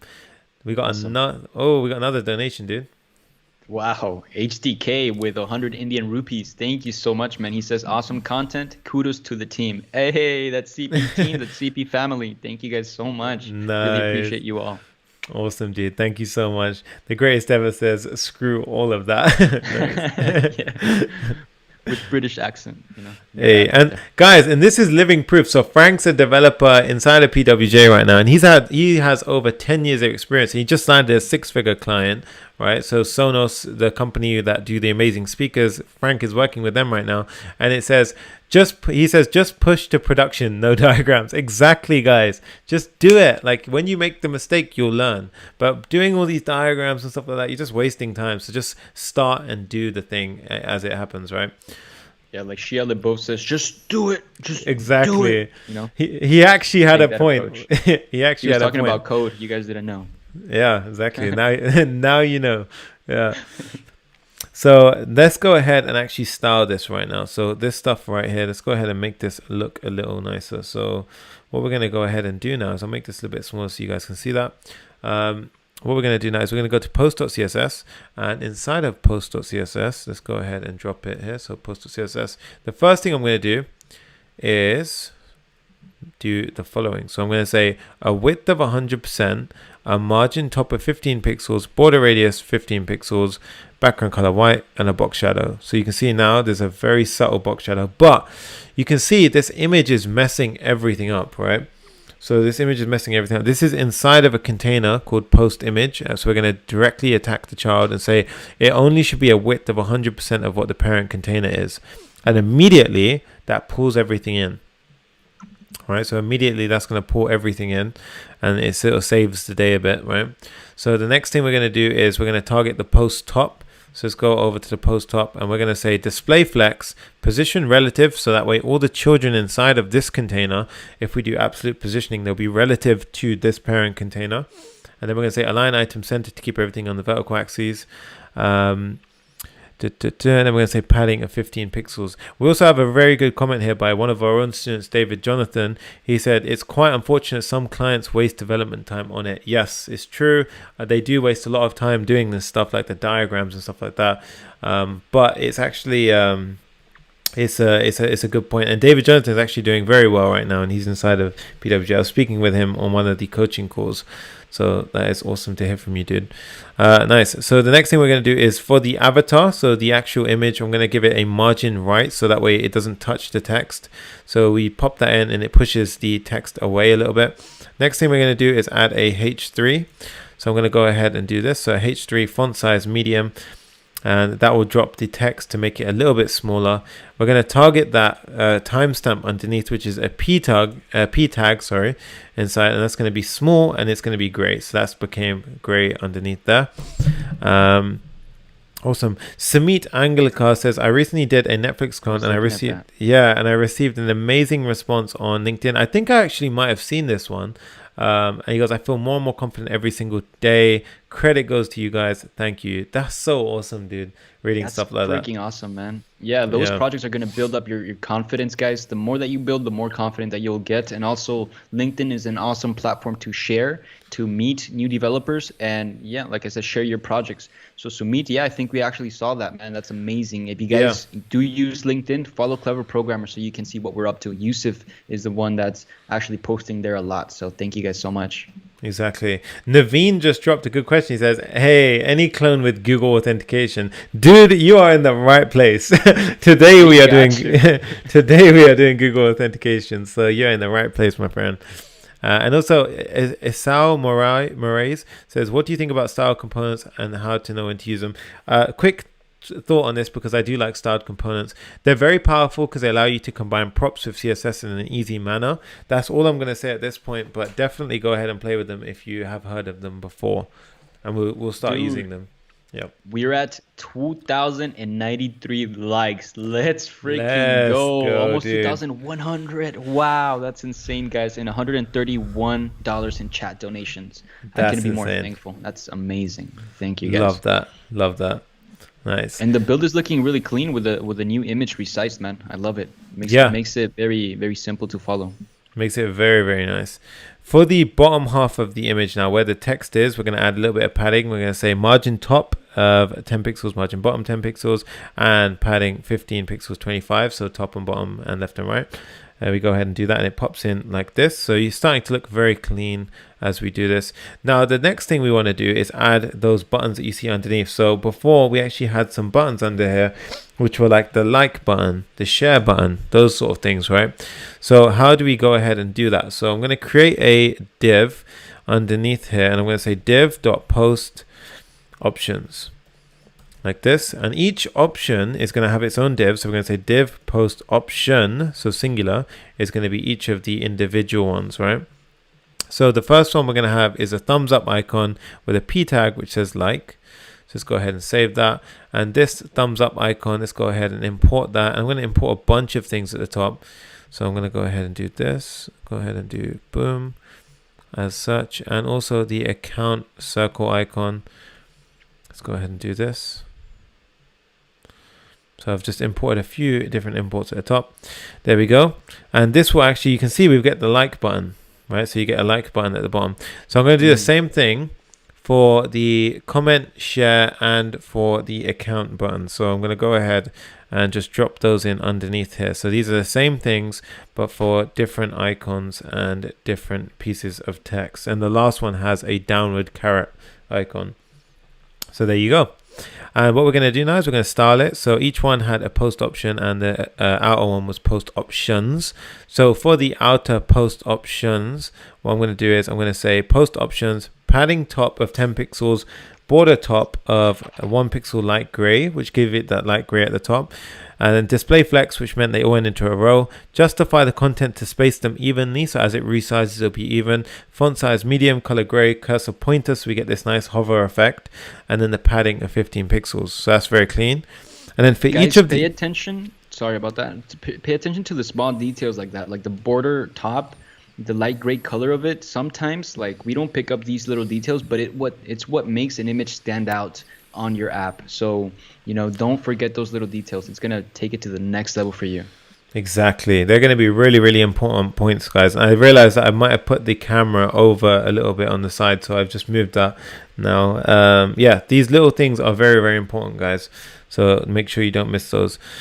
Nice. So now what we're going to do is we want it so that it has an hover effect. So when we hover over the option itself, for the first thing we're going to do is actually target each of those options, and we want to center those things, right? Because right now the icons are slightly off. So we're going to do display flex, align item center, justify center, padding 5 pixels, and flex 1, so that they try and use up the entire container. There we go. And then we're going to target that text, and we're going to push it slightly away from the icon. So that's the P tag. We give it a margin left. That pushes the text slightly away. And then we want a nice hover effect. So let's go ahead and add the hover effect right like this. So it gives it a hover effect. And now if I hover over it, you get this nice little hover. Oh, it looks so clean. Now it looks like individual blocks of post. Super clean, right? Yeah. Really, really nice. And now if we go back to our app.css, and we can get rid of that height 100 view height, which was stopping it from showing before, because now we have an app which is long enough to show the rest of the bro, look at this. Praharsh says, wonderful stuff, guys. This is my fifth build. Loving it so much. It's 2 a.m. right now, and it's 3rd day in a row. Wow. Awesome. That's amazing, dude. Man. Thank you so much for sharing. Appreciate you. Exactly. And that stamina, guys, will pay off. So keep on coming up. Keep on showing up. That's awesome. Someone says, wow, here is 5:30. SL Moraes. Oh, nice. Says, it's crazy to see that you guys are from just different parts of the world. It's just seeing what we're doing. And the fact is that me and Frankie have never actually met in person, which is insane. And we're doing this stuff we've got some insane missions. Yeah, we will. We'll meet soon, dude. Definitely. Nice. Yeah, for me it's 1:30 p.m. at PST time, and then Sunny is in what time is it for you? 9:30 p.m. BST, right? British Standard BST. Time. Nice, man. So it's late at night for you, and we're here. We're all getting connected together at the same time, learning React. Let's go. Exactly. Let's go, guys. Nice. So the next portion that we're going to actually do is the widget, right? Now the widget is it's pretty interesting, because the widget is actually easier than we think to build this part. So let's go to app.js, and here we had the widget portion, which was the right side of the app. So when we talk about the widget, we're actually referring to this part right here. So this actually is very, very nice sort of widget that we can scroll down and see, right? That one right there. So in order to do that, what we're going to do now is actually go ahead and do the following. So and what I'm going to do here is I'm actually going to swap the position that they're in. The reason being is that so that way everyone can actually go ahead and see the widget that we're building on this side, right? So here we have the widgets, right? So I'm going to go ahead and create the widgets component. So the widgets component, and we're going to basically go ahead and do widgets.js. Oops, that should be widgets, rename widgets. There we go. RFCE. Wait for it. Boom. There we go. And then we do class. You want to move our screen to the left side, bottom left side? Yeah, I've actually moved us into the center. Okay. You think that looks better? Oh, we can. Oh, yeah, we can actually. Yeah, we can move it there. That's good. I think it might. Yeah, I think it might look a little bit cleaner because of a lot of things going on in the center. Yeah. There we go. Nice. That's better. So now we have div class name equals widgets. There we go, widgets. And then I'm going to create a import. So I'm going to say import widgets.css, like so. There we go. And then for the widgets, guys, so this is actually an iframe. So the way we got this is, I think you can actually go ahead and it's an iframe that we got from Facebook themselves, and it links to the Clever Programmer page. And this is something which is available on Facebook. I won't show you guys how to do it, but all you have to do is pretty much type in Facebook embed, and you'll be able to see that. And Yo, Sonny, what is an iframe? Because I didn't know that before going into this call. So an iframe is simply basically, imagine like you had another tab open, right? And you had a website on that tab, but imagine you're basically just rendering that just in a portion of your web page. So it's like, in some sense, like an embedding another web page into your web page, right? So that's essentially what we're doing. So in this case, where we have it, like this is our feed, we're going to render it here, right, on the right. So what I'm going to do is I'm going to pop in the iframe. So this has actually got a width of 340, a height of 100%. And then here inside the actual parameters, we're changing the width of 340 and the height of 1500, right? So it actually gets a height, sort of some height to it. I'm also going to change the style here. So it's going to be border none, overflow hidden. And then this stuff you can keep as it is, right? But you guys can pretty much go ahead and copy that, and it will work for you guys. And then what we're going to do is... That's so easy. Wow, that's crazy. Yeah, that's literally it. And then we go here. All we need to do is go ahead and import our widget. So be careful, because it actually does import the wrong widget when you do it that way. So we want to make sure we import our local widget, not Material UI widget. Do that. And if we refresh, we should see now it says widgets.css does not exist. So we need to create widgets.css. I don't even think we do. We use widgets.css, but let's stick to the convention.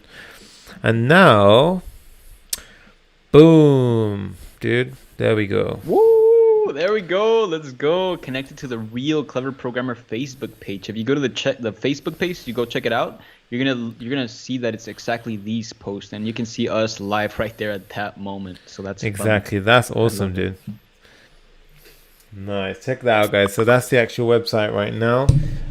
It looks super clean, and you can see, like, look, it's very responsive, and you can actually scroll down this thing, and you can actually see everything like this that's going on right now in Facebook. So this is a very nice enhancement that we added as a little sort of last minute. I thought it's very nice to have. Even in the Twitter clone, we actually added a sort of widget to the right side. I thought it was a very nice addition. So in this case, that's a nice little add-on to this. Great skill to have, honestly. I feel like it's going to look so good if you guys apply that in different projects. It really adds so much more spice to that project. And Definitely. We got something here from, who said this? Oh yeah, so the Leroy Fernandez says, what are the upcoming Mernstacks builds about?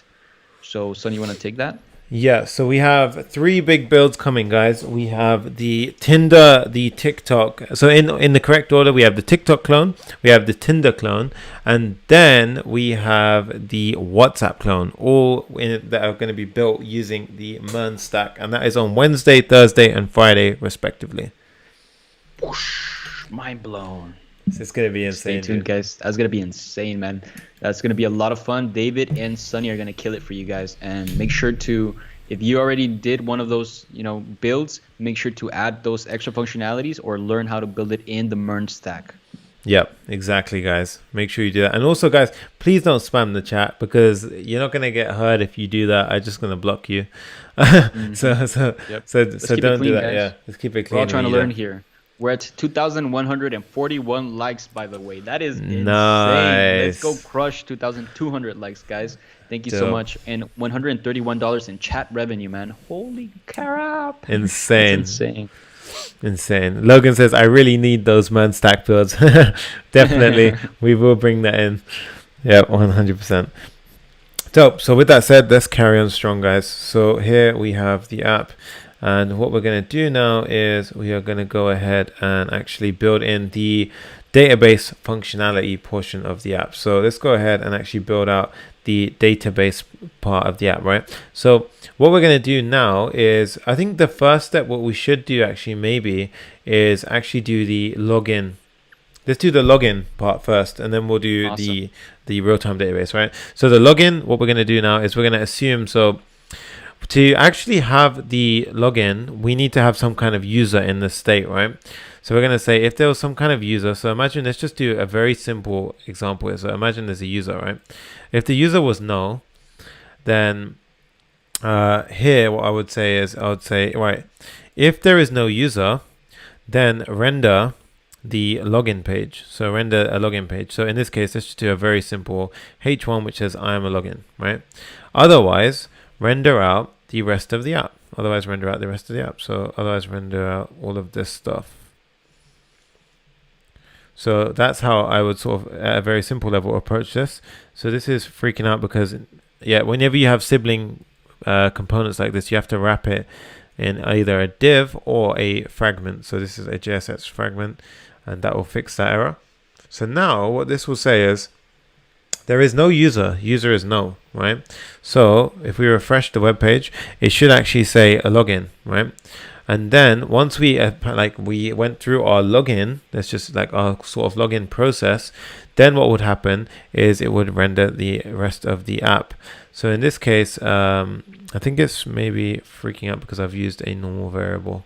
Okay, yeah, so you see we don't have a user, but let's say I logged in and the user was just to say very simple level Sunny, right? So now when if we had to refresh the web page, it would actually show the app. So you're essentially logged in, right? So at a very simple level, that's what we're about to do, right? So somebody says, are you about to do Redux anytime in the future? We're going to be using the React Context API today. So make sure you stay tuned for that. Pavan Kumar. Whoa! Ho, ho, ho, ho. Again? Oh my God. Frank. Oh, no, you didn't, bro. Oh, my God. Oh Frank my coming God. in swinging with a $50 donation. Wow. Holy crap, dude. Frank has given so much to us, as in value from, the community, donations, helping other students out. Man, thank you so much, Frank. We really do appreciate you. We got the same name, by the way. Hey, man, I resonate. Thank you. And he says, read that out, Sonny? Yeah, he says, oh my God, just got the first huge deposit in the bank from the client. They sent a speaker device and a new MacBook Pro, all because Sonny made an awesome clone of Spotify so I could show it to the client. Wanted to share this win. Hustle. Oh my God. Damn, dude. A brand new MacBook Pro. Oh my God. And then the speakers. I love the Sonos speakers, man. Dude, them speakers are insane. And they're actually they're pricey speakers, dude. They're really, really good speakers. Yeah, that's awesome, dude. Frank, oh man, you're crushing it, dude. And it makes me it's such a warm feeling when you said it came from the Spotify clone. Man, honestly, it makes all of this worth it. Yeah, that was a fun build, dude. Oh man, that's insane. Thank you so much, Frank. Damn, dude. Man, that's a huge win. Thank you so much, man. I'm glad that you have the money in the bank too. That always is, once that happens, it's real. Before that, you're always kind of like, I don't know if it might happen, but that makes it solid. Thank you, bro. Exactly. Appreciate you. Solid stuff, dude. That's insane. Keep crushing, dude. Keep crushing. Where are we at, Frankie, with the donations right now? Damn, now we're at $181 in chat Holy! We're making a full-time job out of this. That's insane, dude. Damn, dude. 2,155 likes as well. Oh my God. Let's reach 2.2K likes. Let's do it, guys. Let's do it. So now we are I'm going to move our image over to the right now. So that's better. There we go. So now we're going to actually, rather than saying H1 login, I'm going to actually do a login component. Oh, damn, dude. Ifosa just dropped another £5 donation. Thank you so much, Ifosa. That's amazing. He says, can't help it, guys. This is dope. Would you consider doing something with Next.js or Strap.js at some point? I think it's Strappy.js at some point or Next.js. Yeah, so 100% dude. Yeah, so Next.js I've used at a previous job. It is definitely something which is definitely tricky when you're picking it up for the first time. So I would be more than glad to sort of go through this. Also to improve my knowledge on it. So that'll be fun.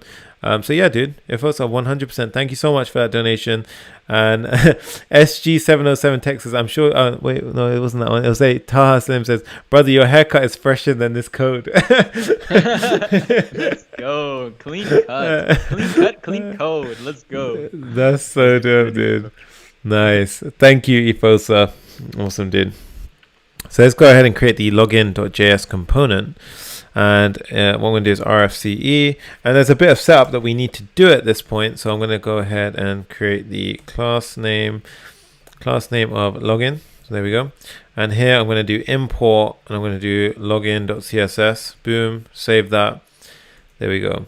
And now what I'm going to do is, did I create the login.css? I don't even know. Login.css. There we go. Right. So with that said, now what we're going to do is we are going to go over to create this login component. So the login component is fairly simple. It's just going to have a few things. It's going to have a container which says login logo, and this one is going to essentially just have, so if we go back to the actual build itself and we refresh, we'll have a container, and this will have login logo, and this one will have two images inside of it. So they're going to have those Facebook images. So it's going to have two images. You have the Facebook logo and then the Facebook text logo, and then we have a material UI button which has a sign in, right? So we're going to have underneath that, we're going to have a material UI button which says type submit, and so we on click sign in. So it's going to fire off a function called sign in, which means that we have to create that function. So at this point I'm going to go here and I'm going to say const sign in. So const sign in equals, and we're going to do an arrow function, and this arrow function is going to basically do some clever sign in stuff, right? So that should do that. Now, this is what we want it to look like. How does it look right now? Let's go ahead and check it out. So let's force our app to render there by changing the user to null, right? So let's go ahead and do that. And if we refresh this now, it should go ahead and force the user to go to our new login component. And this might fail actually because we haven't imported login. There we go. Thought so. So we have to do that. And we should see now. It says button is not defined now. So inside of here, we need to import the material UI button. There we go. And we do that. And that should go ahead and pull it in. So there we go. So you can see these are huge right now. It's got a tiny button and then a massive one, massive logos over here. So let's go ahead and style this so it doesn't look like this horrible stuff right now. And the way we're going to do that is I'm going to first go ahead and target that image, because with the image like that, we can't actually see anything. So I'm going to target the div. I'm going to go inside the login container, the first div, the image, and I'm going to say object fit contain to keep the aspect ratio and a height of 150 to bring everything smaller. That will immediately pull everything quite neatly in. Right. The next thing I'm going to do is I'm going to go inside the first div, and what I mean by the first div is pretty much essentially the container which contains those images. Display flex direction column, that will actually go ahead and change it. And now guys, you see this is at the top of the page. There's a neat trick to getting anything centered in vertically and horizontally, and the way you do that is you pretty much go ahead and you target the overall login container, you do display grid, place items center, and a height of 100 view height, and it gets this really nice centering, right? The next thing we want to do is target that button. So that button looks really nasty right now. So we're going to target it. We're going to say width of 300 pixels, give it the Facebook color, and give it the sort of a white sort of background, and font weight a little bit heavier. But you see when we hover over it, by default, the hover functionality is nasty. We don't want it to change to that color. We want to instead add our own colors. So let's go ahead and add that here. We're going to say add this color, add a white background color, and add the text to go blue when you do that. So if we save this now and we do this, oops, I've actually gone ahead and broke something there. So I need to actually change this to be this right here. There we go. And now, there we go. So you see, it's got a very nice UI to it. And when we click it, look at that, you get a nice blue ripple effect. Beautiful. Yeah, I see. Right.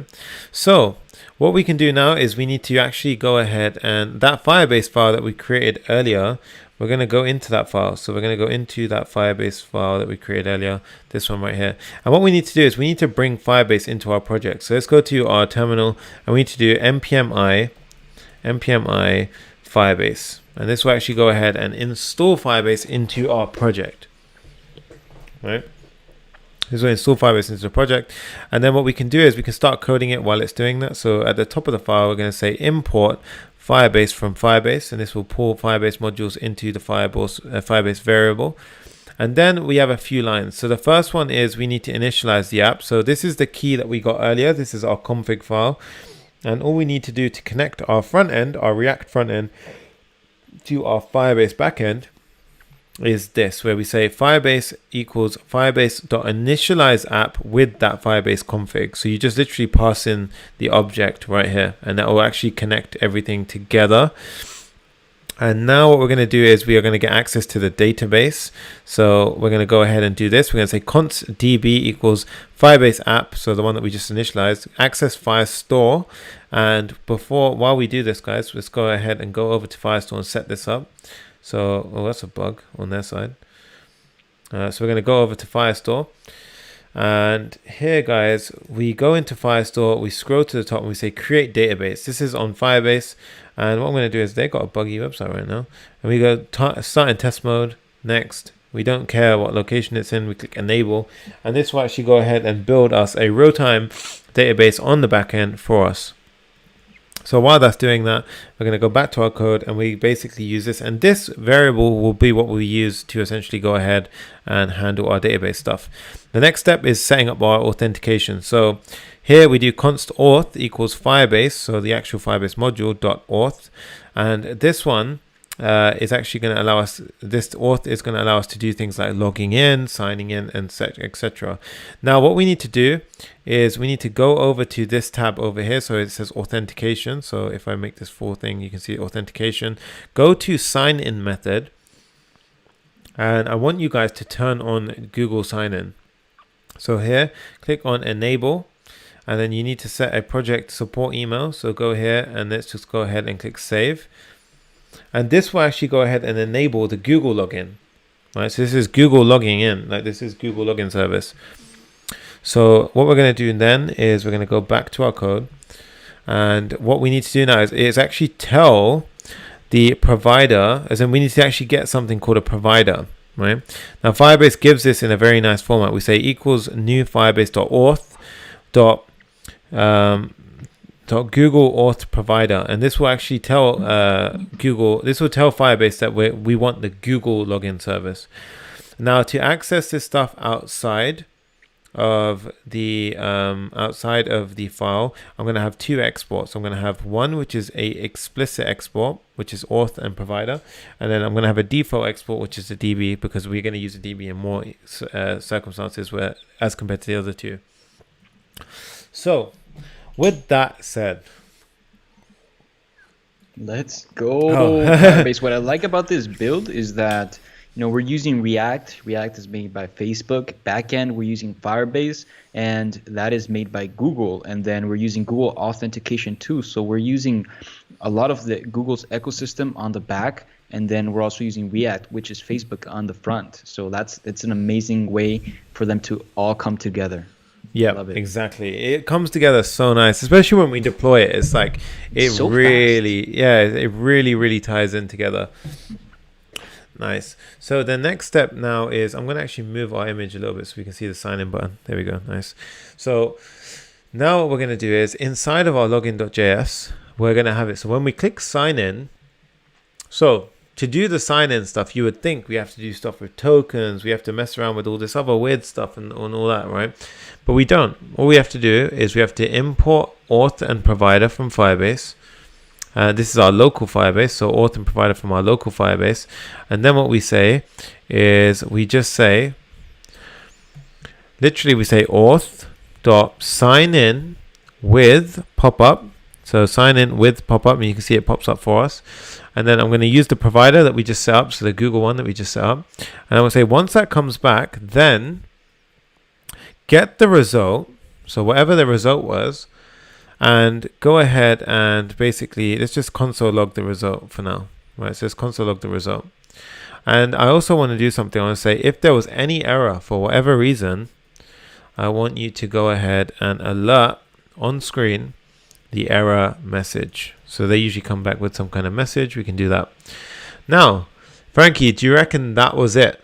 Like, do you think that's too easy, or do you reckon like there must be more steps, right? Like that's kind of like. I mean, I don't know, man. To me, that was really easy. I feel like, you know, there might be something missing, but I don't know. You tell me. I You're the mean, dude, React expert. it's You're the Firebase insane. expert. It is insane because like we click this button now and boom. Oh wait, no, Wow. this is not the local. This is the local. We hit it, That's a real one. and let's go ahead and actually hook this button up to our on click. So we need to refresh. So yeah, this will actually. So somebody said you forgot to blow the air horn. So if this goes in right now, whoa, we just got an ARS. What is ARS? I'm not sure. Let's see.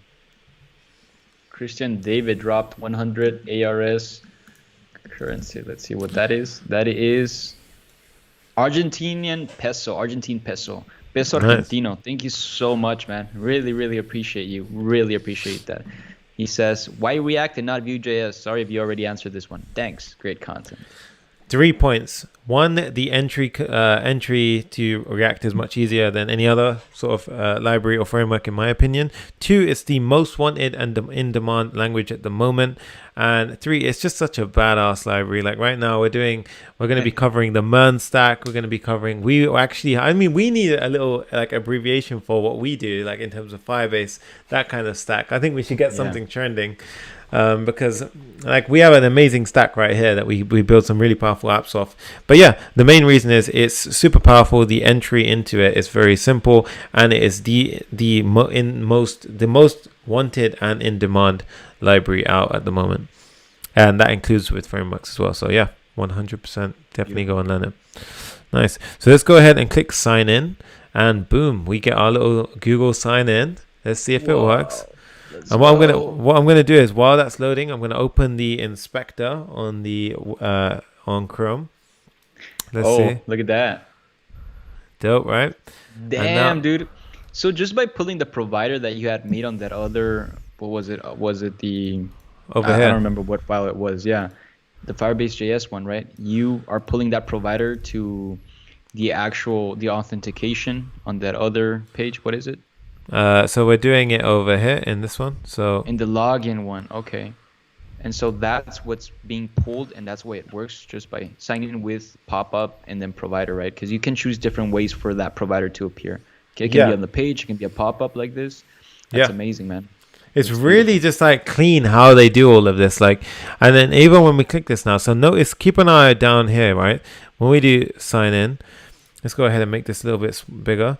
But it should redirect back to the page, and it will actually go ahead and console log the user.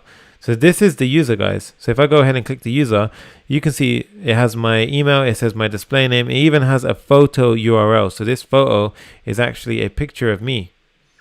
Wow, Right. That's insane. So this is all my Google like sort of like user authentication stuff, like which is insane, right? Like it's really, really crazy that we just did this. That like and also SG707 actually gave a really good answer. He says, honestly, it really doesn't matter which library. He goes, just learn the tech that can get you into the company you want. Really good way of putting it. Yeah. So true, man. And also, I love the way that every time you implement something, Sonny, you test it out right away. So I think that's amazing, and it helps with the speed of your builds, and also just saves you a lot of headaches at the end of the day too. 100%, dude. Like that's the main thing that we want, right? Like we want to test everything we do it as we do it. So now we have a problem though. Like we get the user at this point. So essentially inside of here, if I do result.user, we actually have the user at this point. Now, how do I then use the user at app.js, right? So how can I actually get the user here? And I don't want to do prop drilling. I don't want to have a piece of state and pass it down here and there. So now we're going to introduce something called the React Context API, right? Now, bro, don't wanna distract you, but we are at 2,195 likes, man. Let's go. Almost breaking 2,200. That's insane, guys. Thank you so much. We're also at $189 in chat donations. Whoa, man. $200 almost for this build, in this moment. Oh my God. Thank you guys so much. That's insane. That is insane, guys. And they love our teaching stuff. Oh, it just broke 2,200. Let's go. Thank you guys for listening, paying attention, smashing that like button. We really, really appreciate you. Exactly, guys. We love you guys, and we massively appreciate you watching and being here, supporting us when we drop this value to you guys. We just got another donation by Ethical Whatever. dropping in a 40 rupee. That's awesome, dude. Thank you so much. Nice. So guys, with that said, let's continue on strong. So we have the login right here. Now we basically need a way to keep track of the user throughout the app, regardless of what component we're in, right? So essentially, imagine like we have our entire app. So let's just say this is the entire app. What we kind of want is something like that kind of wraps. We want something that essentially wraps everything, right? So it kind of wraps all of the stuff. We just got another donation, dude, from the Goblin 306. You're doing a great job. My knowledge increases. Thank you, dude. That's awesome. Almost. I appreciate that. He says Poland zloty is the actual currency for that. So from Poland, nice. Love it, man. Thank you so much. Awesome, dude. So now what we're going to do, guys, is essentially what we have here is we're going to wrap the entire app with something that I like to refer to as somewhat of a data layer, right? So this is a data layer, and this is what we refer to as either Redux or, in this case, we're going to be using the React Context API. So they're two different things, Redux and the React Context API, but there's the same pattern. So if you learn React Context API, you can use Redux very, very easily, right? The same pattern. And in basically, a nutshell, Sonny, what do you? Yeah, were you gonna explain that? What do you see as the difference? So it's mainly the implementation effort. So Redux is extremely powerful, but it's much more difficult to implement. React Context API is extremely easy to implement, but they both use the same pattern. So there is overlap, right? So there's lovely overlap there. And also Context API is really, I mean, like you can do everything you can do in Redux without the sort of plugins and stuff like that. But yeah, really, really powerful stuff. So with this said, when we push things inside of this data layer, whether we need it inside of the header component, whether we need it inside the sidebar component, inside of the widgets, or inside of any of the children components. So imagine inside of widgets, we had another use case. So you see, like, it could be no matter how many levels deep inside of a component you go, you can actually use anything that we push into this data layer, right? So when we log in, so every time, so imagine when we log in the login page, we push the user into the data layer, into the data layer. So we push the user into the data, and then basically what happens is once they're inside the data layer, we can access them inside of any component. And we also dropped a really, really good video about all of this stuff, guys. So with that said, you guys can actually go ahead and check this out. You can go ahead and check all of this stuff out inside of that video. But we're actually going to move. What is it called? It's called something like the missing explanation for Redux, right? We got it on our channel. Exactly. It's like the missing explanation for Redux. And that's actually a really awesome video. And it will take you through everything that you may be unaware of or unsure about when it comes to this stuff. But we're going to move fairly fast through this part. So what we're going to do now is we're going to essentially have something called a state provider, which is what we sort of assume is the data layer essentially. So state provider.js. And inside of here, guys, honestly, at this point, I want you guys, you can copy, and this will be pattern recognition. I want you to watch that video afterwards and it will explain, but I'm going to quickly run through a breakdown of what this code is. So at the top, we have our imports. We're importing the context API stuff. We're importing the use reducer and the use context hooks. This is essentially preparing the data layer. So right here, we're essentially preparing the data layer. The next line is essentially something what we call a higher order component. And we're going to be using this to essentially wrap our app. So the main purpose of this block here is it allows us to have something called a state provider. And we basically just wrap the app inside of this state provider. And it provides that sort of data layer functionality. Now, whenever we want to pull something from the data layer, we use this use state value hook. Right? So at a nutshell, that's what we're doing. So you guys can copy that code. And then what we're going to do is we need to introduce something called a reducer. So reducer.js, right? Now reducer.js, I'm going to keep coming back to this file. But in a nutshell, what I'm going to do is I'm going to drop the code in right now and explain it. So this is the initial state of the reducer. So this is what the data layer initially looks like. So right now, when we start off, we're going to have a user which isn't logged in and then no. We then have some actions, right? We then have some actions, and basically what these actions are is imagine we had a data, like when we have that data layer, you can dispatch actions into the data layer. So, and then what we do is inside the reducer, we listen to it. So we say, if you just received an action, for example, the set user action, then what we want to do is we want to return what the new data layer will look like. So we're saying return whatever it currently looks like, but change the user to whatever we passed in as a user payload inside of the action that we dispatched. And then if we don't listen to the certain action, we can return the state. Now, this may be confusing. It may be sort of a bit like sort of abstracted, but you want to go ahead and check out that video. We explain it and break it down really nicely. But the main thing is, guys, again, just look at how we use this. That's the main thing that I want you guys to focus on, right? So let's go to index.js.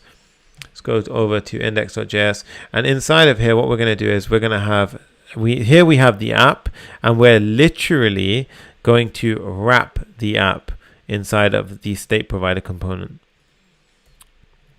Right, so we're literally wrapping the app inside of the state provider component. So you see it's actually wrapped inside of the state provider, and then we're going to import the state provider from the state provider file, and we're also going to import the reducer and the initial state from that reducer file that we just created. Now, those 3 steps, right, those 3 steps are honestly, so somebody says personally Redux state management seems more logical than the context API. Honestly, it's the same pattern. It's actually the same pattern. You're dispatching things into the reducer, and you're dispatching actions. The reducer listens to them. It's the exact same as what we do inside of Redux. So it's essentially like somebody said, it's like a global state, right? It's like a global store. So that's how you prepare the data layer. Now, how do we use it? So let's go back to our login. Login.js. So login.js. Let's go back to login.js, and where we have this console log, we don't just want a console log here, but instead what I want to do is I actually want to dispatch. So what we're going to need to do is firstly we need to use this very powerful hook, so the use state value, and remember that was the hook that we built inside of the state provider, which allows us to pull information from the data layer. So this gives us 2 things. It gives us the state and the dispatch. Dispatch is like a gun that we can use to shoot into the data layer, and it allows us to shoot different actions. We need to import these 2 things. We need to import the use state value hook and the action types. And then what we can do is we can say when we get back the login, we can say dispatch, right? We can say dispatch. And then what we can do is we can say dispatch the type. And the type that we're going to use is we defined it inside of the action types.set user. So we're saying set the user, and then we're passing the user as the whatever we got back as a response, the user object.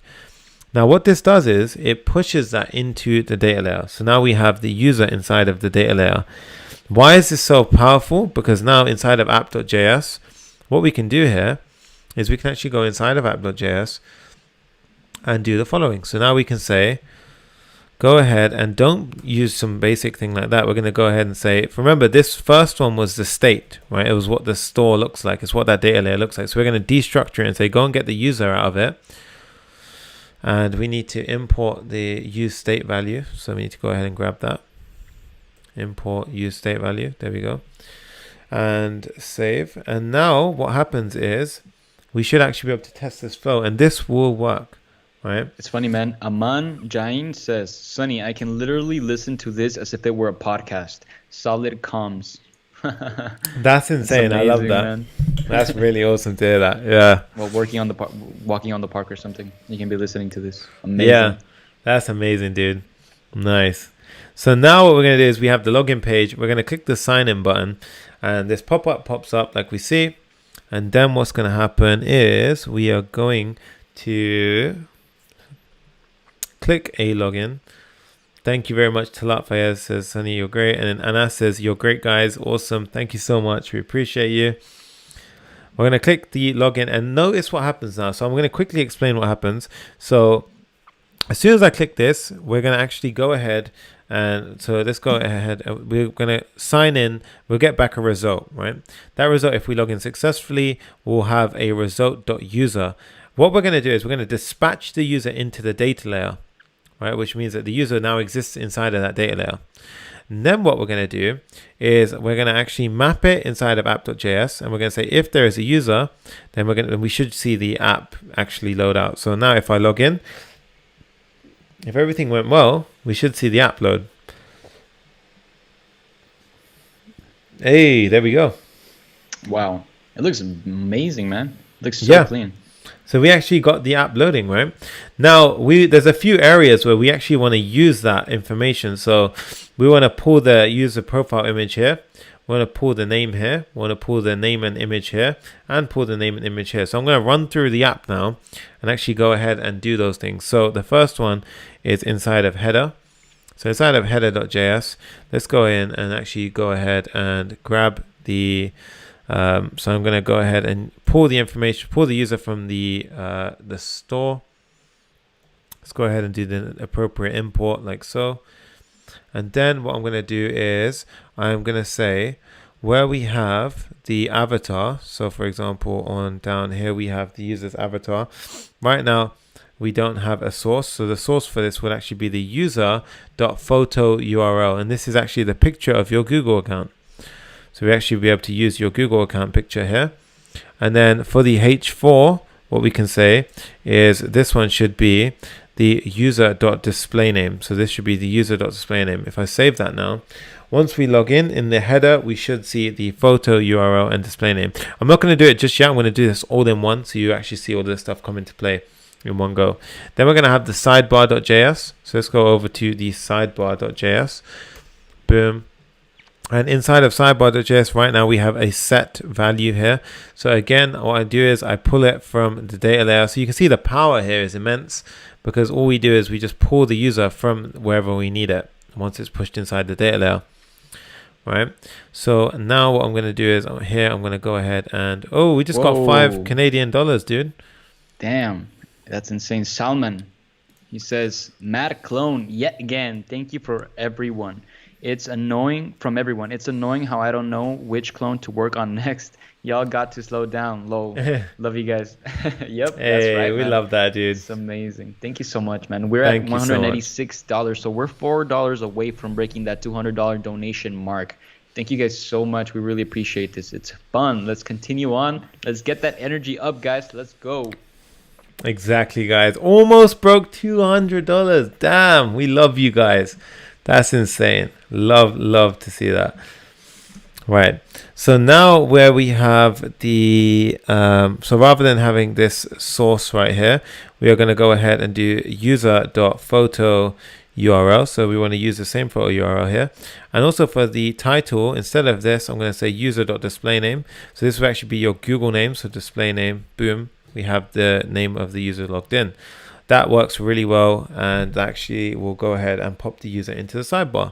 The next place we're going to need it is inside the message sender.js, right? So the message sender.js. So this would actually be, in message sender would be here. So what we need to do again is grab the user. So let's go ahead over here and pop it in here, and then what we're going to do is we're going to import the necessary imports. So let's go up here, boom, done, and then we are going to actually go inside and replace the things that we need to replace. So the avatar here would be source equals user.photo URL. That would be the user's image. The next place that we might want to have it is where we say we have all of this stuff, and then the input, what's on your mind, right? So where it says what's on your mind, let's actually go ahead and pop the user's name in. So it'll say what's on your mind, Sunny Sanga, what's on your mind, Frankie. It's a cherry on the top. Love it. Yeah. You see all these little customizations actually add to the entire user experience. Yeah. So with that said, you guys are at 196 in donations? Yeah, I know, man. It's insane, right? What? It's insane, right? What's going here? Thank you guys so much. Cartel down here. Crazy, dude. Everybody's going crazy over Facebook, man. Wow. That's it. It's looking freaking phenomenal, and it's a jagged build, right? Sonny was talking about it, and he's like, there's a user authentication on this one. Yep. Log in, log out. The look of it is pure, like the new Facebook look with the Look at React. that. So it looked great. I made an Instagram post on it. It's a pretty nice. That's awesome, dude. Yeah, Damn, you guys still got 449 people. Yo, guys, that is fantastic. Smash the like button if you guys are here. If you guys like my new haircut, subscribe to the damn channel. We love your face. And let's break the $200 donations and let's keep going. Peace. That's it. Let's do it. Here, but, you know. That's Sonny, dope, I think this is dude. a good question, man. Randriambani asks how you can maintain the user logged in even if we refresh the page. Right. So when you're using the Google authentication login, you actually have to use the token to keep the persistence of the user. But we don't cover that in this build, right? We don't cover that in this build because that's going to add to the build time, and there's already quite a lot we need to do still. But if you're using the username and password, it will by default keep persistence. So if you're using the username and password authentication with Firebase, it will by default do that for you. So just a top tip there. And that will actually help you out. We just got another donation, dude. We just crossed the $200 mark. Hey! Guys, let's freaking go. Thanks to Deepak. Thank you guys so much. Deepak, this is, I think, your third donation today. Look at this. Let's go. Somebody play the goddamn air horn. Let's do it. Let's go. Hey! Thank you guys so much. Nice. That's insane, man. Wow. Deepak is super, super active. I love you, man. Thank you. Appreciate it. That's insane, guys. Let's do. Oh my god! I thought WhatsApp status king was Google. Because I was like, oh shit, Google just entered the chat. Nice. So you can see now at the top, guys, we've got the user's image, the user's name, the user's image, the user's name, and it even says what's on your mind with the name, right? So this is super personal to what you're doing, right? Now, the next thing we're going to do is we need to actually go ahead and set up the, we need to actually go ahead and do the Firebase instance. So this is where we actually connect the database to the build, right? So, Frankie, can you hear me? Or is it going a bit weird? Yeah, I can hear you. Oh, Everything's okay. fine. Cool. Nice. Yeah, So now we what we're need going to do everything to the database now, right? Yeah. Now we're going to push everything to, so now we're going to basically, we set up the Firestore database earlier, and all we're going to do at this point is basically go ahead and set up our collection. So now what we're going to do is, you can see previously what we done is inside of the feed, what we were doing is we were rendering out like these manually typed posts, right?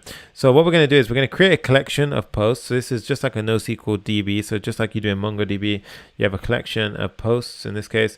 And then the document itself, the first one is going to be the post itself. So we're going to have a profile pic, and that profile pic, let's go ahead and grab this one. So let's go ahead and do this. And then the next one is a message. And I'm going to say, I am from the database. Yeah. Wow. And then we're gonna have and then we're gonna have a timestamp, and I'm gonna change the timestamp here to be the today's date. There we go. And then I'm gonna have a username. So the username in this case is going to be, let's just do Sasango or something. There we go. And then the image is going to be, let's go ahead and add the image that we have right now. There we go. Dope. Awesome. So that should actually, Tic Tac asks, does ads display in clone? No, thankfully not. Yeah, this is an ad-free build. Yeah, nice. So I'm going to go ahead and save this. So this will actually add it into the database. So imagine, think of it this way. A collection is just like an array of objects. So in this case, we have each document. So if I added more here, each would resemble a post, right? Now, we want to pull this in. So the way we pull this in is we just set up the database before, previously inside of the,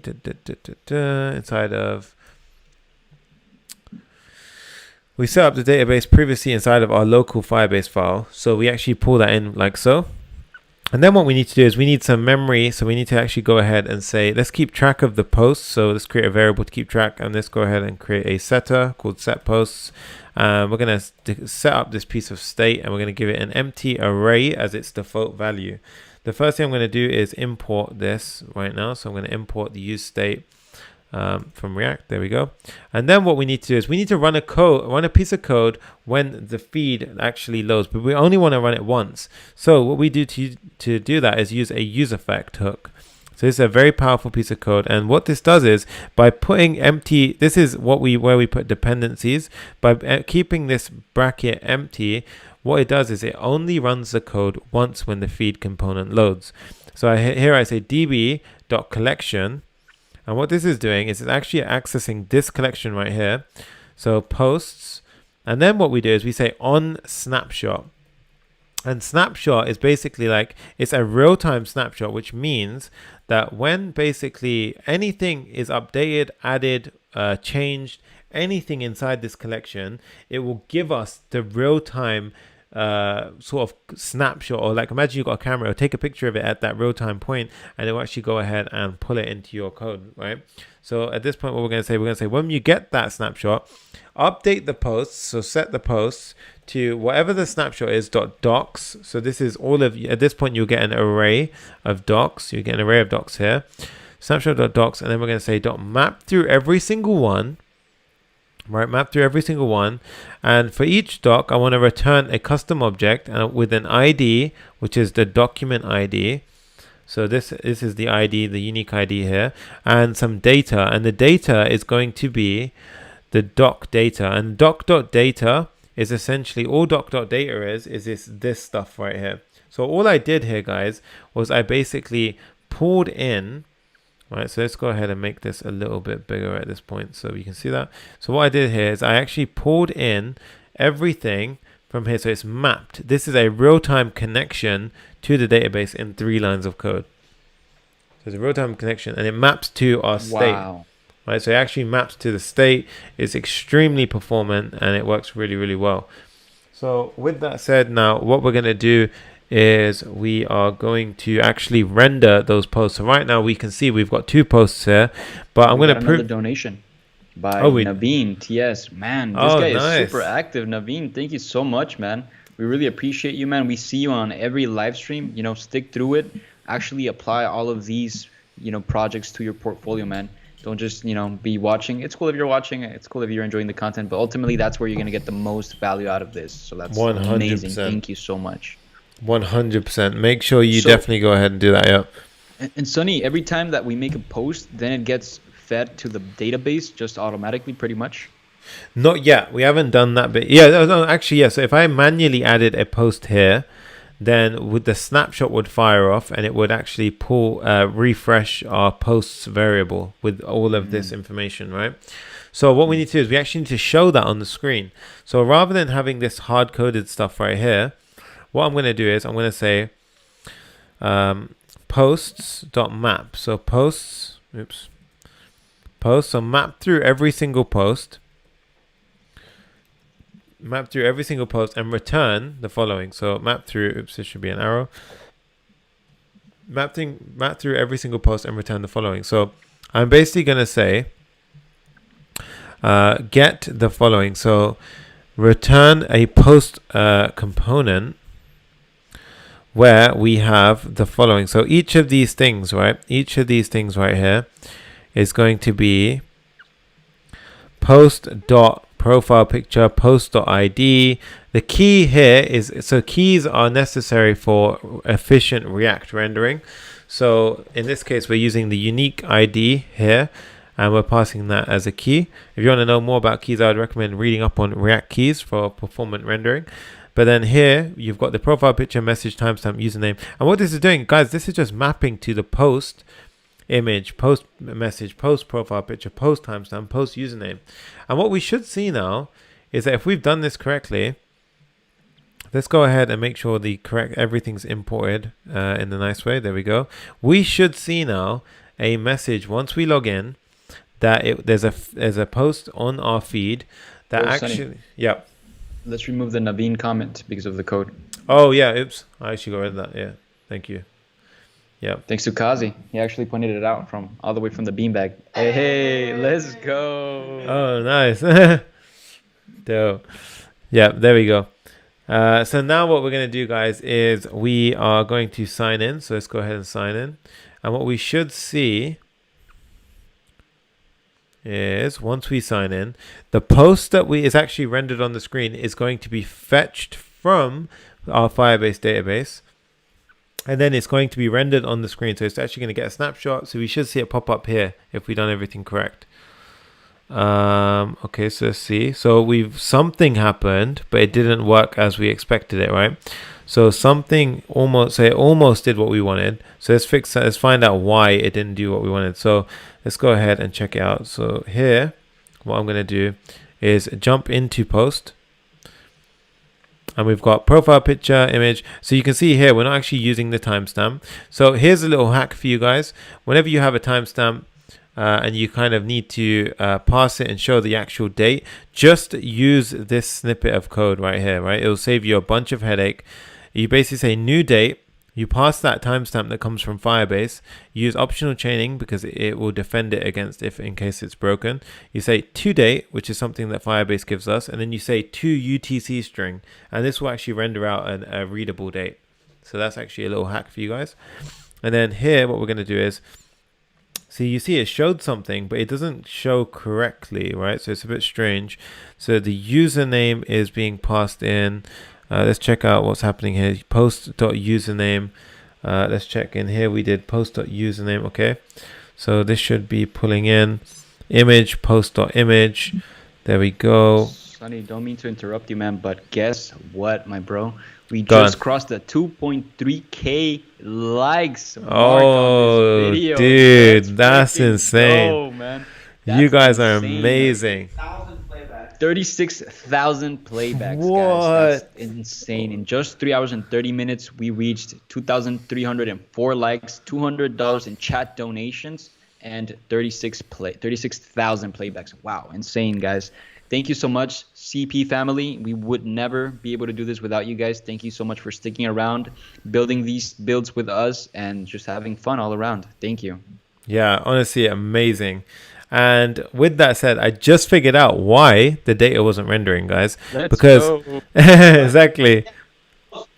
Where's the thank you post? Kazi's asking. Post on Instagram. You passed 6,600, bro. 6,600. I know. Let's go. I need that big thank you post coming, dude. Nice. So now, guys, inside of profile pic, message, timestamp, username, image, because these are all pulled in, right? I pulled that inside of a data object, which means that here I need to say post dot data dot image dot profile pic dot message dot timestamp dot username dot image. There we go. Now if I go back here, what we're gonna have to do is we're gonna have to let's log in. So let's go ahead and log in. Manu Randria so actually just said just join the family, you guys are awesome. Nice, dude. Woo-woo. Hey, thank you so much, man. We really appreciate you. Love it. It's a family. At the end of the day, you know, we're all here for one reason. We're all here to learn. We're all here to implement. You know, just theory isn't enough, and really coding alone isn't enough either, man. Get people around you that code, and we're here for you if that's what you need. Oh, damn, Frankie, check that out. Oh, I didn't save it. Damn it. I didn't save the... Oh, man. Okay, so let me go ahead and save this. So let's just do a refresh. But basically, it is pulling from the database now. So let's go ahead and see. So as soon as we sign in now, if we see a message which says I'm from the database with a correct timestamp, then the air horns are going to go off because this shit's about to get real, because then it's working. All right, ready? Let's go. Hey! Let's go. I'm from the database. Wow. That's fun, dude. Nice. So you see, it works, guys. It does exactly what we want. Now, what we're going to do is we're also going to actually go ahead and add an additional line here. So we want to actually order those posts by. We're going to do order by. I think it's order by. Yeah, exactly. We're going to do order by timestamp. And we're going to do descending. So the most recent ones come to the top. In this case, right? So that's awesome. Now what we're going to do is we are going to actually go ahead and add the functionality so that when we type into the message sender field, so the message sender field, you see here when we actually hit the submit, So let me go ahead and log into the actual deployed version so we can actually get this on the screen and it doesn't keep refreshing. Let's go ahead and log in. Da, da, da.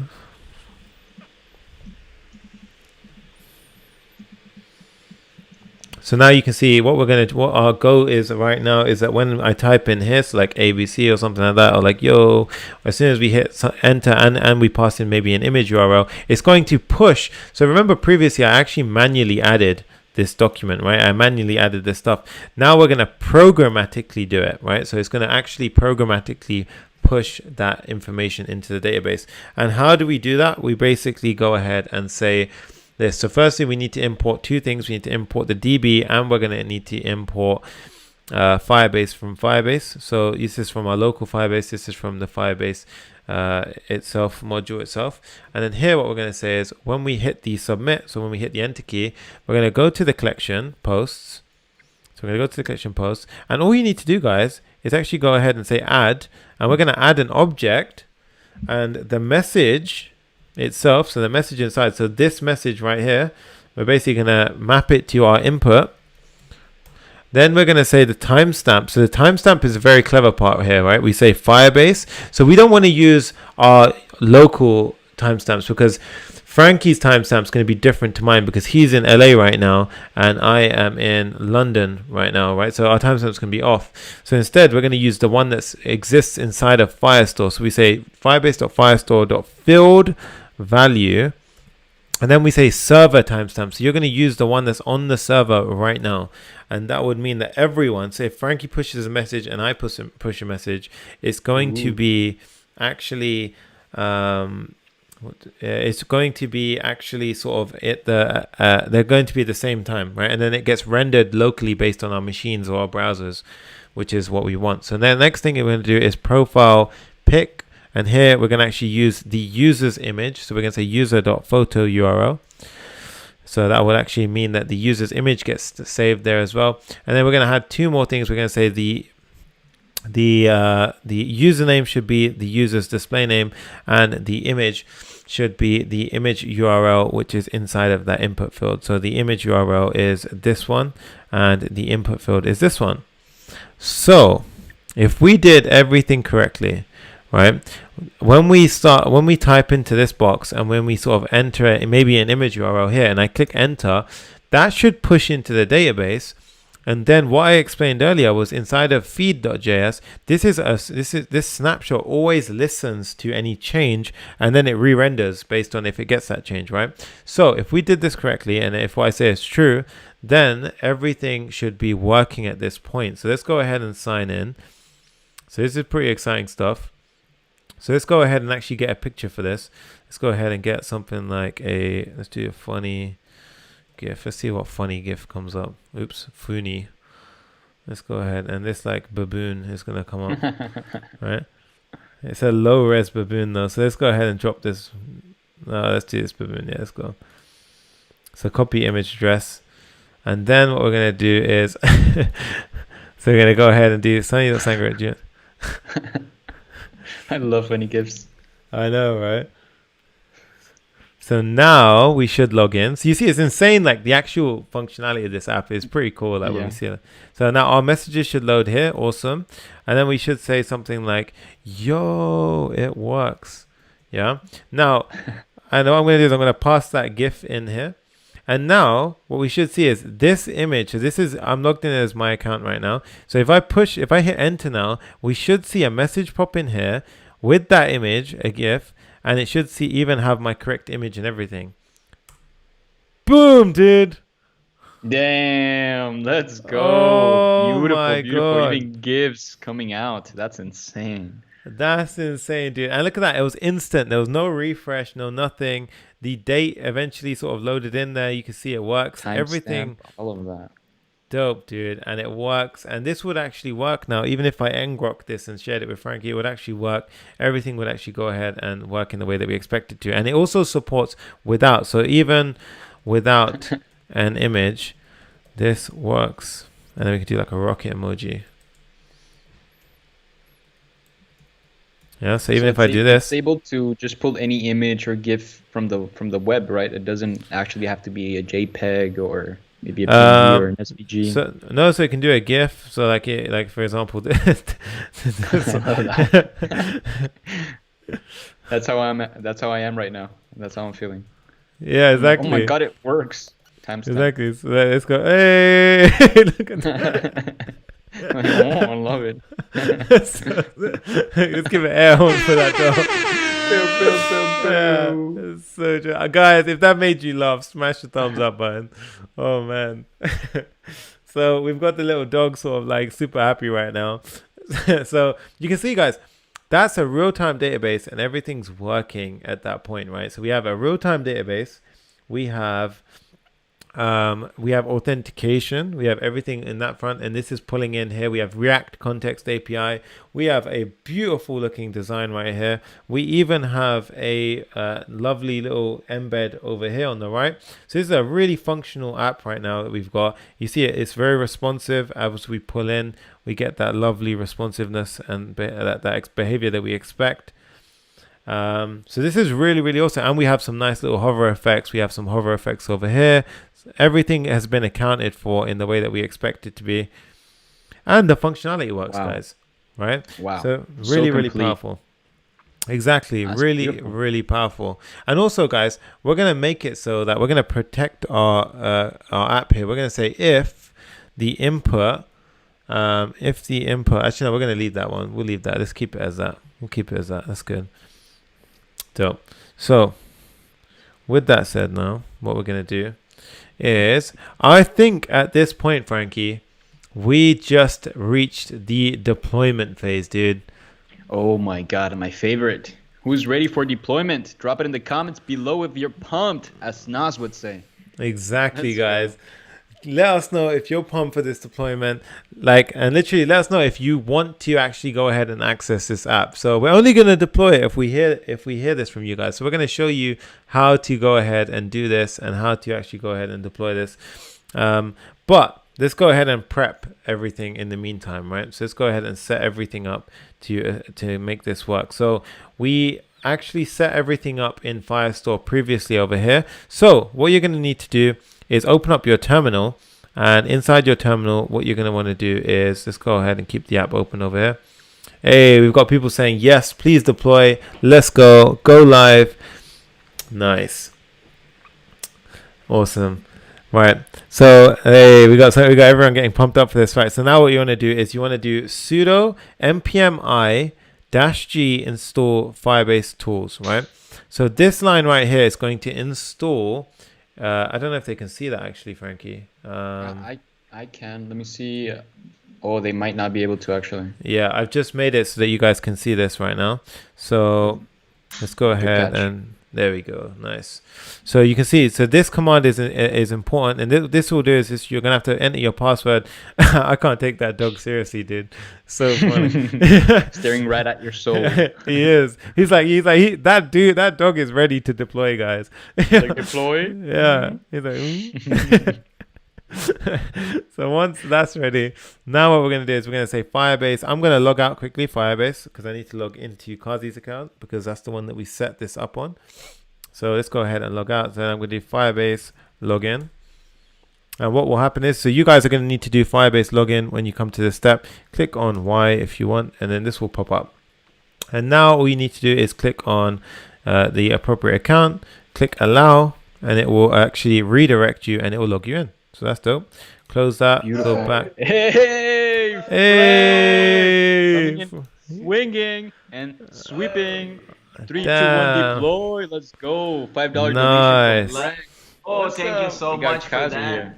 At over $208 in donations, and now the thing is about to be deployed. And Dark, thank you for 14 ZAR. Yeah, awesome, dude. Zarkin. Nice. So the next important step that we need to do before we go live, guys, is we need to do Firebase init, right? So this is how we essentially set everything up to go ahead and deploy the app. So this step now, you'll get this pop up. So you need to go down with the arrow keys, tap, hit the space bar on hosting, hit enter, and then you want to click on use an existing project, and then here you want to go down and find the build. So we're doing the Facebook clone today. So let's go ahead and do that. And then what do you want to use as your public directory? This is very important, guys. You want to type in build, right? So here you want to type in build. So I'm just going to make this a bit bigger for you guys so you can see this. So here you want to type in build, right? So let me go ahead and type this in. So build. There we go. Build. That's very important. And then where it says configure as a single page app, you want to type in Y for yes, because React is a single page app. Now, once we do this, we need to go ahead and do npm run build, right? And this will actually go ahead and create an optimized production build. So what this will do is it will actually go ahead, strip all of the developer tools out of the React build, and it will push everything like a really streamlined version into the build folder, right? So we'll go ahead and it'll make a very fast, efficient version go into the build folder. And then once that's done, we can actually do Firebase deploy, and that will actually go ahead and push that build bundle, we call it. So it's called a bundle when it gets into that really optimized state. We can actually push it, and then that'll go and it'll fly out into the web. So now while this is happening, Frankie, maybe let's go ahead and answer some questions, and we can keep the chat going. Alexandros, what's up, man? We always see you here with your plus comments. Yeah, I don't know how you do that, man. Everywhere, even on Instagram, when he messages me, Facebook. there's a plus sign in the start. I'm almost wondering if he somehow like is typing this from the command line. Yeah, right. It makes me think that is he a bot? Is he a real person? What's up, Alexandros? I love you, I've man. seen his Instagram page. That's awesome, dude. You're always following. I love it.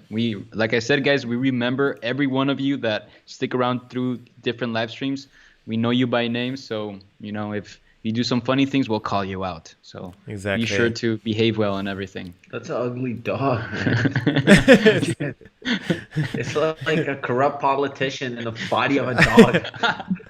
I know, right? It's like he's just waiting for us to deploy. Like he's just. Yo, James Hampton says, I recently graduated from a coding bootcamp and I have learned more with React watching your videos than I did the entire 8 weeks in the camp. Awesome stuff. Oh, let's go. That's awesome, dude. Air horn. Bow, bow, bow, bow. I know, dude. That's insane. Let's go drop it there. Hey. Guys, here, yeah, that's where the comment is. Nice. It's still, I don't know why it takes a while. Whenever we're live, it takes a while, but it shouldn't take you guys this long when it does this. Let's see. Let's take a little bit more questions. Somebody says, can you contact sidebar Facebook, please?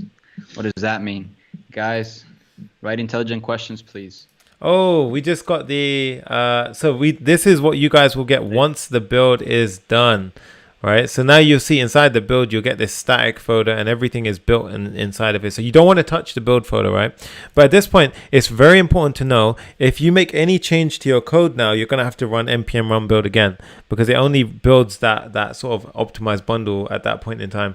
So now with that done, you want to go ahead and do Firebase deploy. So I'm gonna wait for it. I'm gonna queue it up. Now, Frankie, should we do this? Kazi, should we do this? Let's do a countdown, guys. Let's go. Yeah, Sonny, let's go. lead. Let's go. So it's You drive it, 5, 4, 3, 2, 1. Let's go, guys. Let's go and hit that deploy. Hey, let's go. Deploy. And let's see how fast this does it. Once that link goes live, guys, I will drop it in the chat. And hey,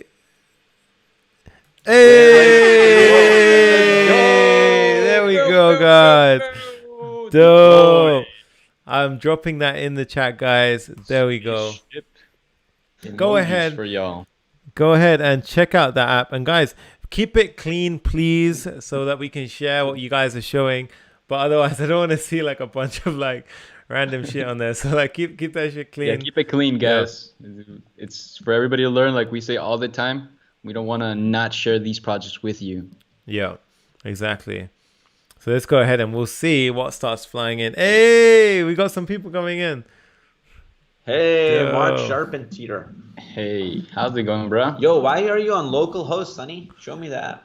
Oh yeah, go on, let's do it. Let's do it. Because I'm still connected to the actual thing, but let's go ahead and jump into the actual app.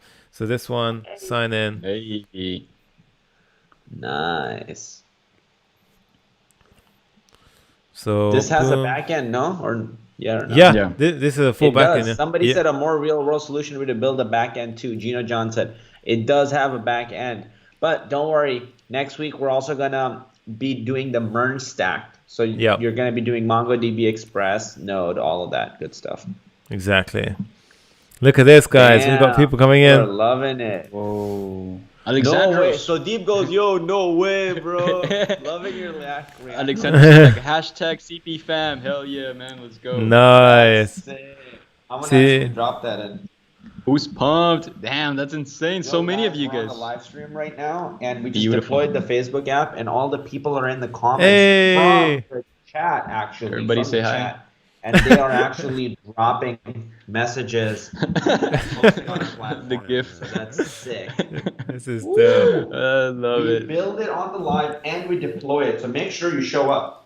Well done, Christian David. Nice, man. I love to hear you guys'. I love to see you guys in different platforms, Yeah. different screens. It's insane how much we're able to actually, remember your guys' names. That's insane. But it just shows how much connection we really do have with all of you. And that gift was so funny. The fat guy. Guys, this is so cool to see you guys go from the Facebook chat to then seeing you Right? inside the app. Oh Yeah. my god. And what was that one? Look, we got some gifts coming in. Guys, he's like, what are you doing now? It's Mark Zuckerberg. Hey, exactly. So guys, real-time DB in there as well. This is so dope, man. This Clever is so dope. programmer book, guys. Make sure to go into it and make your new profile. CP book. CP book. Let's go. Oh man, That's so insane, man. dope.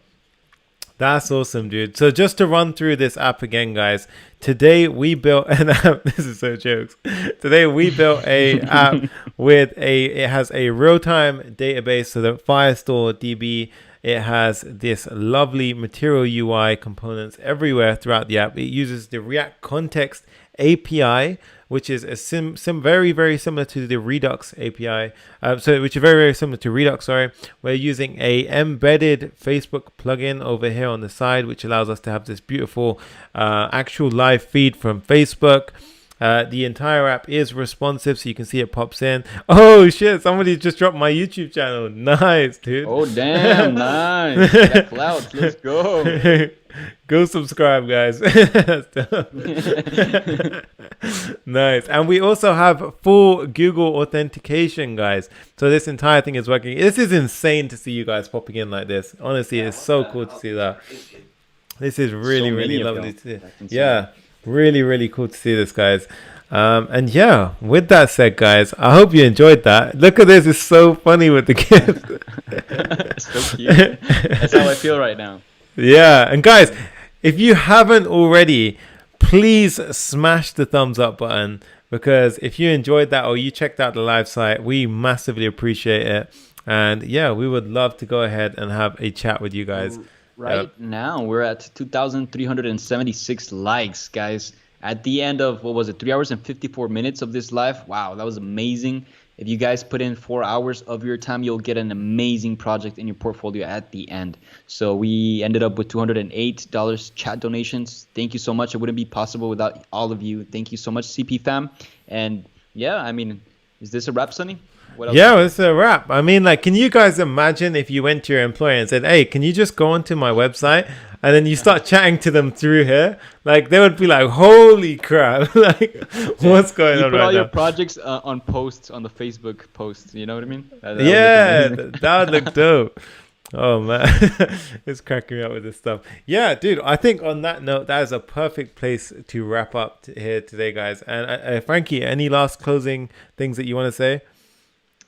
It was an honor to be here with you, with Papa React, and then Papa Python over here at the end, and behind me as well. Dude, it was so fun. I love this. I love it that It's so relevant. You know, like I said, we're dissecting the top tech companies right now in the world and teaching you guys how to build their front end and a little bit of their back end too. Plus, we're going to be teaching you guys how to build the full stack functionalities of them in the coming weeks as well. So stay tuned, guys. Really put in the work, put these projects in your portfolios. We've seen so many people get jobs off of them. Right now, our goal for Clever Programmer in this year of 2020 is to make 5,000 developers get an actual job. So thank you guys so much. This was a blast. Sonny, what do you think? Guys, just want to say, like, as Frankie nailed it with that, guys, and I want to say, like, pretty much just massive thank you to all of you watching. As always, we massively appreciate every single one of your beautiful faces. So, like, this has been an amazing live stream. I think on that note, guys, let's wrap up. And Frankie, and also, yeah. Also, guys, remember, if you do want to become a JavaScript developer, check out the 1 hour training that we got here. Kazi put a lot of love into that. It's a very well explained route that you can take to actually make money with JavaScript and become a kick-ass JavaScript developer. So check that out, and also check out Profit with JavaScript if you find this build to be useful for you. And smash that like button. And smash that like button. Smash. Like Exactly, guys. Smash that like button. Free 1 hour training, link in the description. Make sure you check it out. It's free, guys, completely free. So, like, what are you doing if you haven't signed up? Yeah, nice, dope. With that said, guys, let's wrap up there. Until next time, we will see you in the next live stream. Peace, guys. Thank you guys so much. Peace.